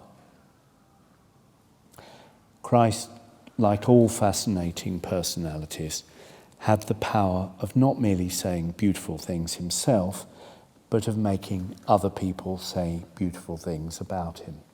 And I love the story St. Mark tells us about the Greek woman, Gene Elenis, who, when as a trial of her faith, he said to her that he could not give her the bread of the children of Israel, answered him that the little dogs, Kenaria, little dogs, it should be rendered, who are under the table, eat of the crumbs that the children let fall. Most people live for love and admiration. It is by love and admiration that we should live.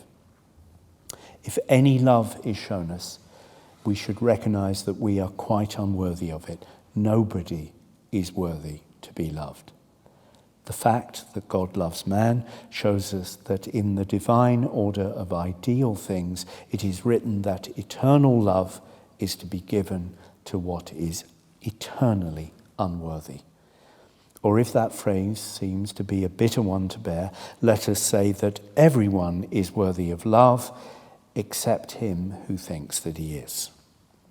Love is a sacrament that should be taken kneeling, and Domine non sum dignus should be on the lips and in the hearts of those who receive it.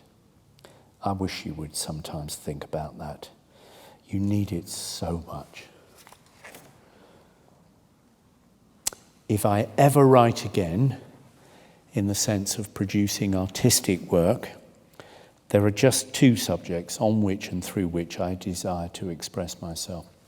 One is Christ as the precursor of the Romantic movement in life. The other is the artistic life considered in its relation to conduct. The first is, of course, intensely fascinating, for I see in Christ not merely the essentials of the supreme romantic type, but all the accidents, the willfulnesses even of the romantic temperament also. He was the first person who ever said to people that they should live flower-like lives. He fixed that phrase. He took children as the type of what people should try to become. He held them up as examples to their elders, which I myself have always thought the chief use of children, if what is perfect should have a use. Dante describes the soul of man as coming from the hand of God, weeping and laughing like a little child. And Christ also saw that the soul of each one should be a guisa di fanciulla che piangendo e ridendo pargoleggia. He felt that life was changeful, fluid, active, and that to allow it to be stereotyped into any form was death. He saw that people should not be too serious over material common interests, that to be unpractical was to be a great thing, that one should not bother too much over affairs. The birds don't, why should man?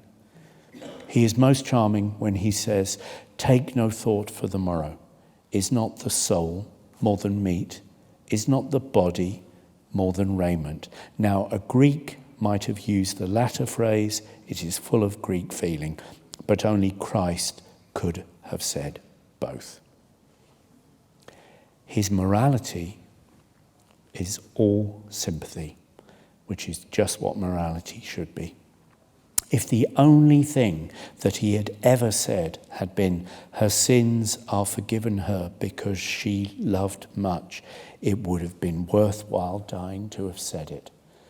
His justice is all poetical justice, which is exactly what justice should be.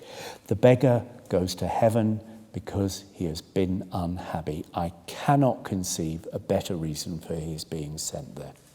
The people who work for an hour in the vineyard in the cool of the evening receive just as much reward as those who have toiled there all day long in the hot sun. Why shouldn't they? Probably no one deserved anything. Or perhaps they were just a different kind of people. Christ had no patience with the dull, lifeless, mechanical systems that treat people as if they were things and so treat everybody alike, as if anybody or anything that matter was like aught else in the world. For him there were no laws, there were exceptions merely.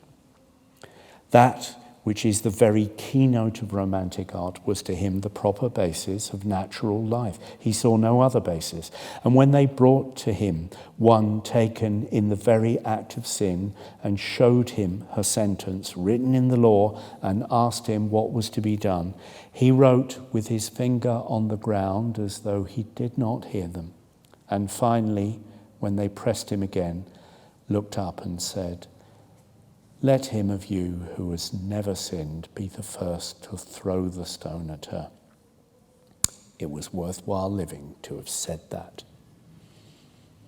Like all poetical natures, he loved ignorant people. He knew that in the soul of one who is ignorant, there's always room for a great idea.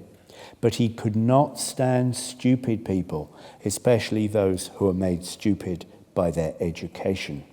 People who are full of opinions, not one of which they understand, a peculiarly modern type, summed up by Christ when he describes it as the type of one who has the key of knowledge, cannot use it himself, and does not allow other people to use it, though it may be made to open the gate of God's kingdom.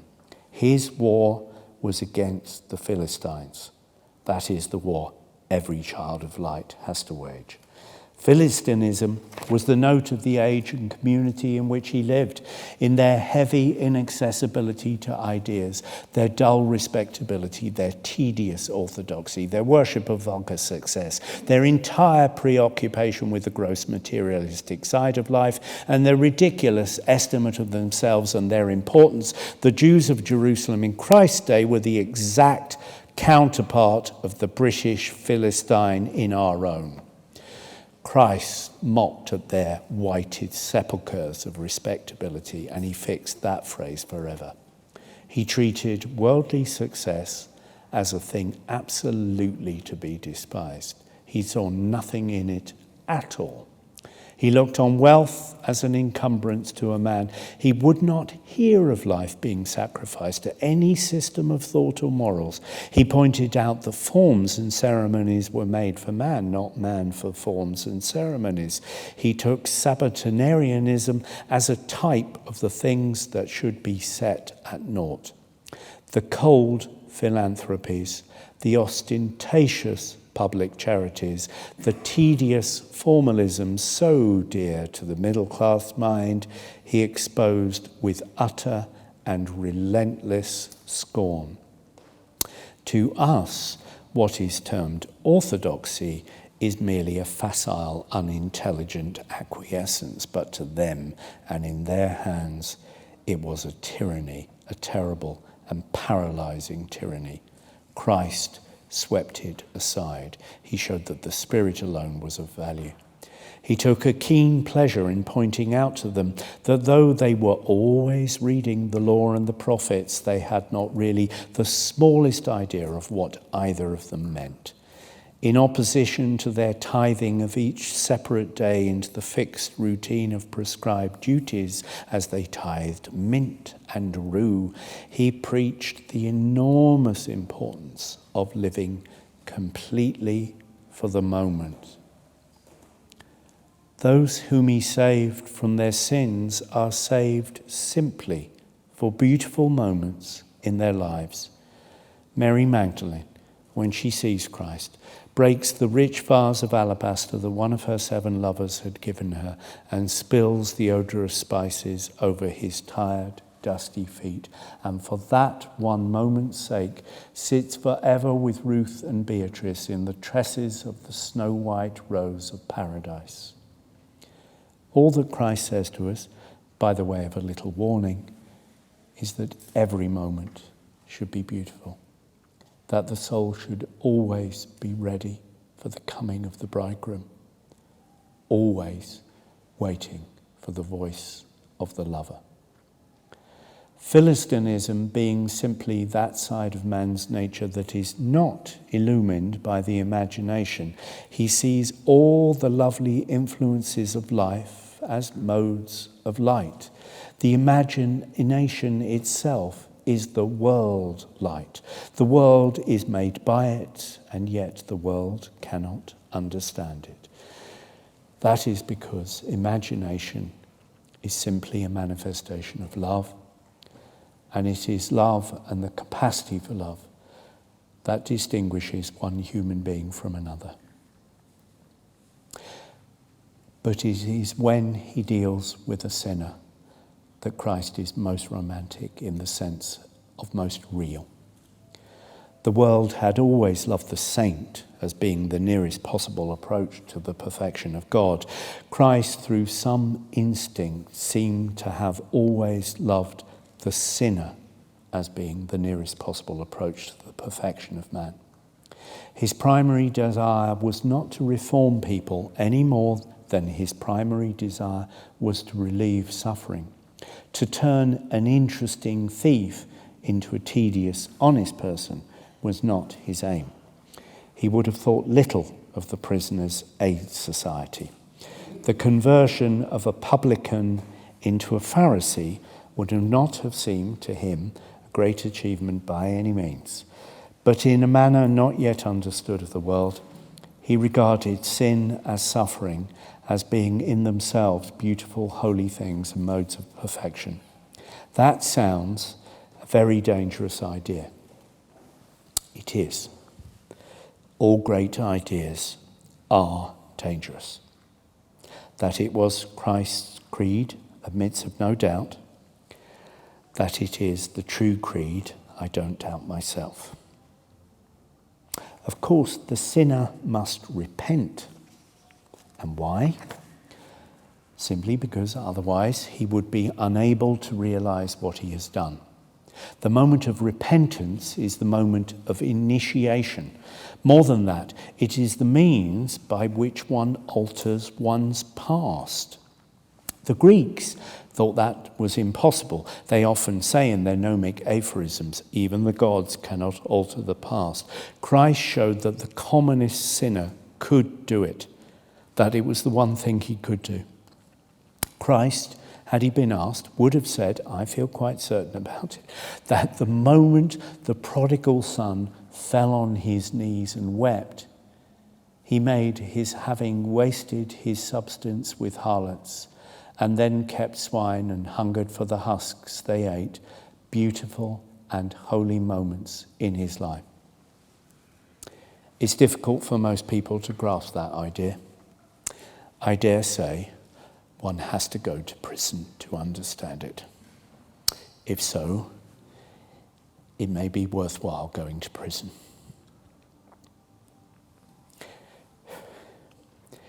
There is something so unique about Christ.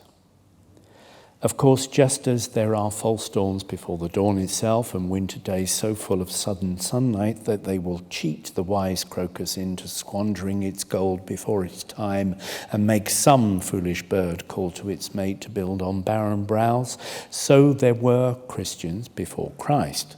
For that we should be grateful. The unfortunate thing is that there have been none since. I make one exception, St. Francis of Assisi. But then God had given him at his birth the soul of a poet, as he himself, when quite young, had in mystical marriage taken poverty as his bride, and with the soul of the poet and the body of a beggar, he found the way to perfection not difficult.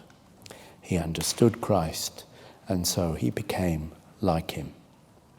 We do not require books to teach us that the life of St. Francis was the true Imitatio Christi, a poem compared to which the book of that name is merely prose. Indeed, that is the charm about Christ when all is said.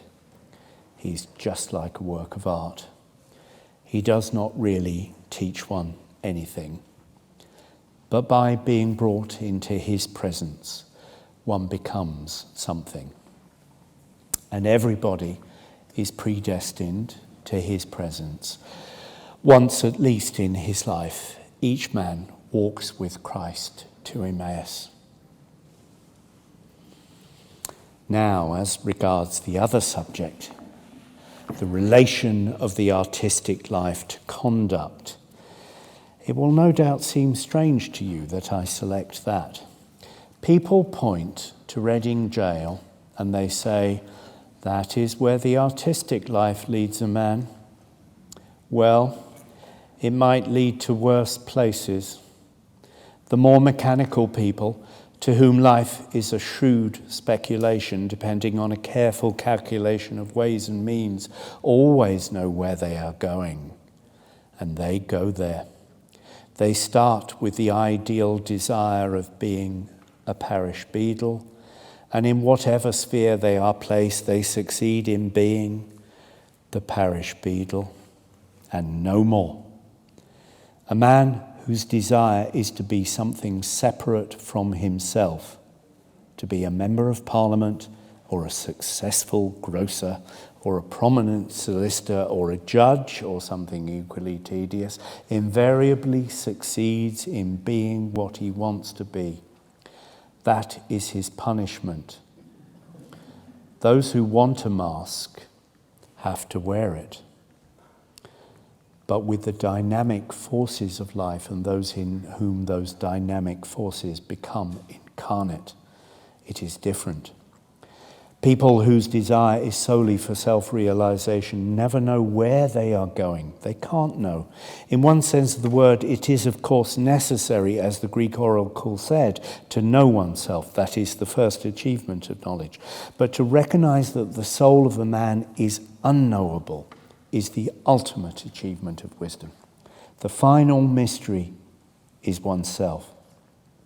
When one has weighed the sun in the balance and measured the steps of the moon and mapped out the 7 heavens star by star, there still remains oneself.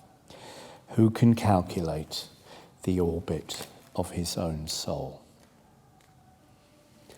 I hope to live long enough and to produce work of such character that I shall be able, at the end of my days, to say, yes, this is just where the artistic life leads a man. Two of the most perfect lives I've ever come across in my own experience are the lives of Verlaine and of Prince Kropotkin. Both of them men who've passed years in prison, by the way. The first, the one Christian poet since Dante, the other, the man with the soul of that beautiful Christ which is now coming out of Russia. And now, for the last 7 or 8 months of my life, in spite of the succession of great troubles reaching me from the outside world, almost without intermission, I have been placed in direct contact with a new spirit working here in this prison through a man who has helped me beyond any possibility of expression in words, so that while for the first year of my imprisonment I did nothing else and can remember doing nothing else but wring my hands in impotent despair and say, what an ending, what an appalling ending. Now I try to say to myself, and sometimes when I am not torturing myself, do really and sincerely say, what a beginning. What a wonderful beginning. It may really be so. It may become so. If it does, I shall owe much to this new personality that has altered every man's life in this place. Things in themselves, you see, are of little importance, have indeed, let us for once thank metaphysics for something that she has taught us, no real existence. Spirit alone is of importance. Punishment may be inflicted in such a way that it will heal, not make a wound, just as alms may be given in such a manner that the bread changes to a stone in the hands of the giver. What a change there is here, not in the regulations, for they are fixed by iron rule, but in the spirit that uses them as its expression. You can realize when I tell you that had I been released last May, as I tried to be, I would have left this place loathing it and every official in it with a bitterness of hatred that would have poisoned the rest of my life. I have had a year longer of imprisonment, but humanity has been in the prison now along with us all. And now when I go out, I shall always remember great kindnesses that I have received here from almost everybody. And on the day of my release, I shall give many thanks to many people and ask to be remembered by them in turn. The prison style is absolutely and entirely wrong. I would give anything to be able to alter it when I go out, and I do intend to try. But there is nothing in the world so wrong but that the spirit of humanity, which is the spirit of love, the spirit of that Christ who's not anywhere in a church, may make it, if not right, at least possible to be born without too much bitterness of heart. I know also that much is waiting for me outside that is very delightful.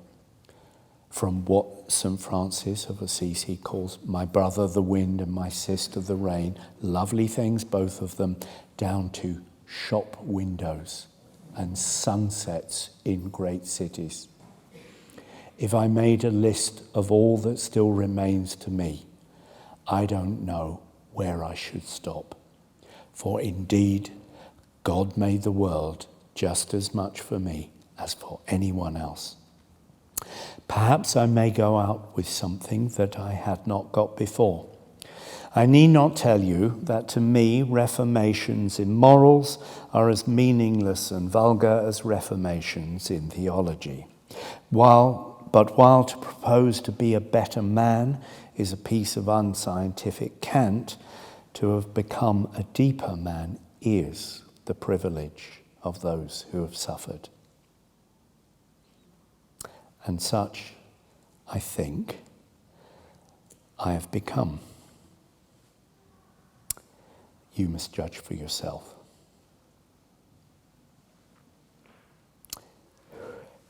If, after I go out, a friend of mine gave a feast and did not invite me to it, I shouldn't mind a bit.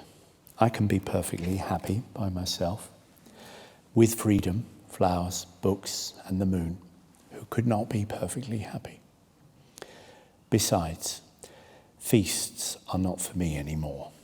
I've given too many of them to care about them. That side of life is over for me, very fortunately, I dare say. But if, after I am free, a friend of mine has a sorrow and refuses to allow me to share it, I should feel that most bitterly. If he shut the doors of a house of mourning against me, I would come back again and again and beg to be admitted, so that I might share in what I was entitled now to share in. If he thought me unworthy, unfit to weep with him, I should feel it as the most poignant humiliation, as the most terrible mode in which disgrace could be inflicted on me. But that could not be. I have a right to share in sorrow. And he who can look at the loveliness of the world and share its sorrow and realize something of the wonder of both is in immediate contact with divine things and has got as near to God's secret as anyone can get. Perhaps there may come into my art also no less than into my life a still deeper note, one of greater unity of passion and directness of impulse. Not width, but intensity is the aim of modern art. We are no longer in art concerned with the type. It is with the exception that we have to do. I cannot put my sufferings into any form that types took. I need hardly sigh. Art only begins where imitation ends. But something must come into my work of fuller harmony of words, perhaps, of richer cadences, of more curious effects, of simpler architectural order, of some aesthetic quality at any rate. When Messias was torn from the scabbard of his limbs, della vagina della membra sue, to use one of Dante's most terrible Tacitean phrases, he had no more song, so the Greeks said.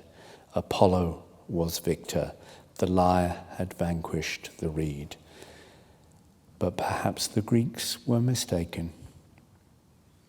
I hear in much modern art the cry of Messias. It is bitter in Baudelaire, sweet and plaintive in Lamartine, mystic in Verlaine. It is there in the deferred resolutions of all Chopin's music. It is in the discontent that haunts the faces of Burne-Jones women. Even Matthew Arnold, whose song of Callicles tells of the triumph of the lyre and of the famous final victory in such a clear note of lyrical beauty, has not a little of it. In the troubled undertone of doubt and distress that haunts his verses, neither Goethe nor Wordsworth could help him, though he followed each in turn. And when he seeks to mourn for Theseus or to sing of the scholar gypsy, it is the reed that he has to take for the rendering of his strain. But whether or not the Phrygian faun was silent, I cannot be.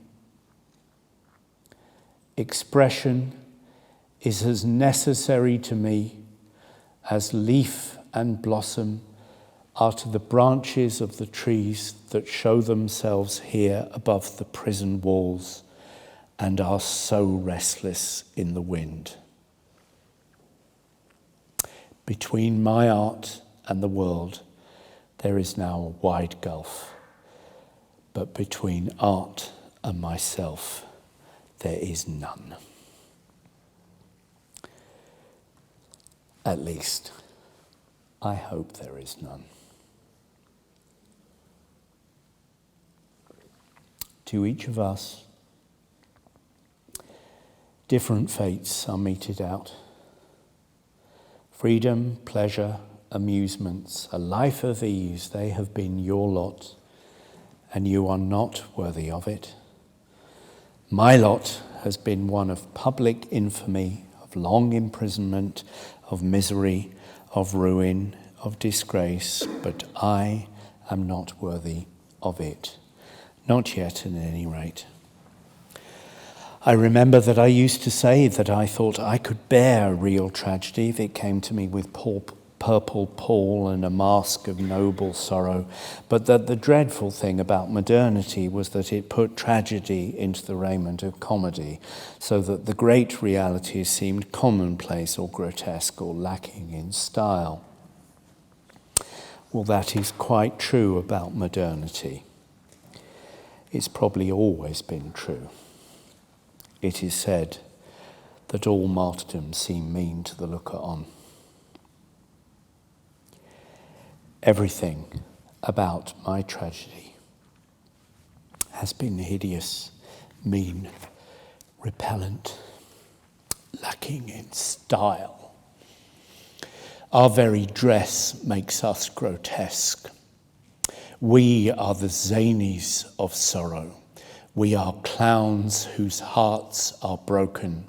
We have been specially designed to appeal to the sense of humour. On November the 13th, 1895, I was brought down here from London. From 2 o'clock till 2:30 on that day, I had to stand on the centre platform of Clapham Junction in convict dress and handcuffed for all the world to look at. I had been taken out of the hospital ward without a moment's notice being given to me. Of all possible objects, I was the most grotesque. When people saw me, they laughed. Each train as it came up swelled the audience. Nothing could exceed their amusement, and that was, of course, before they knew who I was. As soon as they had been informed, they laughed still more. For half an hour, I stood there in the grey November rain, surrounded by a jeering mob. For a year after that was done to me, I wept every day at the same hour and for that same space of time. Now, that's not such a tragic thing as possibly it sounds to you. To those who are in prison, tears are a part of every day's experience. A day in prison on which one does not weep is a day on which one's heart is hard, not a day on which one's heart is happy. Well, now I am really beginning to feel more regret for the people who laughed than I do for myself. Of course, when they saw me, I was not on my pedestal, I was in the pillory. But it is a very unimaginative nature that only cares for people on their pedestals. A pedestal may be a very unreal thing. A pillory is a terrific reality. They should have known also how to interpret sorrow better. I have said that behind sorrow there is always sorrow. It were wiser still to say that behind sorrow there is always a soul. And to mock at a soul in pain is a dreadful thing. Unbeautiful are their lives who do it. In the strange, simple economy of the world, people only get what they give. And to those who have not enough imagination to penetrate the mere outward shell of things and feel pity, what pity can be given? Save that of scorn.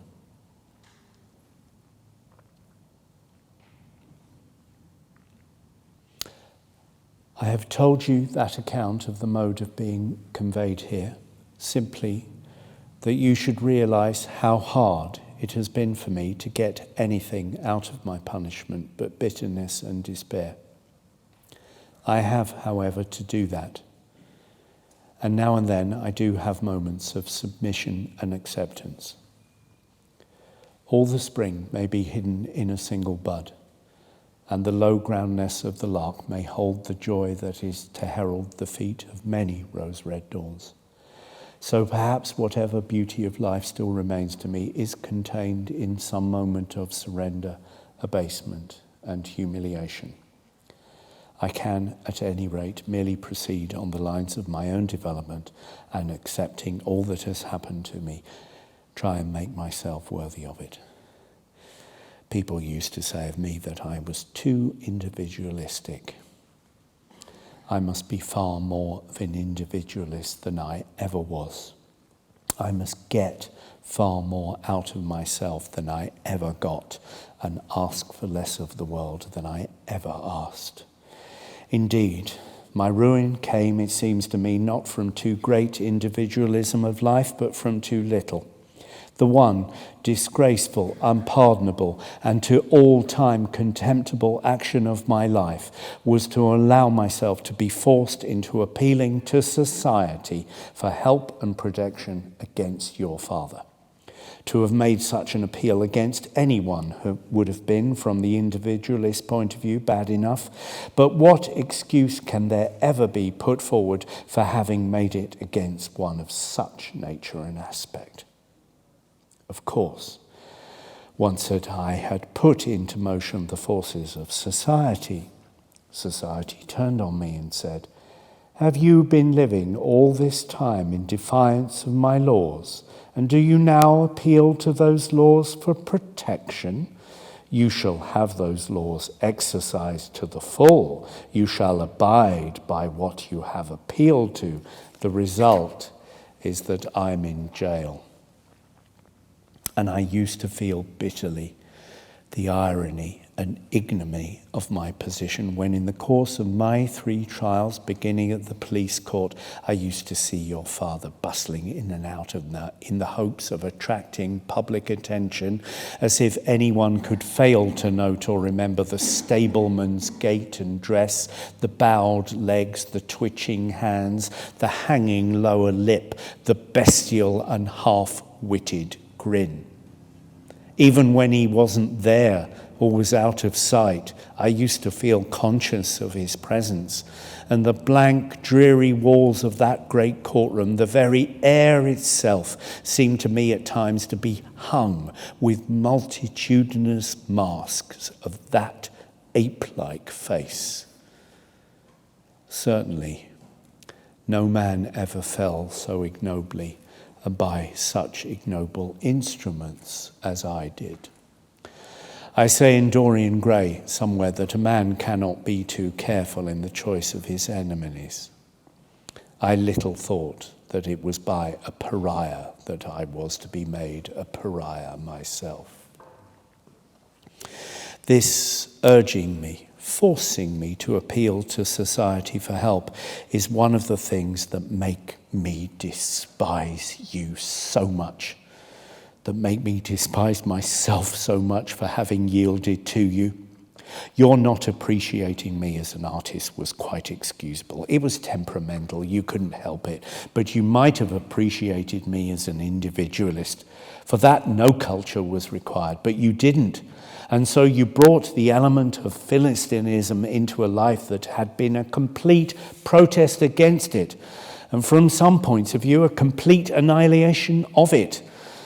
The Philistine element in life is not the failure to understand art. Charming people such as fishermen, shepherds, ploughboys, peasants, they know nothing about art and are the very salt of the earth. He is the Philistine who upholds and aids the heavy, cumbrous, blind, mechanical forces of society, and who does not recognize dynamic force when he meets it, either in a man or a movement. People thought it dreadful of me to have entertained at dinner the evil things of life and to have found pleasure in their company. But they, from the point of view through which I, as an artist in life, approached them, were delightfully suggestive and stimulating. It was like feasting with panthers.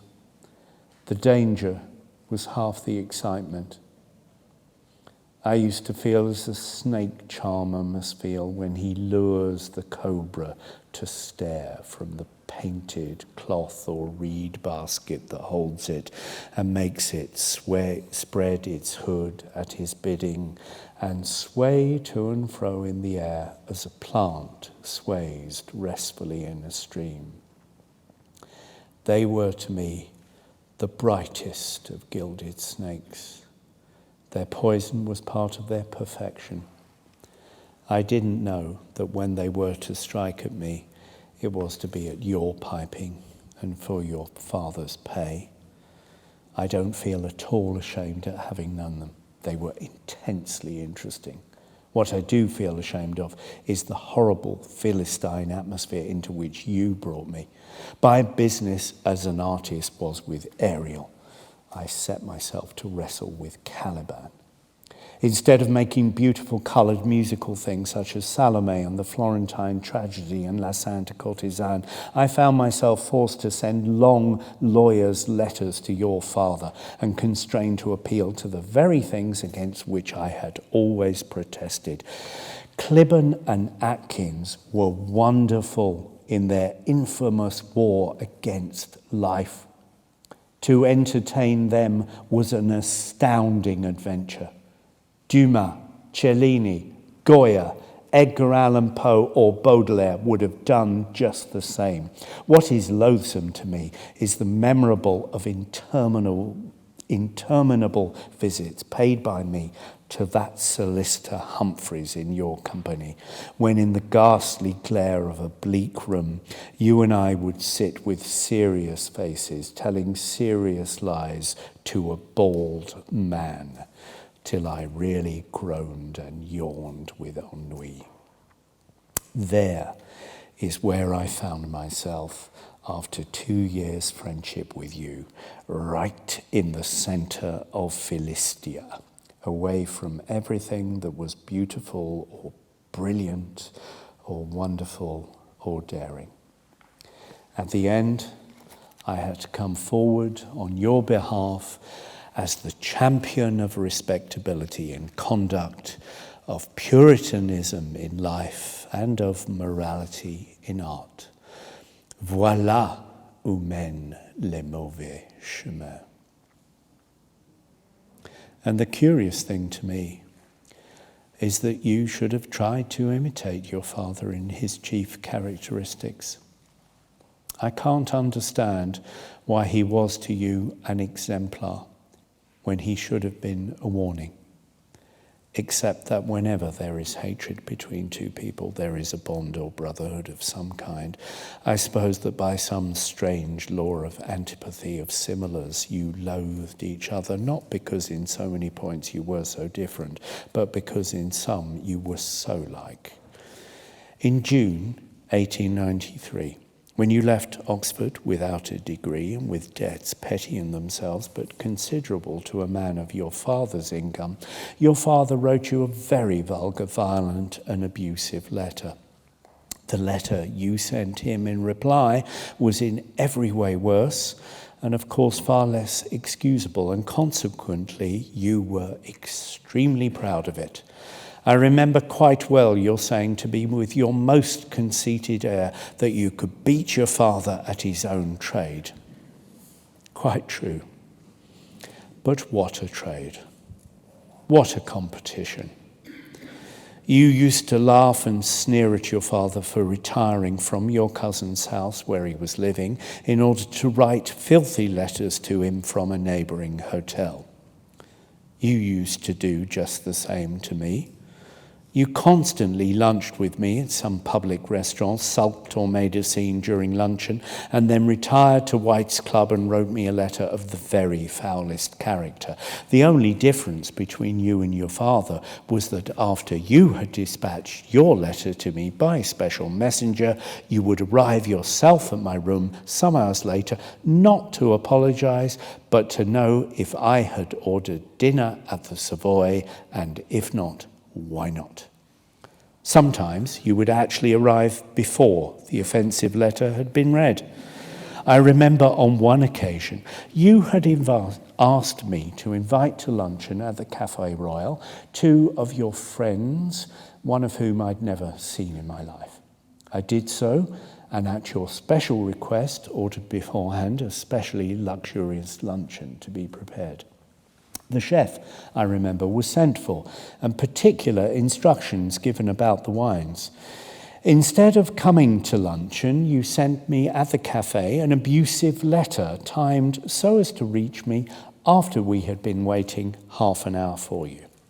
I read the first line, saw what it was, and putting the letter in my pocket, explained to your friends that you were taken suddenly ill and that the rest of the letter referred to your symptoms. In point of fact, I didn't read the letter till I was dressing for dinner at Tite Street that evening. As I was in the middle of its mire, wondering with infinite sadness how you could write letters that were really like the froth and foam on the lips of an epileptic, my servant came in to tell me that you were in the hall and very anxious to see me for just 5 minutes. I at once sent down and asked you to come up. You arrived, looking, I admit, very frightened and pale, to beg my advice and assistance, as you had been told that a man from Lumley, the solicitor, had been inquiring for you at Cadogan Place, and that you were afraid that your Oxford trouble or some new danger was threatening you. I consoled you and told you what proved to be the case, that it was merely a tradesman's bill probably, and let you stay to dinner and pass your evening with me. You never mentioned a single word about your letter, nor did I. I treated it simply as an unhappy symptom of an unhappy temperament. The subject was never alluded to. To write to me a loathsome letter at 2:30 and fly to me for help and sympathy at 7:15 the same afternoon was a perfectly ordinary occurrence in your life. You went quite beyond your father in such habits as you did in others. When his revolting letters to you were read in open court, he naturally felt ashamed and pretended to weep. Had your letters to him been read by his own counsel, still more horror and repugnance would have been felt by everyone. Nor was it merely in style that you beat him at his own trade, but in the mode of attack you distanced him completely. You availed yourself of the public telegram and the open postcard. I think you might have left such modes of annoyance to people like Alfred Wood, whose sole source of income it is, don't you? What was a profession to him and his class was a pleasure to you, and a very evil one. Nor have you ever given up your horrible habit of writing offensive letters after all that has happened to me through them and for them. You still regard it as one of your accomplishments, and you exercise it on my friends, or those who have been kind to me in prison, like Robert Sherard and others. It's disgraceful of you. When Robert Sherard heard from me that I did not wish you to publish any article on me in the Mercure de France, with or without letters, you should have been grateful to him for having ascertained my wishes on the point, and for having saved you from inflicting, without intending it, more pain on me than you had already done. You must remember that a patronizing and philistine letter about fair play for a man who is down may be all right for an English newspaper. It carries on the old traditions of English journalism in regard to artists. But in France, such a tone would have exposed me to ridicule and you to contempt. I would not have allowed any article till I had known its aim, temper, mode of approach, and the like. In art, good intentions are not of the smallest value. All bad art is the result of good intentions. Nor is Robert Sherrod the only one of my friends to whom you have addressed acrimonious and bitter letters because they sought that my wishes and my feelings should be consulted in matters concerning myself, the publication of articles on me, the dedication of your verses, the surrender of my letters and presents and such like.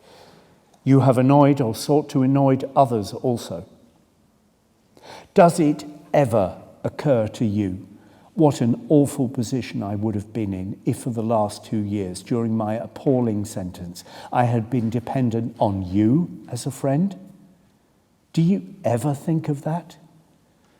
Do you ever feel any gratitude to those who by kindness without stint, devotion without limit, cheerfulness and joy in giving have enlightened my black burden for me, have visited me again and again, have written to me beautiful and sympathetic letters, have managed my affairs for me, arranged my future life and stood by me in the teeth of obloquy, taunt, an open sneer or insult even? I owe everything to them. The very books in my cell are paid for by Robbie out of his pocket money, and from the same source are to come clothes for me when I am released. I'm not ashamed of taking a thing that is given in love and affection. I am proud of it.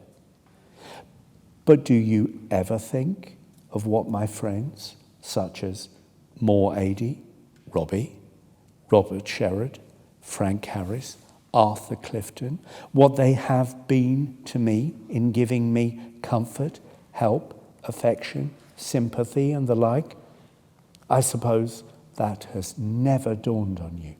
And yet, if you had any imagination in you, you would know that there is not a single person who has been kind to me in my prison life, down to the warder who may give me a good morning or a good night, that is not one of his prescribed duties, down to the common policemen who in their homely, rough way strove to comfort me on my journeys to and from the bankruptcy court under conditions of terrible mental distress, down to the poor thief who, recognizing me as we tramped round the yard at Wandsworth, whispered to me in the hoarse prison voice men get from long and compulsory silence, "I'm sorry for you.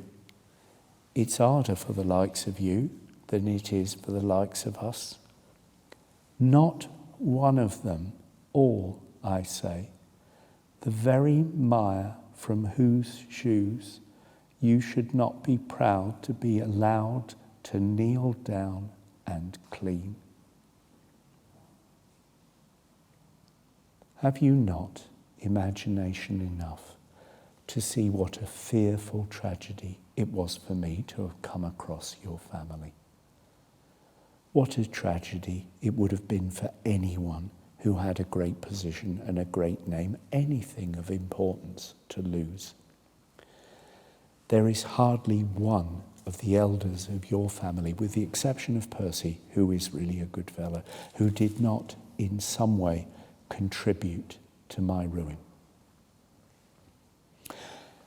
I've already spoken of your mother to you with some bitterness, and I strongly advise you to let her see this letter, for your own sake chiefly. If it is painful for her to read such an indictment against one of her sons, let her remember that my mother, who intellectually ranks with Elizabeth Barrett Browning and historically with Madame Roland, died broken-hearted because the son of whose genius and art she had been so proud, and who she had regarded always as a worthy container of a distinguished name, had been condemned to the treadmill for 2 years. You will ask me, I'm sure, in what way your mother contributed to my destruction. Well, I'll tell you. Just as you strove to shift on me all your immoral responsibilities, so your mother strove to shift on me all her moral responsibilities with regard to you. Instead of speaking directly to you about your life as a mother should, she always wrote to me privately with earnest, frightened entreaties not to let you know that she was writing to me. You see the position in which I was placed between you and your mother.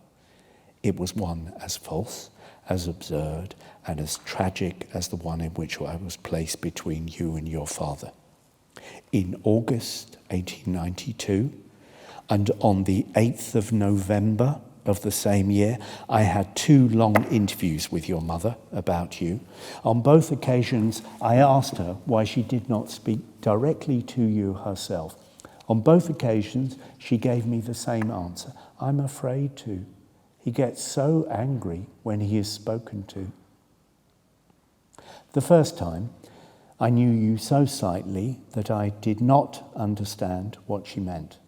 The second time, I knew you so well that I understood perfectly. But the first duty of a mother is not to be afraid of speaking seriously to her son. Had your mother spoken seriously to you about the trouble she saw you were in July 1892 and made you confide in her, it would have been much better and much happier ultimately for both of you. All the underhand and secret communications with me were wrong. What was the use of your mother sending me endless little notes marked private on the envelope, begging me not to ask you so often to dinner and not to give you any money, each note ending with the same earnest postscript? On no account let Alfred know that I have written to you. What good could come of such a correspondence? Did you ever wait to be asked to dinner? Never. You took all your meals as a matter of course with me. If I remonstrated, you always had one observation. If I don't dine with you, where am I to dine? You don't suppose I'm going to dine at home. It was unanswerable. And if I absolutely refused to let you dine with me, you always threatened that you would do something foolish, and you always did it. What possible result could there be from letters such as your mother used to send to me, except that which did occur? A foolish and fatal shifting of the moral responsibility onto my shoulders. Of the various details in which your mother's weakness and lack of courage proved so ruinous to herself, to you, and to me, I don't want to speak anymore. But surely, when she heard of your father coming down to my house to make a loathsome scene and create a public scandal, she might then have seen that a serious crisis was impending and taken some steps to try to avoid it. But all she could think of doing was send down plausible George Wyndham with his pliant tongue to propose to me, what? That I should gradually drop you. As if it had been possible for me to gradually drop you. I had tried to end our friendship in every possible way, going so far as to actually leave England and give a false address abroad in the hope of breaking at one blow a bond that had become irksome, hateful, and ruinous to me. Do you think that I could have gradually dropped you? Do you think that would have satisfied your father? You knew it wouldn't. What your father wanted, indeed, was not the cessation of our friendship, but a public scandal. That is what he was striving for. His name hadn't been in the paper for years. He saw the opportunity of appearing before the British public in an entirely new character, that of an affectionate father. His sense of honour was roused. Had I severed my friendship with you, it would have been a terrible disappointment to him, and the small notoriety of a second divorce suit, however revolting its details and origin, would have proved but little consolation to him. For what he was aiming at was popularity, and to pose as the champion of purity, as it is termed, is, in the present condition of the British public, the surest mode of becoming once a heroic figure. Of this public, I have said in one of my plays that if it is Caliban for one half of the year, it is Tartuffe for the other. And your father, in whom both characters may be said to have become incarnate, was in this way marked out as the proper representative of Puritanism in its most aggressive and most characteristic form. No gradual dropping of you would have been of avail, even had it been practicable. Don't you feel now that the only thing for your mother to have done was to have asked me to come to see her and had you and your brother present and said definitely that the friendship must absolutely cease? She would have found in me her warmest seconder, and with Viscount Drumlanrig and myself in the room, she need not have been afraid of speaking to you. She didn't do so. She was afraid of her responsibilities and tried to shift them on to me. One letter she did certainly write to me. It was a brief one, to ask me not to send the lawyer's letter to your father warning him to desist. She was quite right. It was ridiculous my consulting lawyers and seeking their protection. But, sadly, she nullified any effect her letter might have produced by her usual postscript. On no account let Alfred know that I have written to you. You were entranced at the idea of my sending lawyers' letters to your father, as well as yourself. It was your suggestion. I could not tell you that your mother was strongly against the idea, for she had bound me with the most solemn promises never to tell you about her letters to me, and I foolishly kept that promise. Don't you see that it was wrong of her not to speak directly to you? That all the backstairs interview with me and area gate correspondence were wrong? Nobody can shift his responsibilities onto anyone else. They always return to their proper owner. Your one idea of life, your one philosophy, if you are to be credited with a philosophy, was that whatever you did was to be paid for by someone else. I don't mean merely in the financial sense. That was simply the practical application of your philosophy to everyday life, but in the broadest, fullest sense of transferred responsibility. You made that your creed. It was very successful as far as it went. You forced me into taking action because you knew that your father would not attack your life or yourself in any way, and that I would defend both to the utmost and take on my own shoulders whatever would be thrust on me. You were quite right. Your father and I, each from different motives, of course, did exactly as you counted on our doing. But somehow, in spite of everything, you haven't really escaped. The infant Samuel theory, as for brevity's sake one may term it, is all very well, as far as the general world knows. It may be a good deal scorned in London, and a little sneered at in Oxford, but that is merely because there are a few people who know you in each place, and because in each place you left traces of your passage. Outside of a small set in those two cities, the world looks on you as the good man who was very nearly tempted into wrongdoing by the wicked and immoral artist, but was rescued just in time by his kind and loving father. It sounds all right, and yet you know you have not escaped. I'm not referring to that silly question asked by a silly juryman, which was, of course, treated with contempt by the judge. No one cared about that. I am referring to yourself. in your own eyes one day, you will have to think of your conduct. You are not, cannot be, quite satisfied at the way in which things have turned out. Secretly, you must think of yourself with a good deal of shame. A brazen face is a capital thing to show the world, but now and then, when you are alone and have no audience, you have, I suppose, to take your mask off for breathing purposes. Else, indeed, surely you would be stifled.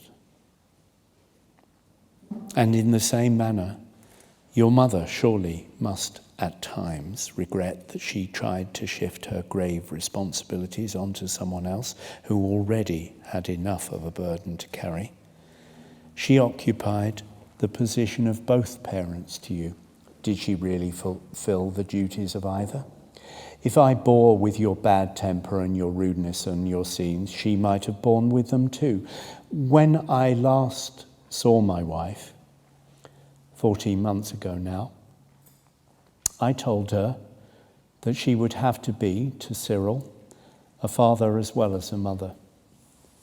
I told her everything about your mother's mode of dealing with you in every detail, as I have set it down in this letter, only, of course, far more fully.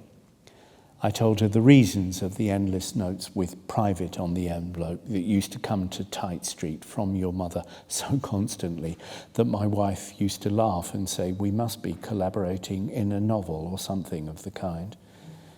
I implored her not to be to Cyril what your mother was to you. I told her that she must bring him up so that if he shed innocent blood, he would come and tell her, that she might cleanse his hands for him first, and then teach him how by penance or expiation to cleanse his soul afterwards. I told her that if she was frightened of facing the responsibility of the life of another, though her own child, she should get a guardian to help her. That she has, I am glad to say, done. She's chosen Adrian Hope, a man of high birth and culture and fine character, her cousin, who you met once at Tite Street, and with him, Cyril and Vivian have a good chance of a beautiful future. Your mother, if she was afraid of talking seriously to you, should have chosen someone among her own relatives to whom you might have listened. But she should not have been afraid. She should have had it out with you and faced it. At any rate, look at the result. Is she satisfied? Is she pleased? I know she puts the blame on me.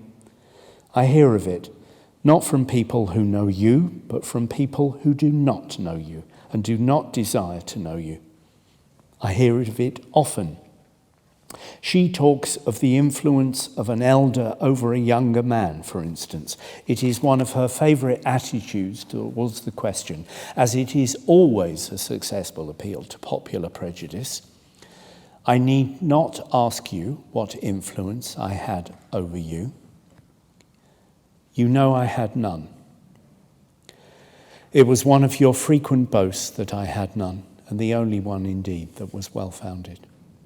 What was there, as a matter of fact, in you that I could influence? Your brain, it was undeveloped. Your imagination, it was dead. Your heart, it was not yet born. Of all the people who have ever crossed my life, you were the one and the only one I was unable in any way to influence in any direction. When I lay ill and helpless in fever, caught from tending on you, I had not sufficient influence over you to induce you even to get me a cup of milk to drink, or to see that I had the ordinary necessities of a sick room, or to take the trouble to drive a couple of 100 yards to a bookseller to get me a book at my own expense. when I was actually engaged in writing and penning comedies that were to beat Congreve for brilliancy and Dumas for philosophy, and I suppose everyone else for every other quality, I had not sufficient influence with you to get you to leave me undisturbed as an artist should be left. Wherever my writing room was, it was to you a lounge, a place to smoke and drink hock and seltzer in, and to chatter about absurdities. The influence of an elder over a younger man is an excellent theory till it comes to my ears. Then it becomes grotesque. When it comes to your ears, I suppose you smile to yourself. You are certainly entitled to do so. I hear also much of what she says about money. She states, and with perfect justice, that she was ceaseless in her entreaties to me not to supply you with money. I admit it. Her letters were endless, and the postscript, "Pray do not let Alfred know that I've written to you," appears in every one of them. But it was no pleasure to me to have to pay for every single thing for you, from your morning shave to your midnight hansom. It was a bore. I used to complain to you again and again about it. I used to tell you, you do remember, don't you, how I loathed your regarding me as a useful person, because the artist, like art itself, is of his very essence quite useless. You used to get really angry when I said that to you. The truth always made you angry. Truth, indeed, is a thing which is most painful to listen to and most painful to utter. But it did not make you alter your views or your mode of life. Every day I had to pay for every single thing you did, all day long. Only a person of absurd good nature, of indescribable folly, would have done so. I, unfortunately, was a complete combination of both. When I used to suggest that your mother should supply you with the money you wanted, you always had a very pretty and graceful answer. You said that the income allowed her by your father, some £1,500 a year, I believe, was quite inadequate to the wants of a lady of her position, and that you would not go to her for more money than you were already getting. You were quite right about her income being absolutely unsuitable to a lady of her position and taste, but you should not have made that an excuse for living in luxury on me. It should, on the contrary, have been a suggestion to you for economy in your own life. The fact is that you were, and are, I suppose, still a typical sentimentalist. For a sentimentalist is simply one who desires to have the luxury of an emotion without paying for it. To propose to spare your mother's pocket was beautiful. To do so at my expense was ugly. You think that one can have emotions for nothing. One cannot. Even the finest and most self-sacrificing emotions have to be paid for. Strangely enough, that is what makes them fine. The intellectual and emotional life of ordinary people is a very contemptible affair, just as they borrow their ideas from a sort of circulating library of thoughts, the zeitgeist of an age that has no soul, and send the back soiled at the end of each week. So they always try to get their emotions on credit and refuse to pay the bill when it comes in. You should pass out of that conception of life. As soon as you have to pay for an emotion, you'll know its quality and be the better for the knowledge. And remember, the sentimentalist is always a cynic at heart. Indeed, sentimentality is the bank holiday of cynicism. And delightful as cynicism is from its intellectual side, now that it has left the tub for the club, it can be more than the perfect philosophy for a man who has no soul. It has its social value. And to an artist, all modes of expression are interesting, but in itself, it's a poor affair. To the cynic, nothing is ever revealed. I think that if you look back to your attitude towards your mother's income and your attitude towards my income, you will not feel proud of yourself. And perhaps you may someday, if you don't show your mother this letter, explain to her that your living on me was a matter in which my wishes were not consulted for a moment. It was simply a peculiar and to me personally most distressing form that your devotion to me took.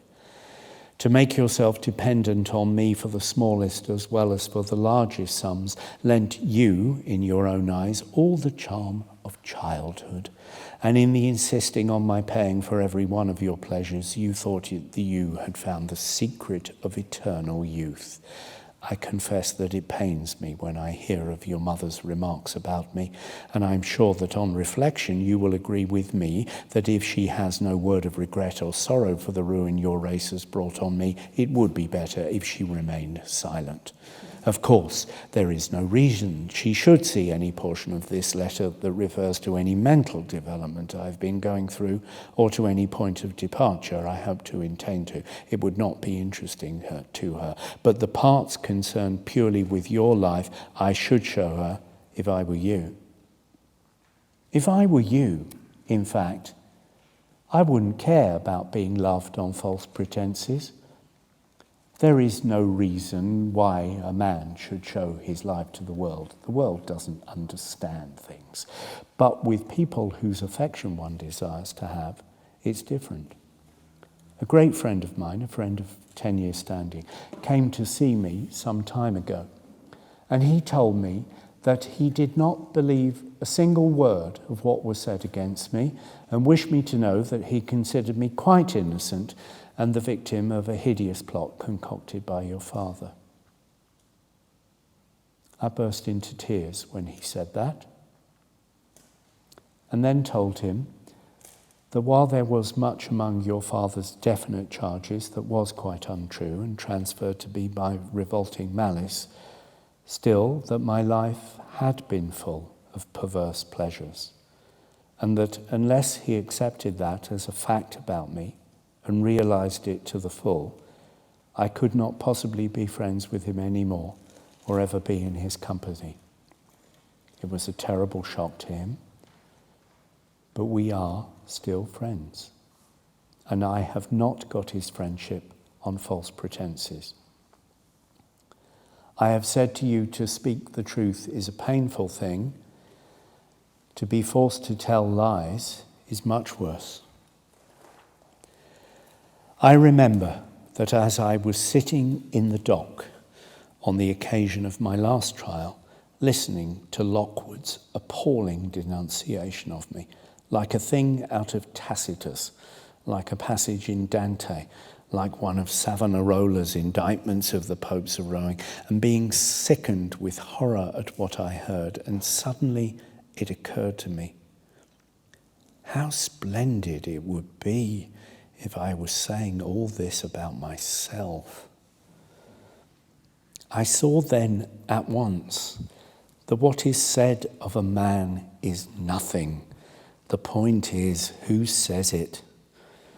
A man's very highest moment is, I have no doubt at all, when he kneels in the dust and beats his breast and tells all the sins of his life. So with you, you'd be much happier if you let your mother know a little at any rate of your life from yourself.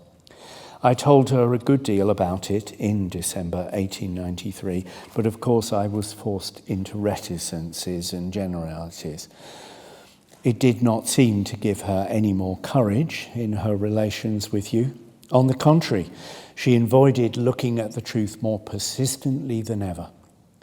If you told her yourself, it would be different. My words may perhaps be too often bitter to you, but the facts you cannot deny. Things were as I have said they were, And if you read this letter carefully, as you should have done, you have met yourself face to face. I have now written, and at great length, to you, in order that you should realize what you were to me before my imprisonment, during those 3 years' fatal friendship, what you have been to me during my imprisonment, already within 2 moons now of its completion almost, and what I hope to be to myself and to others when my imprisonment is over. I cannot reconstruct this letter or rewrite it. You must take it as it stands, blotted in many places with tears, in some with the signs of passion or pain, and make it out as best you can, blots, corrections and all.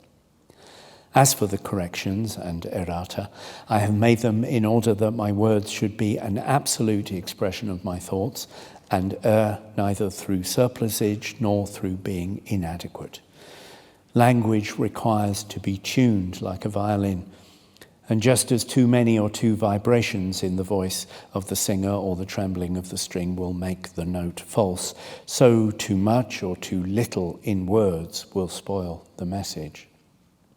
As it stands, my letter has a definite meaning behind every phrase. There is in it nothing of rhetoric.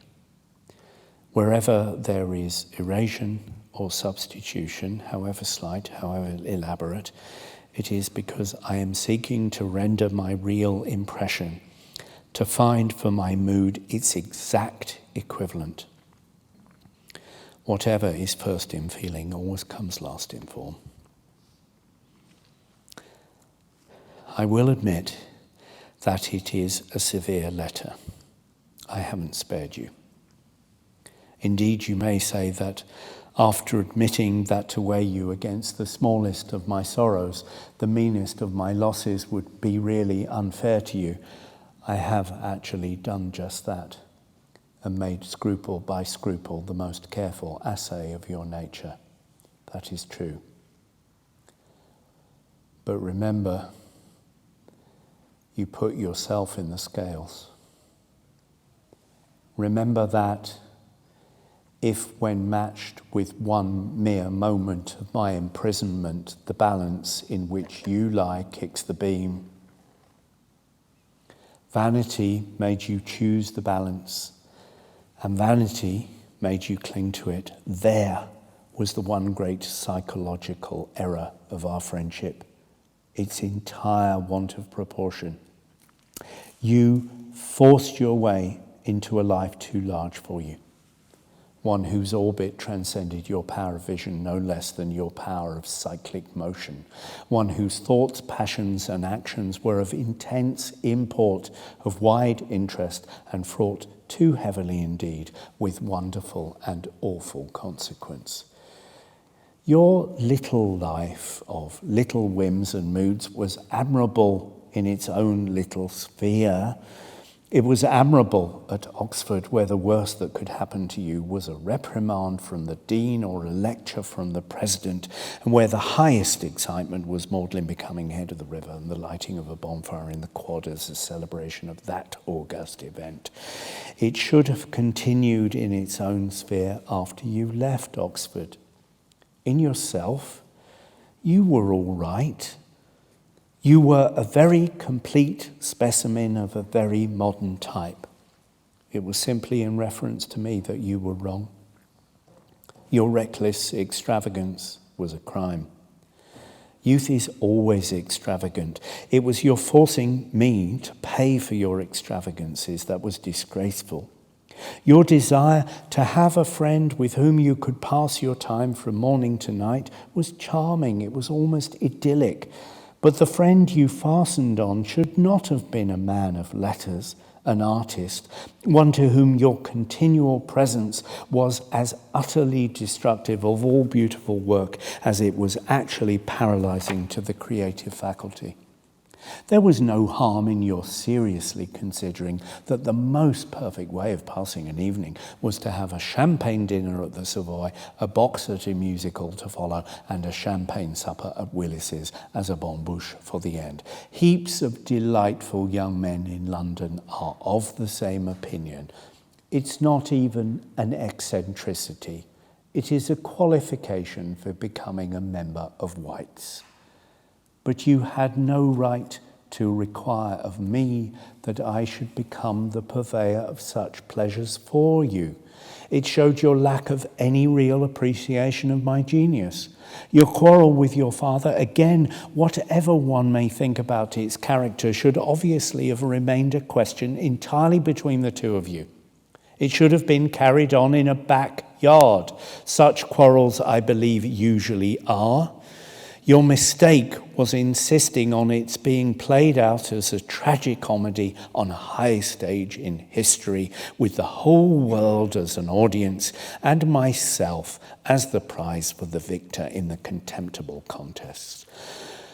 The fact that your father loathed you and that you loathed your father was not a matter of any interest to the English public. Such feelings are very common in English domestic life and should be confined to the place they characterize, the home. Away from the home circle, they are quite out of place. To translate them is an offence.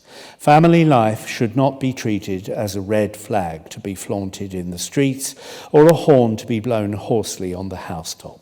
You took domesticity out of its proper sphere, just as you took yourself out of your proper sphere. And those who quit their proper sphere change their surroundings merely, not their natures. They do not acquire the thought or passions appropriate to the sphere they enter. It is not in their power to do so. Emotional forces, as I say somewhere in Intentions, are as limited in extent and duration as the forces of physical energy. The little cup that is made to hold so much can hold so much and no more, though all the purple vats of Burgundy be filled with wine to the brim, and the treaders stand knee-deep in the gathered grapes of the stony vineyards of Spain. There is no error more common than that of thinking that those who are the causes or occasions of great tragedies share in the feelings suitable to the tragic mood. No error more fatal than expecting it of them. The martyr may be looking on the face of God, but to him who is piling the faggots or loosening the logs for the blast, the whole scene is no more than the slaying of an ox is to the butcher, or the felling of the tree to the charcoal burner, or the fall of a flower to one who is mowing down the grass with a scythe. Great passions are for the great of soul, and great events can be seen only by those who are on a level with them. I know nothing in all drama more incomparable from the point of view of art, or more suggestive in its subtlety of observation than Shakespeare's drawing of Rosencrantz and Guildenstern. They are Hamlet's college friends. They've been his companions. They bring with them memories of pleasant days together. At the moment when they come across him in the play, he is staggering under the weight of a burden intolerable to one of his temperament. The dead have come armed out of the grave to impose on him a mission at once too great and too mean for him. He's a dreamer, and he is called upon to act. He is the nature of a poet, and he is asked to grapple with the common complexities of cause and effect, with life in its practical realization, of which he knows nothing, not with life in its ideal essence, of which he knows much. He has no conception what to do, and his folly is to feign folly. Brutus use madness as a cloak to conceal the sword of his purpose, the dagger of his will. But to Hamlet, madness is a mere mask for the hiding of weakness. In the making of Mose and Jess, he sees a chance of delay. He keeps playing with action as an artist plays with theory. He makes himself the spy of his proper actions, and listening to his own words knows them to be but words, words, words. Instead of trying to be the hero of his own story, he seeks to be the spectator of his own tragedy. He disbelieves in everything, including himself, and yet his doubt helps him not, as it comes not from scepticism, but from a divided will. Of all this, Guildenstern and Rosencrantz realize nothing. They bow and smirk and smile, and what the one says to the other echoes with sicklier iteration. When at last, by means of the play within the play and the puppets in their dalliance, Hamlet catches the conscience of the king and drives the wretched man in terror from his throne, Guildenstern and Rosencrantz see no more in his conduct than a rather painful breach of court etiquette. That is as far as they can attain to in the contemplation of the spectacle of life with appropriate emotions. They are close to his very secret, and they know nothing of it. Nor would there be any use in telling them. They are the little cups that can hold so much and no more. Towards the close, it is suggested that, caught in a cunning spring set for them, they have met or may meet with a violent and sudden death. But a tragic ending of this kind, though touched by Hamlet's humour with something of the surprise and justice of comedy, is really not for such as they. They never die. Horatio dies, but Guildenstern and Rosencrantz are as immortal as Angelo and Tartuffe, and they should rank with them. They are what modern life has contributed to the antique ideal of friendship. They are types fixed for all time.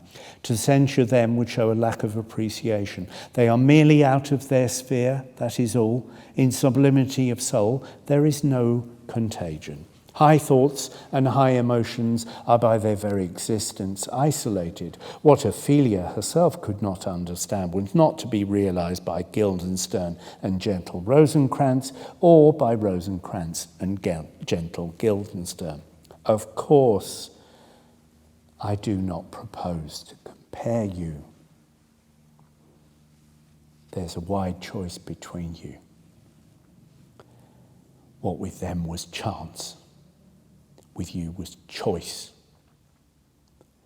Deliberately and by me uninvited, you thrust yourself into my sphere.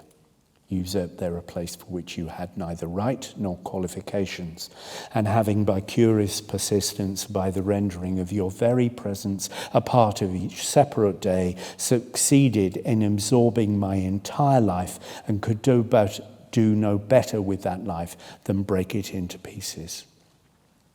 Strange as it may sound to you, it was but natural that you should do so. If one gives a child a toy too wonderful for its little mind, or too beautiful for its half-awakened eyes, it breaks the toy if it is willful. If it is listless, it lets it fall and goes its way to its own companions. So it was with you. Having got hold of my life, you did not know what to do with it. You couldn't have known. It was too wonderful a thing to be in your grasp. You should have let it slip from your hands and gone back to your own companions at their play. But unfortunately, you were willful, and so you broke it. That, when everything is said, is perhaps the ultimate secret of all that has happened. For secrets are always smaller than their manifestations. By the displacement of an atom, a world may be shaken. And that I may not spare myself any more than you, I will add this. dangerous to me as my meeting with you was. It was rendered fatal to me by that particular moment at which we met. For you were at that time of life when all that one does is no more than the sowing of the seed, and I was at that time of life when all that one does is no less than the reaping of the harvest. There are just a few more things about which I must write to you. The first is about my bankruptcy. I heard some days ago, with great disappointment, I admit, that it is now too late for your family to pay your father off, that it would be illegal, and that I must remain in my present painful position for some considerable time to come. It is bitter to me because I am assured on legal authority that I cannot even publish a book now without the permission of the receiver, to whom all the accounts must be submitted. I cannot enter into a contract with the manager of a theatre or produce a play without the receipts passing to your father and my few other creditors. I think that even you will admit now that the scheme of scoring off your father by allowing him to bankrupt me has not really been the brilliant all-round success you imagined it was going to turn out. It has not been so to me, at any rate. And my feelings of pain and humiliation and my pauperism should have been consulted rather than your own sense of humour, however caustic or unexpected. In point of actual fact, in permitting my bankruptcy, as in urging me on to the original trial, you were really playing right into your father's hands and doing just what he wanted. Alone and unassisted, he would from the very outset have been powerless. In you, though you did not mean to hold such a horrible office, he has always found his chief ally. I am told by Moore AD in his letter that last summer, you really did express on more than one occasion your desire to repay me a little of what I had spent on you. As I said to him in my answer, unfortunately, I spent on you my art, my life, my name, my place in history. And if your family had all the marvellous things in the world at their command, or what the world holds as marvellous, genius, beauty, wealth, high position, and the like, and laid them all at my feet, it would not repay me for one tithe of the smallest things that have been taken from me, or one tear of the least tears that I have shed. However, of course, everything that one does has to be paid for. Even to the bankrupt, it is so. You seem to be under the impression that bankruptcy is some sort of convenient means by which a man can avoid paying his debts, a score off his creditors, in fact. It is quite the other way. It is the method by which a man's creditors score off him, if we are to continue using your favourite phrase, and by which the law, by the confiscation of all his property, forces him to pay for every one of his debts, and if he fails to do so, leaves him as penniless as the commonest mendicant who stands in an archway or creeps down a road, holding out his hand for the alms for which, in England at any rate, he is made afraid to ask. The law has taken from me not merely all that I have, my books, furniture, pictures, my copyright in my published works, my copyright in my plays, everything, in fact, from the Happy Prince and Lady Winnie's fan down to the stairs and stair carpets and door scraper of my house, but also all that I am ever going to have. My interest in my marriage settlement, for instance, has been sold. Fortunately, I was able to buy it in through friends. Otherwise, in case my wife had died, my 2 children during my lifetime would be as penniless as myself. My interest in our Irish estate, entailed on me by my own father, will, I suppose, have to go next. I feel very bitterly about that being sold, I must admit. Your father's 700 pence, or pounds, is it, stand in the way and must be refunded. Even when I am stripped of all I have, and am ever to have, and am granted a discharge as a hopeless insolvent, I have still got to pay my debts. The Savoy dinners, the clear total soup, the luscious ortolans wrapped in their crinkled Sicilian vine leaves, the heavy, amber-coloured, indeed almost amber-scented champagne, Dagenais 1880, I think, was your favourite wine, all have still to be paid for.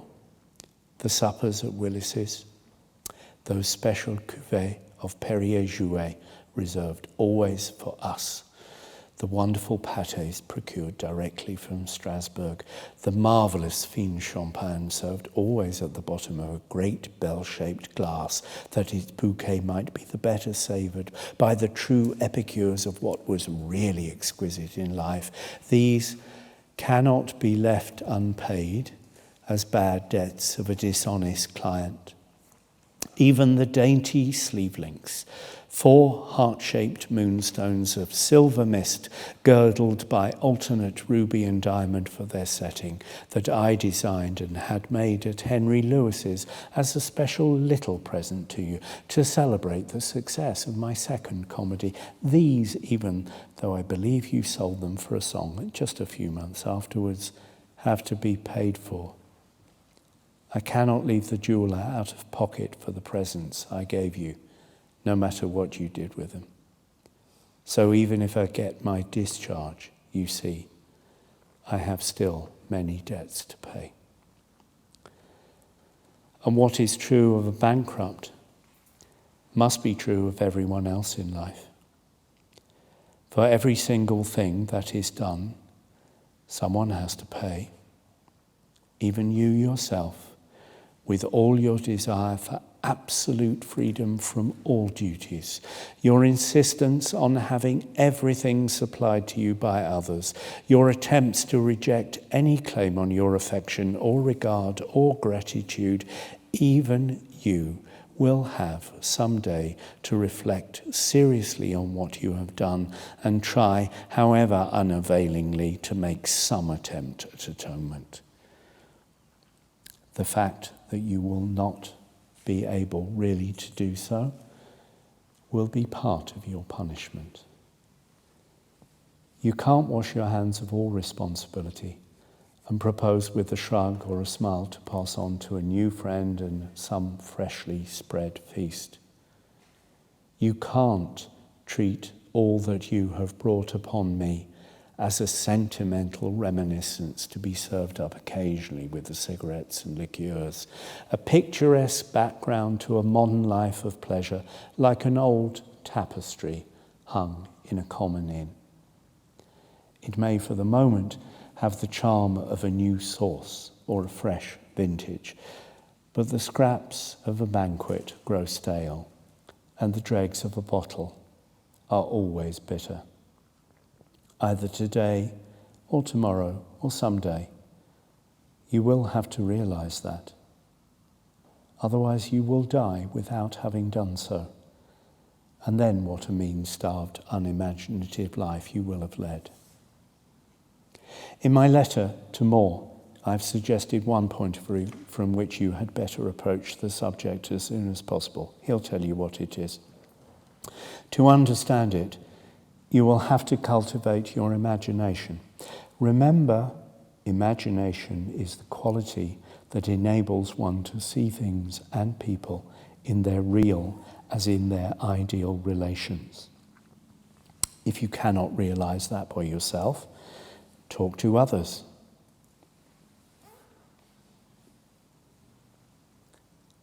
I have had here to look at my past face to face. Well, look at your past face to face. Sit down quietly and consider it. The supreme vice is shallowness.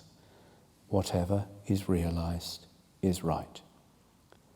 Talk to your brother about it. Indeed, the proper person to talk to is Percy. Let him read this letter and know all the circumstances of our friendship.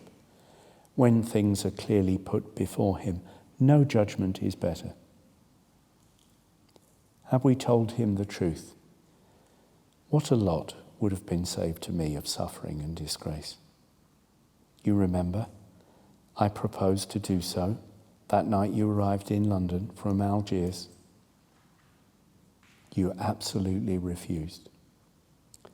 So when he came in after dinner, we had to play out a comedy of your father being an insane man subject to absurd and unaccountable delusions. It was a capital comedy while it lasted. None the less so because Percy took it all quite seriously. Unfortunately, it ended in a very revolting manner. The subject on which I now write is one of its results, and if it be a trouble to you, pray do not forget that it is the deepest of my humiliations, and one I must go through. I have no option. You have none either. The second thing about which I have to speak to you is with regard to the conditions, circumstances, and the place of our meeting when this my term of imprisonment is over. From extracts from your letter to Robbie, written in the early summer of last year, I understand that you have sealed up in 2 packages my letters and my presents to you, such as remain, at least of either, and are anxious to hand them personally to me. It is, of course, necessary that they should be given up.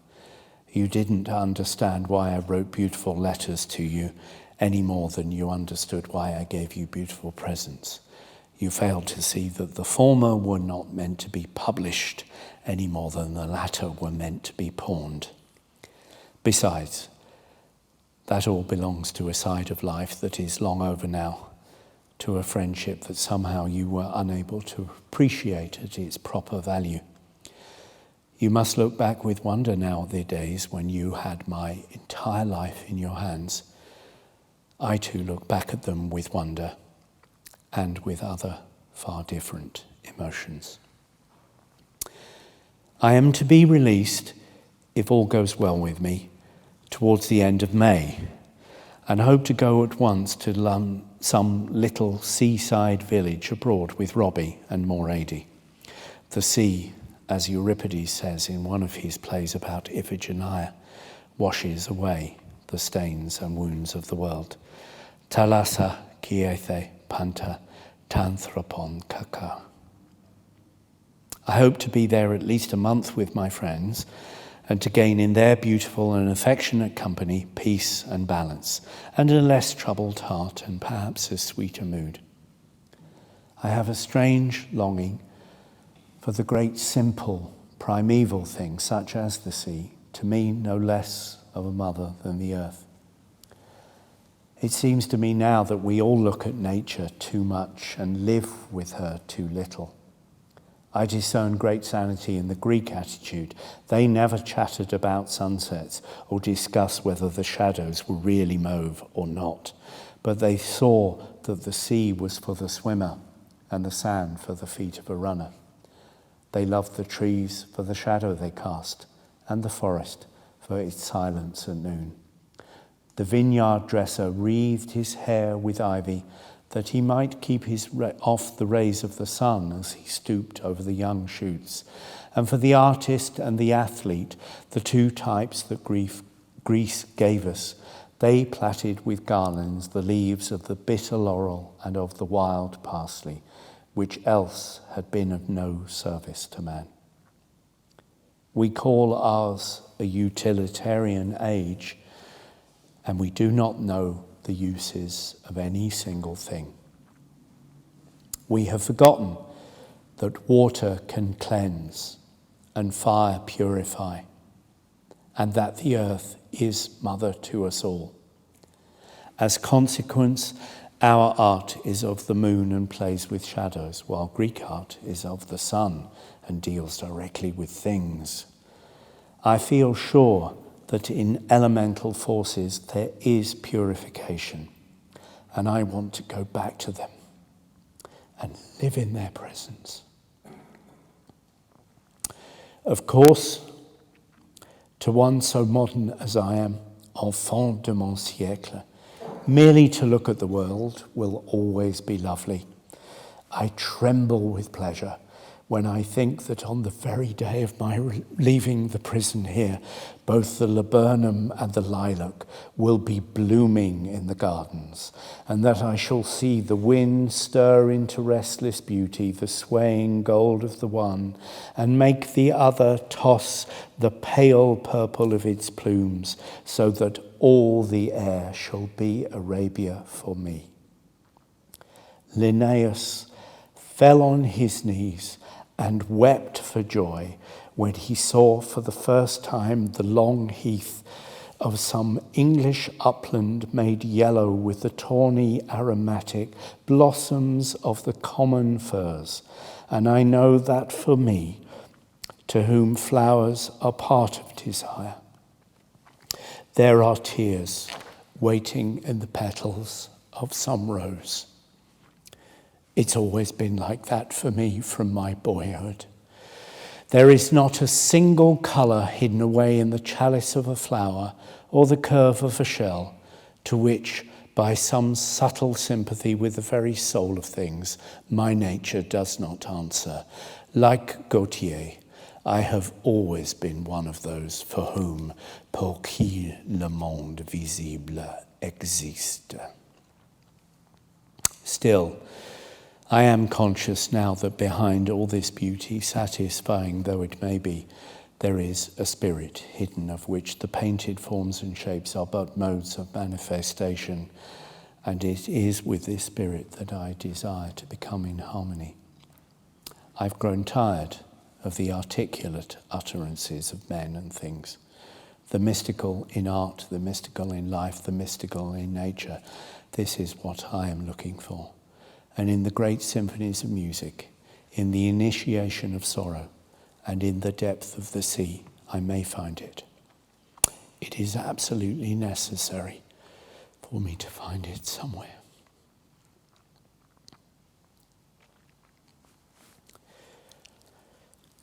All trials are trials of one's life, just as all sentences are sentences of death.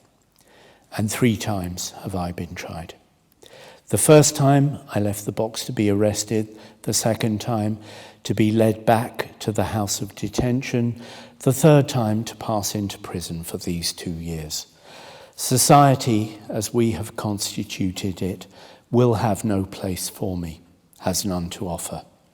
But nature, whose sweet rains fall on unjust and just alike, will have clefts in the rock where I may hide, and secret valleys in silence where I may weep undisturbed. She will hang the night with stars so that I may walk abroad in her darkness without stumbling. And she will send the wind over my footprints.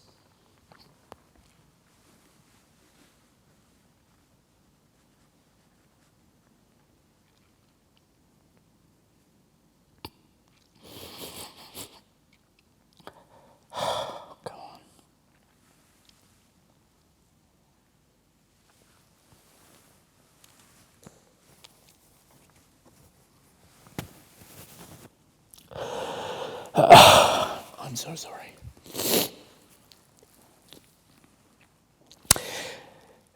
She will send the wind over my footprints so that none may track me to my hurt. She will cleanse me in the great waters, and with bitter herbs she will make me whole at last.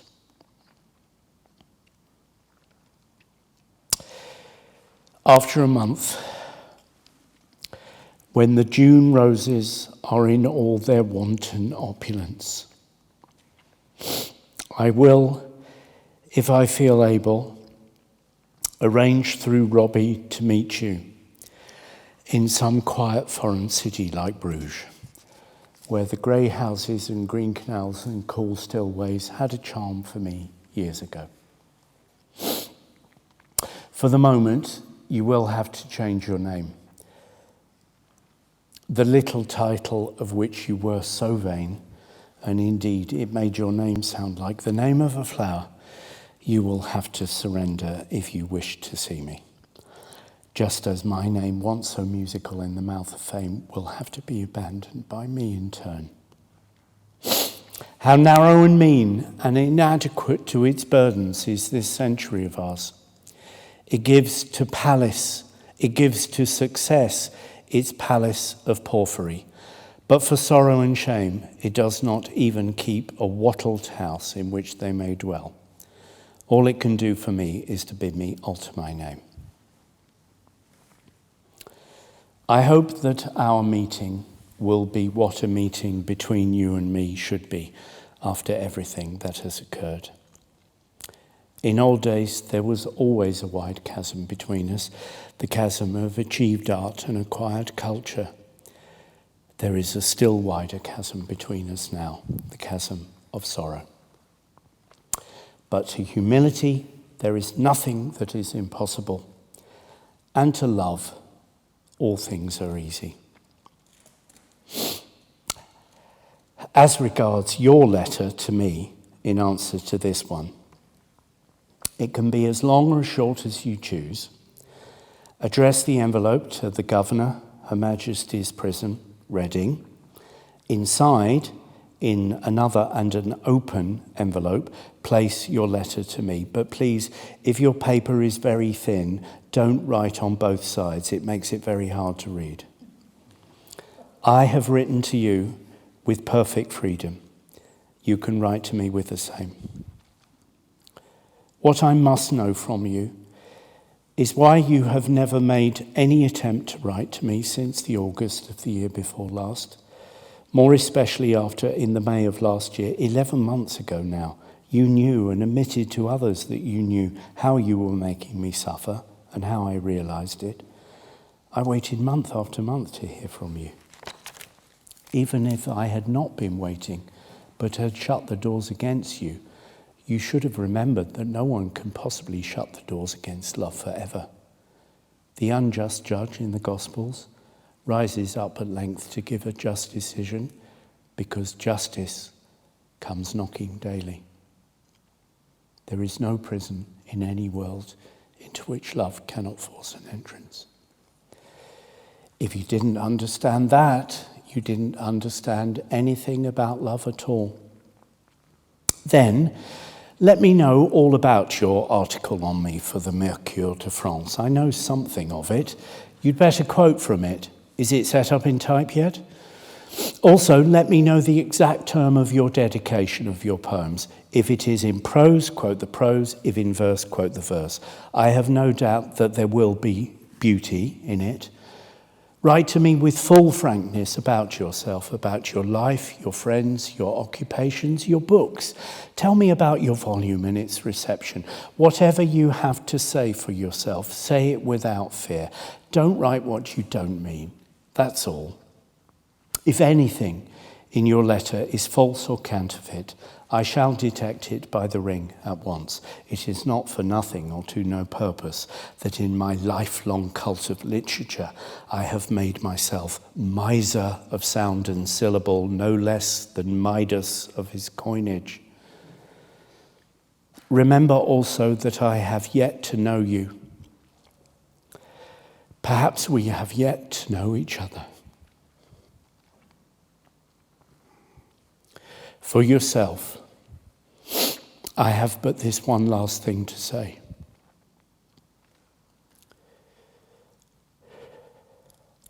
Do not be afraid of the past. If people tell you it is irrevocable, don't believe them. The past, the present, and the future are but one moment in the sight of God, in whose sight we should try to live. Time and space Succession and extension are all mere accidental conditions of thought. Imagination can transcend them and move in a free sphere of ideal existence. Things, in their essence, are what we choose to make them. A thing is, according to the mode in which one looks at it, where others, says Blake, see but the dawn coming over the hill, I see the sons of God shouting for joy. What seemed to the world and to myself my future, I lost irretrievably when I let myself be taunted into taking action against your father. I had, I dare say, lost it in reality long before that. What lies before me is my past. I have got to make myself look on that with different eyes, to make the world look on it with different eyes, to make God look on it with different eyes. This I cannot do by ignoring it or slighting it or praising it or denying it. It is only to be done by fully accepting it as an inevitable part of the evolution of my life and character, by bowing my head to everything that I have suffered. How far I am away from that true temper of soul, this letter, in its changing, uncertain moods, its scorn and bitterness, its aspirations and its failure to realize those aspirations shows you quite clearly. But do not forget in what a terrible school I am sitting at my task. And incomplete, imperfect as I am, yet from me you may have still much to gain. You came to me to learn the pleasure of life and the pleasure of art. Perhaps I am chosen to teach you something much more wonderful, the meaning of sorrow.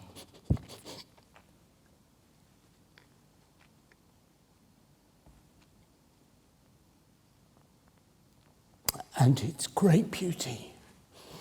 Your affectionate friend, Oscar Wilde.